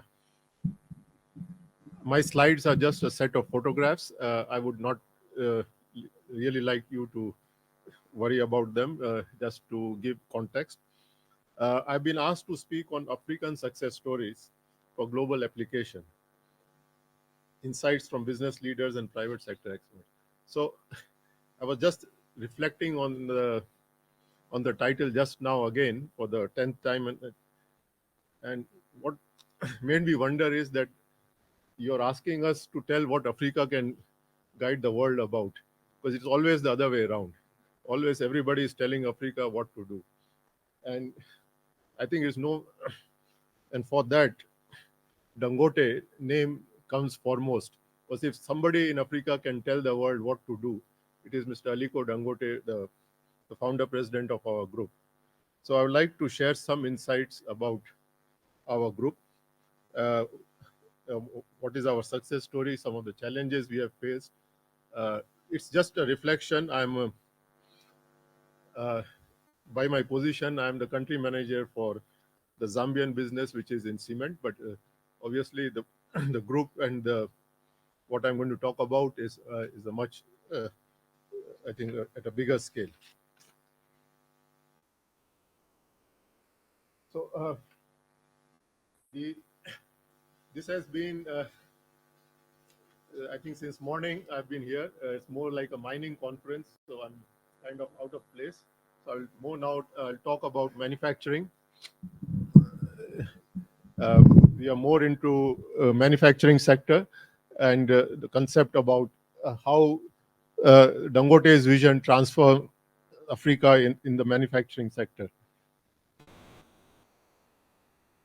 I'll just give you a very brief history of Mr. Dangote.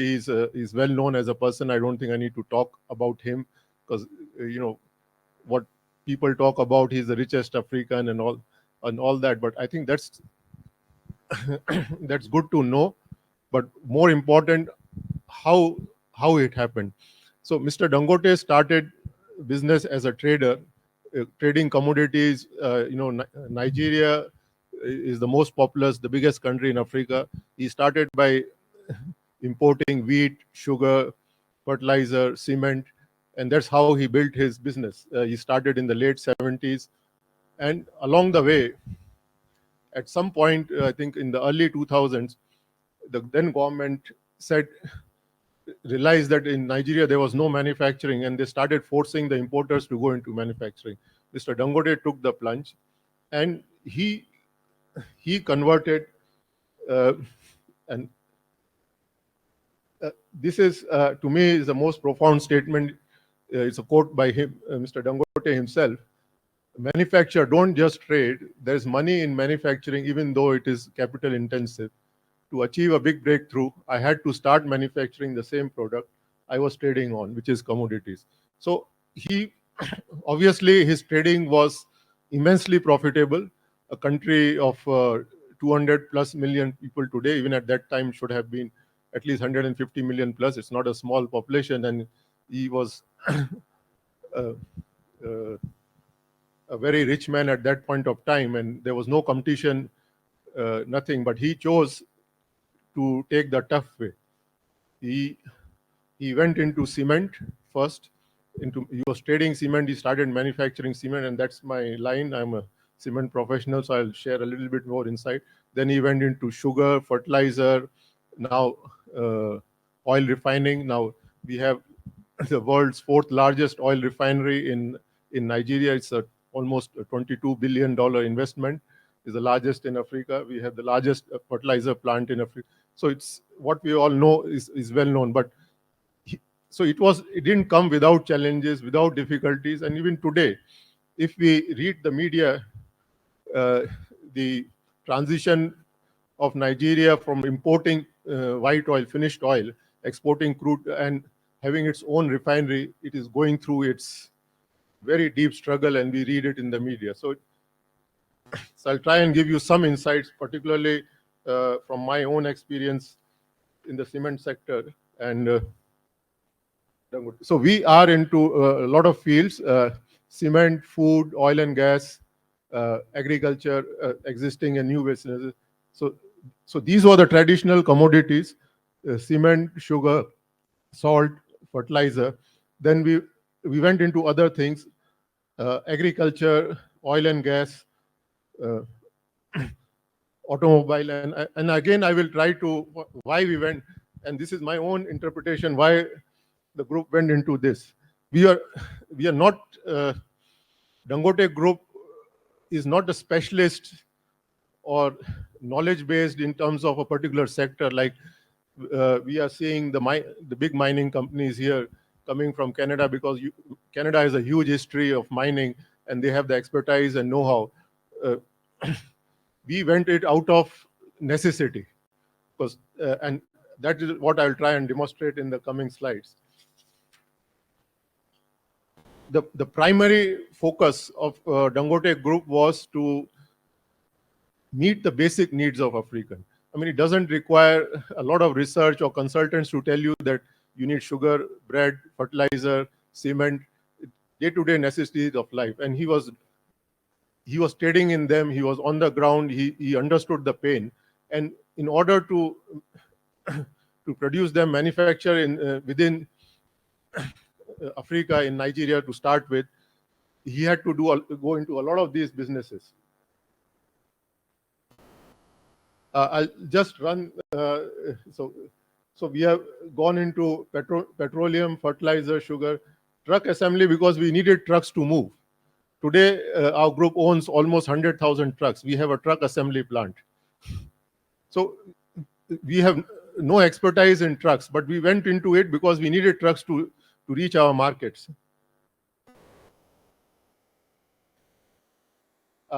This is basically a map of our cement presence. We are in 11 countries.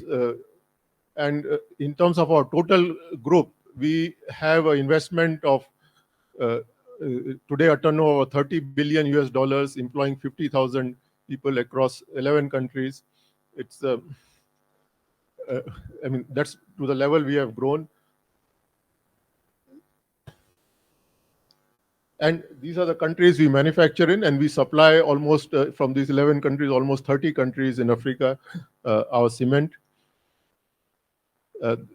So this is more on the, and what is remarkable is most of our investment is self-funded or loans taken locally. In Nigeria, when we first started our cement plant in 2007, Mr. Dangote borrowed heavily, and it was understood in Nigeria at that time that once you get a loan, it is never returned. He returned the entire amount of $1 billion plus. The exact figure, I have a colleague from Nigeria, he can confirm it, within, I think, 3 or 4 years, and that was unheard of. So, and that goes back to his statement, there is money in manufacturing. If you have the courage, if you have the conviction to do difficult things, you will succeed. And within 15 years from in cement, we have grown from 0 to 55 million across many countries. It's not even the world cement majors from America or Europe have achieved that kind of growth. So I'll just, we are now heavily involved in cement, and this map is just to illustrate that we have created a hub in Nigeria and we are serving the whole of West Africa. Similarly, on the East African side. So all the focus is entirely within Africa. Now I'll show you a couple of slides in terms of challenges. We have talked about power. There was discussion about investment, private sector investment in power. in Zambia, we put up a investment in power of 30 megawatt when we started a cement plant in 2015, way before there was shortage of power in Zambia or anybody else thought of. Probably we were the first. So we didn't, so these things are being talked about by everybody today since last 2 years when Zambia started facing power shortages. So Mr. Dangote had a vision of being self-sufficient long ago. So wherever we have, whether an oil refinery or fertilizer plant or a sugar milling plant or a cement plant, we have our own power generation. So I was talking about trucks. We realized that you cannot move goods within to your markets without trucks. So he started buying trucks, and at some point realized that that is not enough. So we collaborated with a global truck manufacturer to put up a assembly plant in Nigeria. Now we are going more from assembly, we are going into manufacturing of trucks. Another one, morning, I picked up briefly about one of the presenter talking about roads in the mines. So we always talk about challenges, problems, roads. Now, you cannot have your factory right in the center of Lusaka or Lagos or Cairo. It has to be away. How do you reach your markets? Now, if you wait for the government to upgrade the roads or build a feeder roads for you to connect to the national highway grid, you can be waiting forever. The government has its own compulsions. It's no criticism. I mean, they have to stretch the dollar a mile to meet all their social and people's.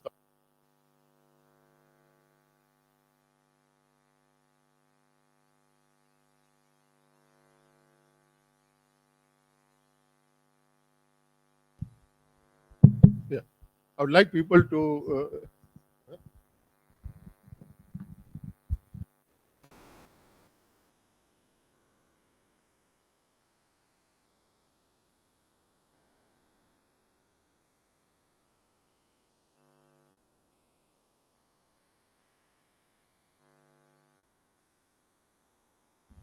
Sorry about that. Yeah, I would like people to pay attention because this is very relevant to Zambia also. We started building the roads at our own cost, and it's millions of dollars because it's not, and these are government roads, public roads, not private roads. And we were able to convince the government. The government saw that we are doing a good work. He said, how do we can't give you the money for roads. We just, our budget does not permit us to give you, then how we can do it?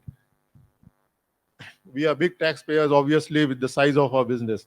So the government gazetted a tax credit scheme. That means, just to give a,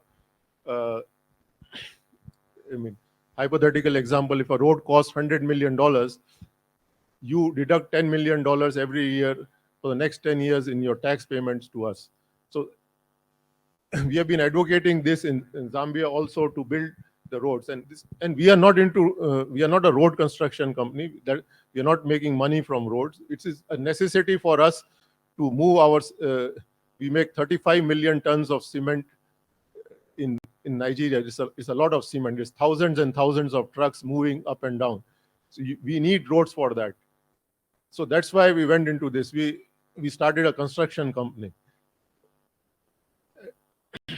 So this is something which can work here, because the government in Zambia now is highly focused on a PPP model for roads, where they are bringing in consortiums who can build roads and toll them, like the Lusaka-Andola highway. But that will not work for feeder roads for assessing the mines or factories for that, because these are not commercial roads with heavy traffic. These are roads more to assess the hinterland, the agriculture, the mines, the plants, where we can invest as mining companies or manufacturing companies, whereas the government gives us some support on this. So and when you build a road, because when you tell the government, no, we want tax break, no, we can't give you that. We need the tax money. Obviously, the government needs, but we need to realize that if you open a road, the business revenue and the growth you will get in that area would be 10 times more than that. So this is something we can share. We have this model in Nigeria working very well. We can share details with that, and we would really like others also to lend their voice. If we can get such model, it should, to me, it should be a game changer. I would just like to close my presentation with this last quote from Mr. Dangote. Africa's risks are mainly perceived and not real. Unfortunately for us in Africa, we are not really very good at telling our own story. But things are changing and people are beginning to understand that things are going very, very well. Thank you very much.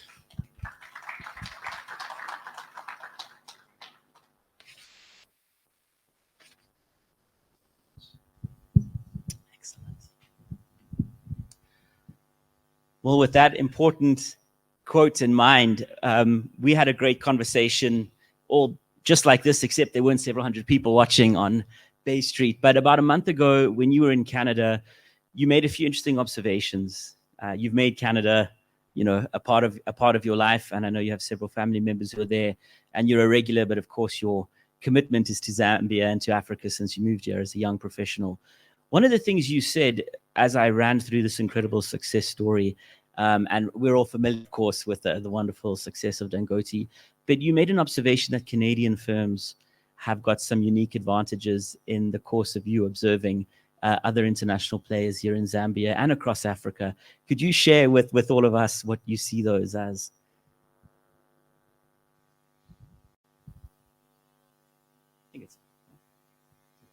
Thank you. Thank you, Gareth, for that question.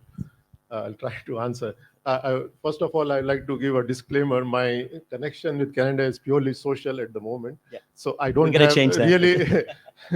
I've been working in Africa for last 31 years, all across East, West, Southern Africa. So I can talk more about Africa. But yes, but on a sincere note, I think Canada has a lot more to offer than the mining sector. Because when I see Canada with its high level of services and engineering sector and everything, I mean, there's a lot more to offer. And I think there's really scope, Madam Ambassador, that you should extend give more opportunity. And that's why today I met a few people from construction, from others, to also Canada to participate and also to invest. And my view also is that it's a modest view that Canadian companies, Canadian government should look at as a partners rather than the old business model, historical business model we have seen in Africa of people coming here to invest, to make money and go take it back. I mean, I will just say this from my own insight. I joined Dangote Group 6 years ago. Before that, I was working for a international multinational. I will not identify the organization for many years in building materials and cement. And I was always in a business role. And then whenever we were looking at investment, we would be looking at ROI 3 years, 5 years, 6 years, that what we can take. It was always focused on that. The Dangote model doesn't work like that. It is about for the long time, not for a short time. Good times, bad times, not so difficult times. So like the investment in Zambia, it was the single largest investment made by Dangote Group of $500 million when the cement plant was set up in Zambia. And all Zambians in the room will know that it changed cement in Zambia, what it was before and what it is after that. I mean, I don't have to say that.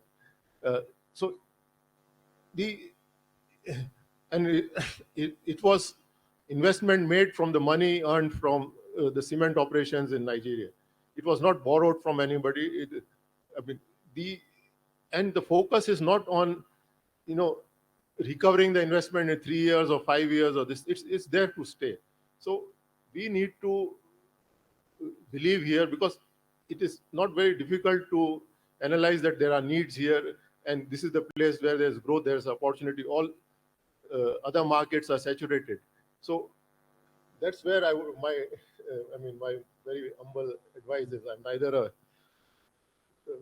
financial expert or a banker. I'm purely an engineering cement professional, so I don't understand a lot of that, Gareth. But that's how I very simply think that Canada has a lot to offer in terms of their value addition, in terms of, because it's also such a diverse country. I mean, I've met about 5 or 6 Canadians since morning, and one I think is origin from Kenya, other I'm not sure from where, but all different. So you have so diverse and you have so many skills, and I also visit there. So you have a lot to offer here, and to go beyond mining. And that's how I see in our sector also you can help us. Thank you. No, thanks very much. And you clearly like Canadians, since you said it's social and you decided to buy a home. So what you mentioned humility in one of our discussions, and not to put words in your mouth, but I got the sense you were insinuating that maybe there's a humility to a fault where many people didn't know Canada was, such a massive investor in Zambia until this morning. So any sort of comments on how one, without boasting, makes known one's presence? I mean, I think you've done that so well here in Zambia. I was encouraged strongly that we cannot have a conference here, for example, without the voice of Dangote, but you weren't boasting about it. Just any thoughts on how one does that? Gareth, I really don't know. I mean, I was actually pleasantly surprised. I mean, to know that Canada is the single largest investor, and with big companies like FQM and Barrick here. And I was aware that they were Canadian companies, but what I noticed very unique is that they identify very locally. And I don't want to make my statement controversial or political, but I was in Nigeria for 10 years. And in the oil sector, you see Chevron, Shell. So it's the first thing you think, these are American companies. But when you think of Lumwana, this thing, you meet the people there, they have assimilated and merged with as local. So that I think is a great thing to do. I mean, this is just a layman observation. I'm not even visited the mines. That's what I just thought. Well, I must say, and it's a view, if you look back at other events, that's consistently expressed. Comes from my own roots, I guess. I am of Indian origin, Indian national. Indians have been in Zambia for over 100 years, and they are running many companies here. They are into trading, into manufacturing, and you cannot really distinguish them from the local people. I think that's why they are here for such a long time, and in Southern Africa, Eastern Africa, that they have assimilated with the local culture. I think that's what I think about the Canadian companies. And people, I know you've given us such a great overview of success in Africa from an African company. But could I just hone in with the final question on Zambia? Because of course, this is a massive continent, but such a strong commitment was deliberately made to this great country. Can you share with us some of the rationale behind that in closing, and the advantages of Zambia? Well, I think, first of all, it's a great country to be in. I think I heard this in the morning, that you feel very safe. I think it's probably the safest countries I've stayed in. I've been to well over 30 countries, traveled all over Africa, Asia, and America. So it's a very safe place, very conducive to work, and very conducive to investment, and great resources. Excellent. And easy to work with, and also quite well regulated also, which I see the difference from other parts of Africa. Fantastic. Vipul Agrawal, thank you so much. Thank you so much for taking the time to be with us, and your colleagues from Nigeria. Congrats on the Dangote story. Thank you. And we know it's just not a Nigeria story now, but it's a Zambia and a Pan-African story. So congrats on that. I'd like to now move on to invite our second fireside chat discussant, so to speak, and that is Adam Kaminzuli. Now, for anybody who is watching across Canada, you're about to finish school, you're wondering what to do with your life, Adam may have some good ideas. You can move to this great continent. Adam, if I could call you up, and as I call you up, just share a little bit about your background. Adam has started numerous ventures. I think in the last week you've been in Kenya, Malawi, now you're in Zambia, and each of those countries you've got a presence, Tanzania as well. And it spans finance, it spans farming, it spans numerous sectors, but in all of that, it's an entrepreneurial story. Now, you gave a TED talk recently, and I was tempted to hyperlink on your bio to that talk. But for anyone who hasn't seen it, who wants the opportunity to hear a bit of that insight live, I believe you're happy to share just a little bit of background on what you're about, and then we'll get into some discussion. Adam Kamanzuli, 15 years on the continent. I don't believe we're ever going to get you back in Canada, but I'm grateful that you still visit. The floor is yours. Thank you so much, Gareth. Your Excellency, diplomats, government officials, distinguished guests, ladies and gentlemen, all protocols observed. It is my pleasure to address you here today on this special occasion that has brought together some of Canada's and Africa's leading figures across business and government and civil society. So my name's Adam, I'm Canadian, obviously, and I've been here over the past 15 years, and I've had the privilege of working, living, and investing across the continent. And like Lucas, whenever I go back to Canada, people say, "What are you doing?" And I have to explain that this is the best place to invest. The population is growing like crazy. It has the youngest population. And I might actually just venture out and say some of the nicest people in the world. And as a Canadian, I consider myself an expert on the topic. So here, you don't just see ideas, you see people solving real problems with very few resources. And I think that's where the real value is. So to frame this, we've got about 1.4 billion people on the continent. And by 2050, we'll have about 2.5 billion. So in the history of the world, we have never experienced the level of growth that we are on the verge of currently. And this poses some of the biggest opportunities and some of the biggest challenges. In particular, how do we feed and clothe and house the next billion people here on the continent? So I started one of the first solar companies in Tanzania, and it failed. And we had a great product, but I misunderstood what customers actually valued. And so Gareth talked about that TED Talk. I explained how we missed the mark in understanding what people truly valued when it came to what they were buying, which was their energy. And trust turned out to be one of the ultimate ways that people looked at how to spend their money. And what I'm seeing now across the continent is how do you translate that into outcomes that are both socially and financially beneficial? So at the end of the day, governments want revenues, investors want returns, and communities want outcomes. So balancing those three is not easy, but that is exactly where the financial and social structuring, the risk allocation, and why financial advisory is so critical. And so just to reiterate, after 15 years, this isn't a story of risk, but of opportunity. And for Zambia, with its people, resources, and the potential, the opportunity is immense for Canadian and other investors. And I think for Canadian partners, the opportunity is really profound. And we were speaking on the sidelines yesterday and today. Canada presents a very unique proposition, I think, for companies here, because we are able to combine trust with competency and capital. And I think that level and that brand, I think, is why it's so compelling for Canadian businesses here and why it's so important to bring us on board. So I just want to say thank you so much. I'm really looking forward to chatting more with Gareth and meeting more of you today and tomorrow. Thank you. You on stage. Thank you very much, Adam. And also just want to recognize you as one of the most regular participants in these conferences.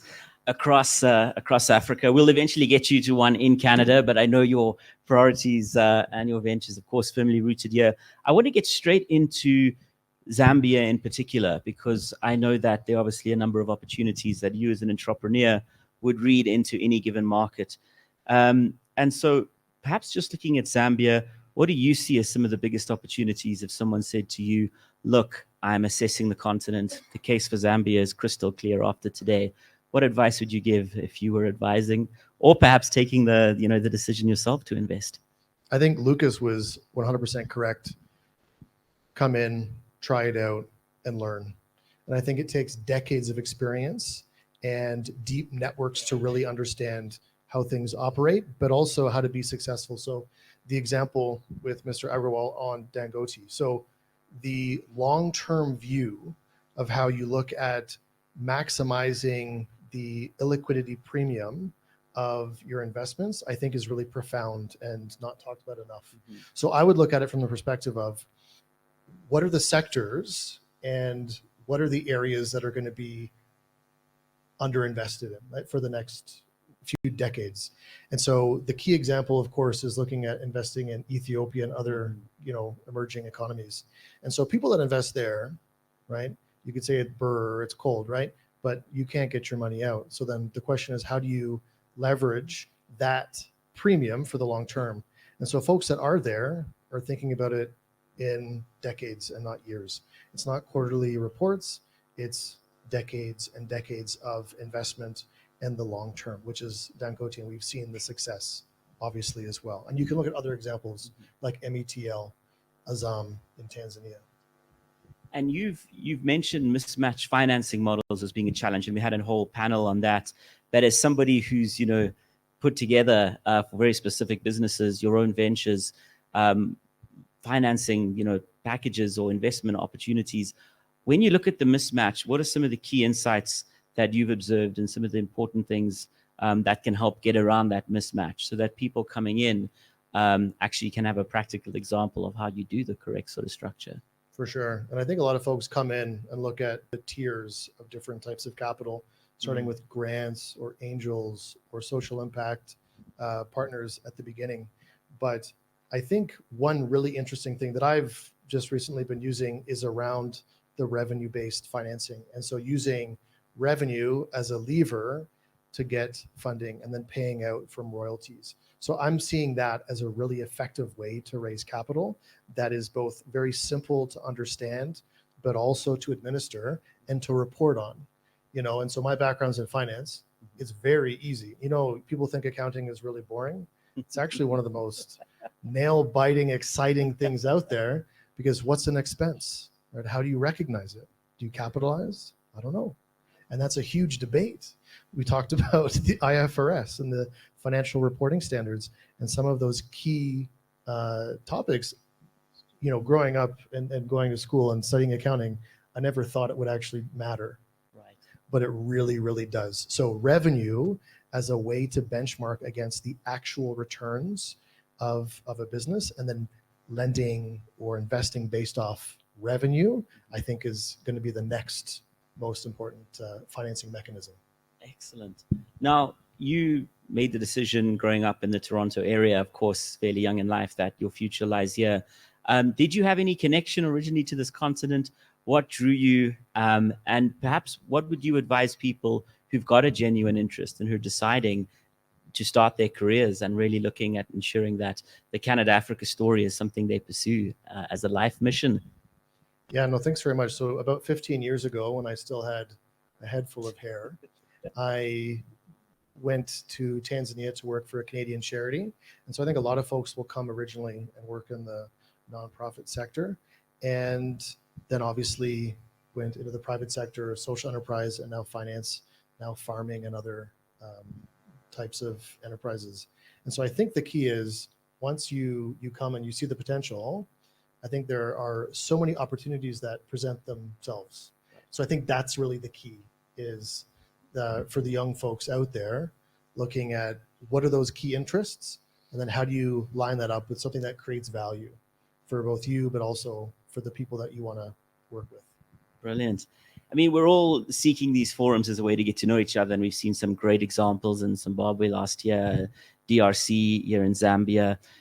Pick one of your favorite ventures, if I may ask you to do that. A little bit about what you're working on and why, and perhaps outside of Zambia, or something you're considering in Zambia. No, thank you. So I love Malawi, and a lot of people know that about me. And so currently we're working on developing a hospitality business centered around luxury rentals with some wildlife just outside Lilongwe. So that's what I'm most excited about at the moment, building it and obviously using a revenue-based financing mechanism to fund a lot of that as well. And so I see a lot of these opportunities around being a part of that growth story. So for example, if you look at the GDP per capita, you know, whatever it is, $1,000, by adding a few different agricultural inputs or changes, you can double the productivity of farmers.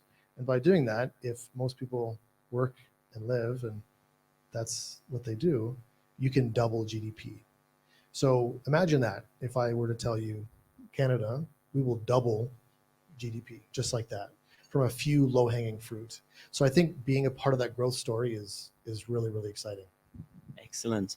I'll put myself on the spot. What do chambers, what does this organization, what can we do more of? Because we're absolutely committed to increasing our footprint across this continent. We've had participants from every single African country over the years at our programs. But of course, the opportunity is so immense, we're seeking to catch up. What have been some of the best value adds for you from the Canadian side coming into the continent that we can do more of? No, thanks so much. And we actually, with some folks, started a chamber in Kenya as well to help out the Canadian businesses. And so that's been very successful. I think the key is around a soft landing. So Canadian companies that come here want a friendly face and want to seek advice very informally from other Canadians that are doing business here.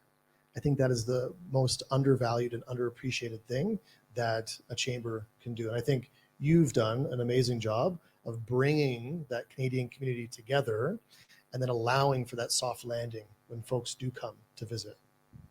No, thanks, Adam. And by the way, to everybody who's watching, who's a member of the chamber and in Kenya, I believe you're opening up invitations for our members to join. So thanks for that reciprocity and collaboration.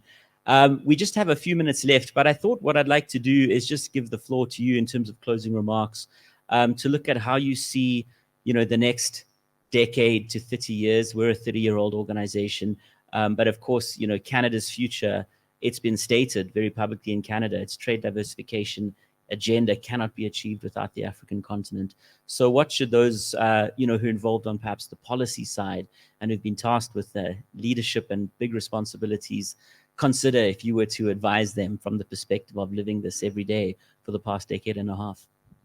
So Wayne Gretzky says, you skate where the puck is going to be, not where the puck is. This is where the puck is going to be. This is all ice right now.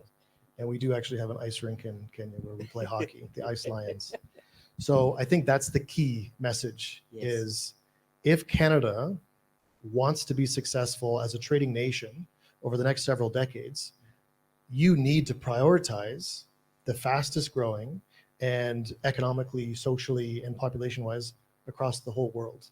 And being a part of that growth story is the only way Canada can be a force for the next generation. Absolutely brilliant. Ladies and gentlemen, Adam Kamenzuli, thank you so much for joining us. Brilliant.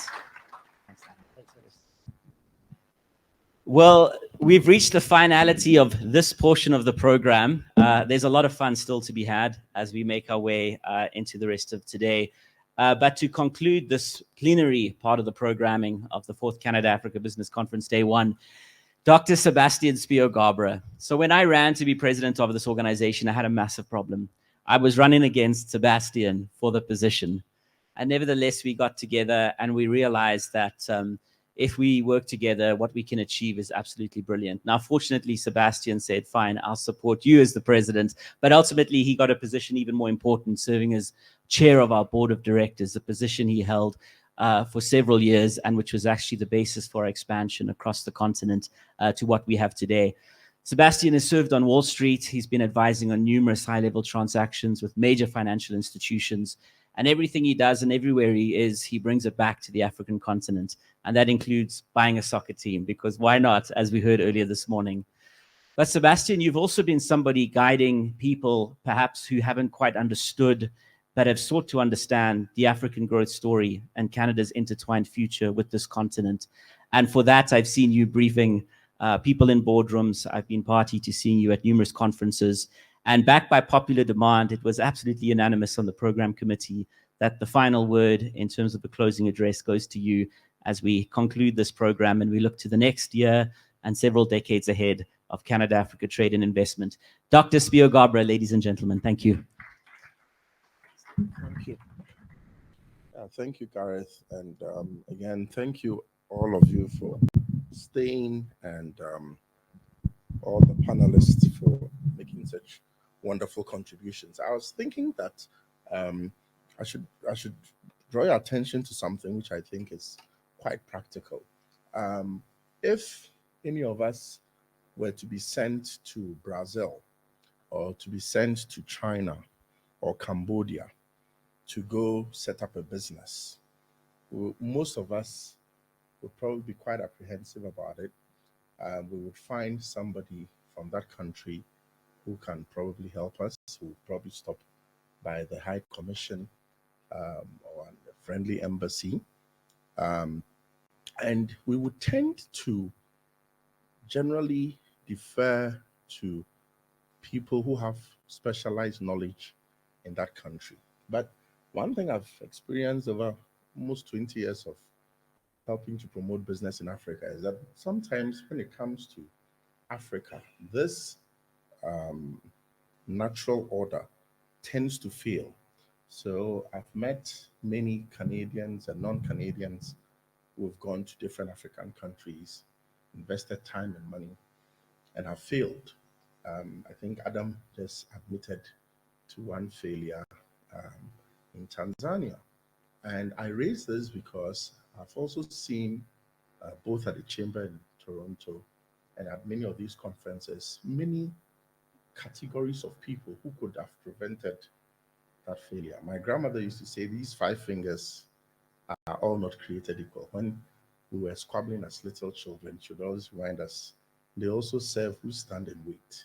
And so by the time I was 5 years old, I knew that in Buckingham Palace, there were people who just stood at attention all day long.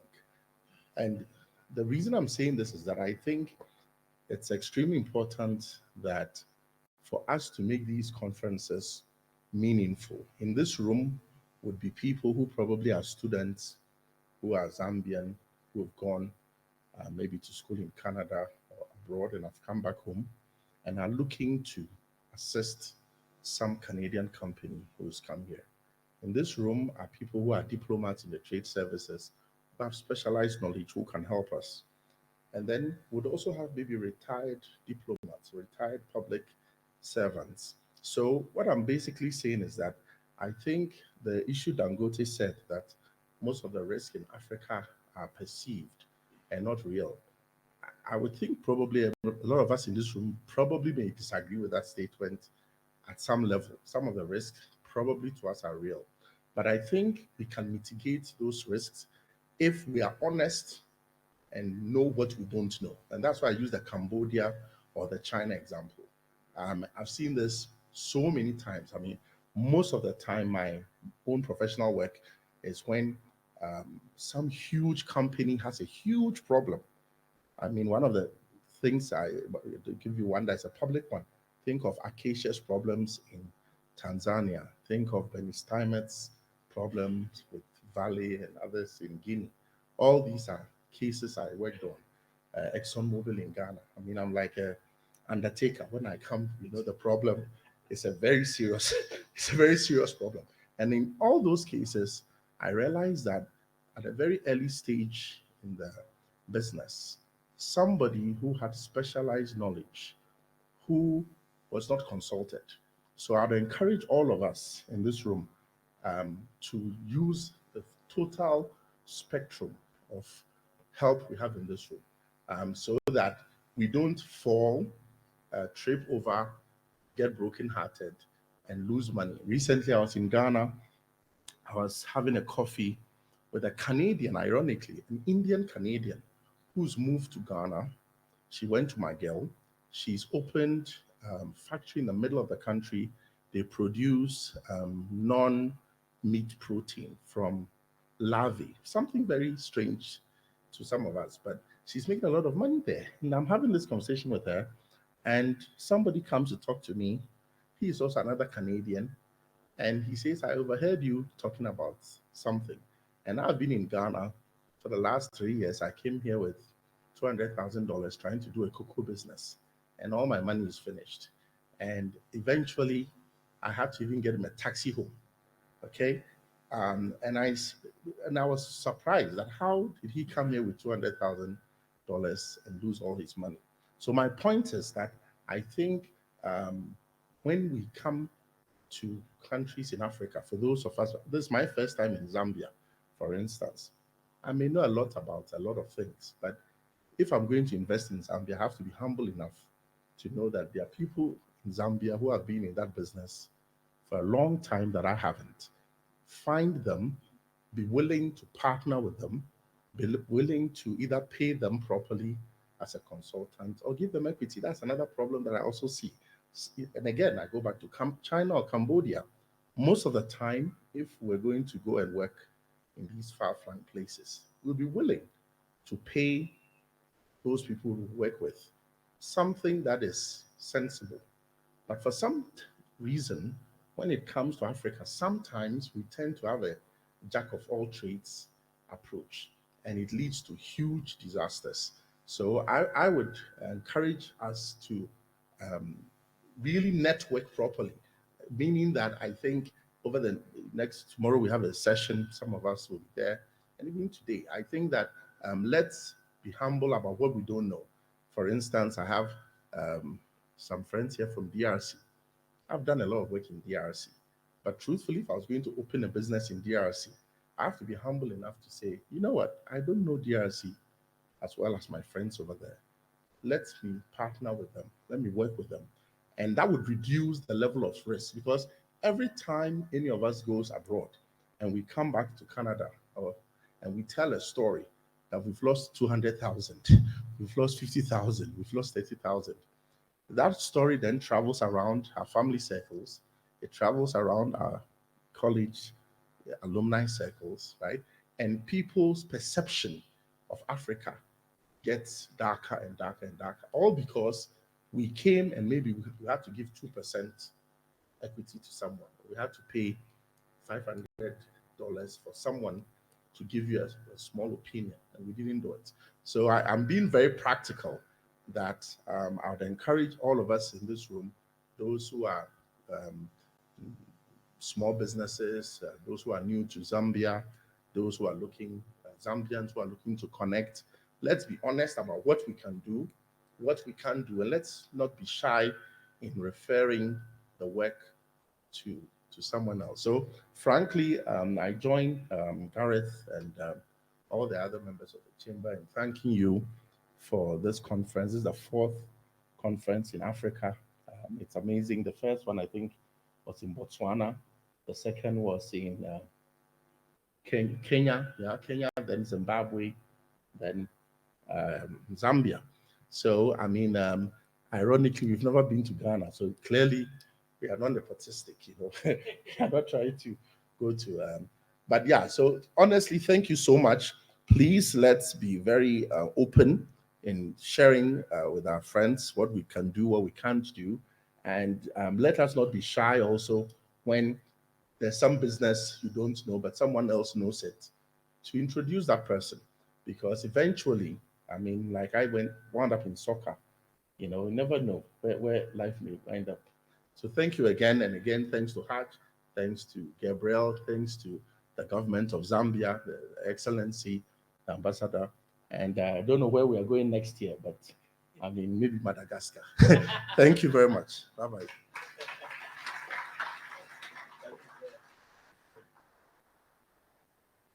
So I can confirm February the 6th to the 8th in Windhoek, Namibia next year.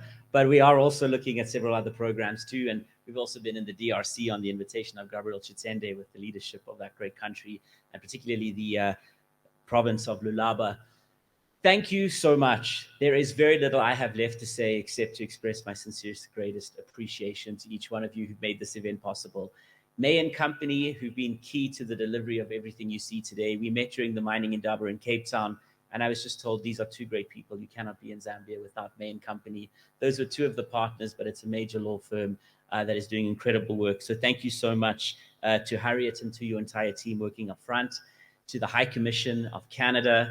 I was fortunate enough to become a Canadian, so I have a great privilege, and I couldn't be prouder when I know there are people like yourself and your team who lead this country that I call home. Joe Lombard from Hatch, for your leadership over the past 31 years and for never saying no when we approach you to support us. And Gabriel Chitende on our 30th anniversary as a chamber, saying, you know what, the African continent is going to invest in this chamber, and taking the lead with Elephant Trade Services, and now setting up a business in Toronto, investing into Canada as much as we encourage two-way investment of Canada into the African markets. Thank you once again to everyone from ZDA2 for your leadership, and the High Commission of Zambia in Ottawa. I can't wait to come and meet you and just have a coffee without any planning or other agenda items. We're officially closing this session of the conference in the spirit of what Sebastian has mentioned. You can make your way out under the beautiful sunshine of the Lusaka skies. We've set up before the reception at 5 for some drinks and refreshments and an opportunity to speak. If you need to go back to your room or take some calls, you are at leisure until 5 p.m. But if you're able to join us before then, we'd love to have you with us. And for those members attending day 2, if you have any questions, please feel free to let me know. But otherwise, your programs have been shared. But happy to work with you on any other logistical matters. Thank you very much. Have a wonderful rest of today.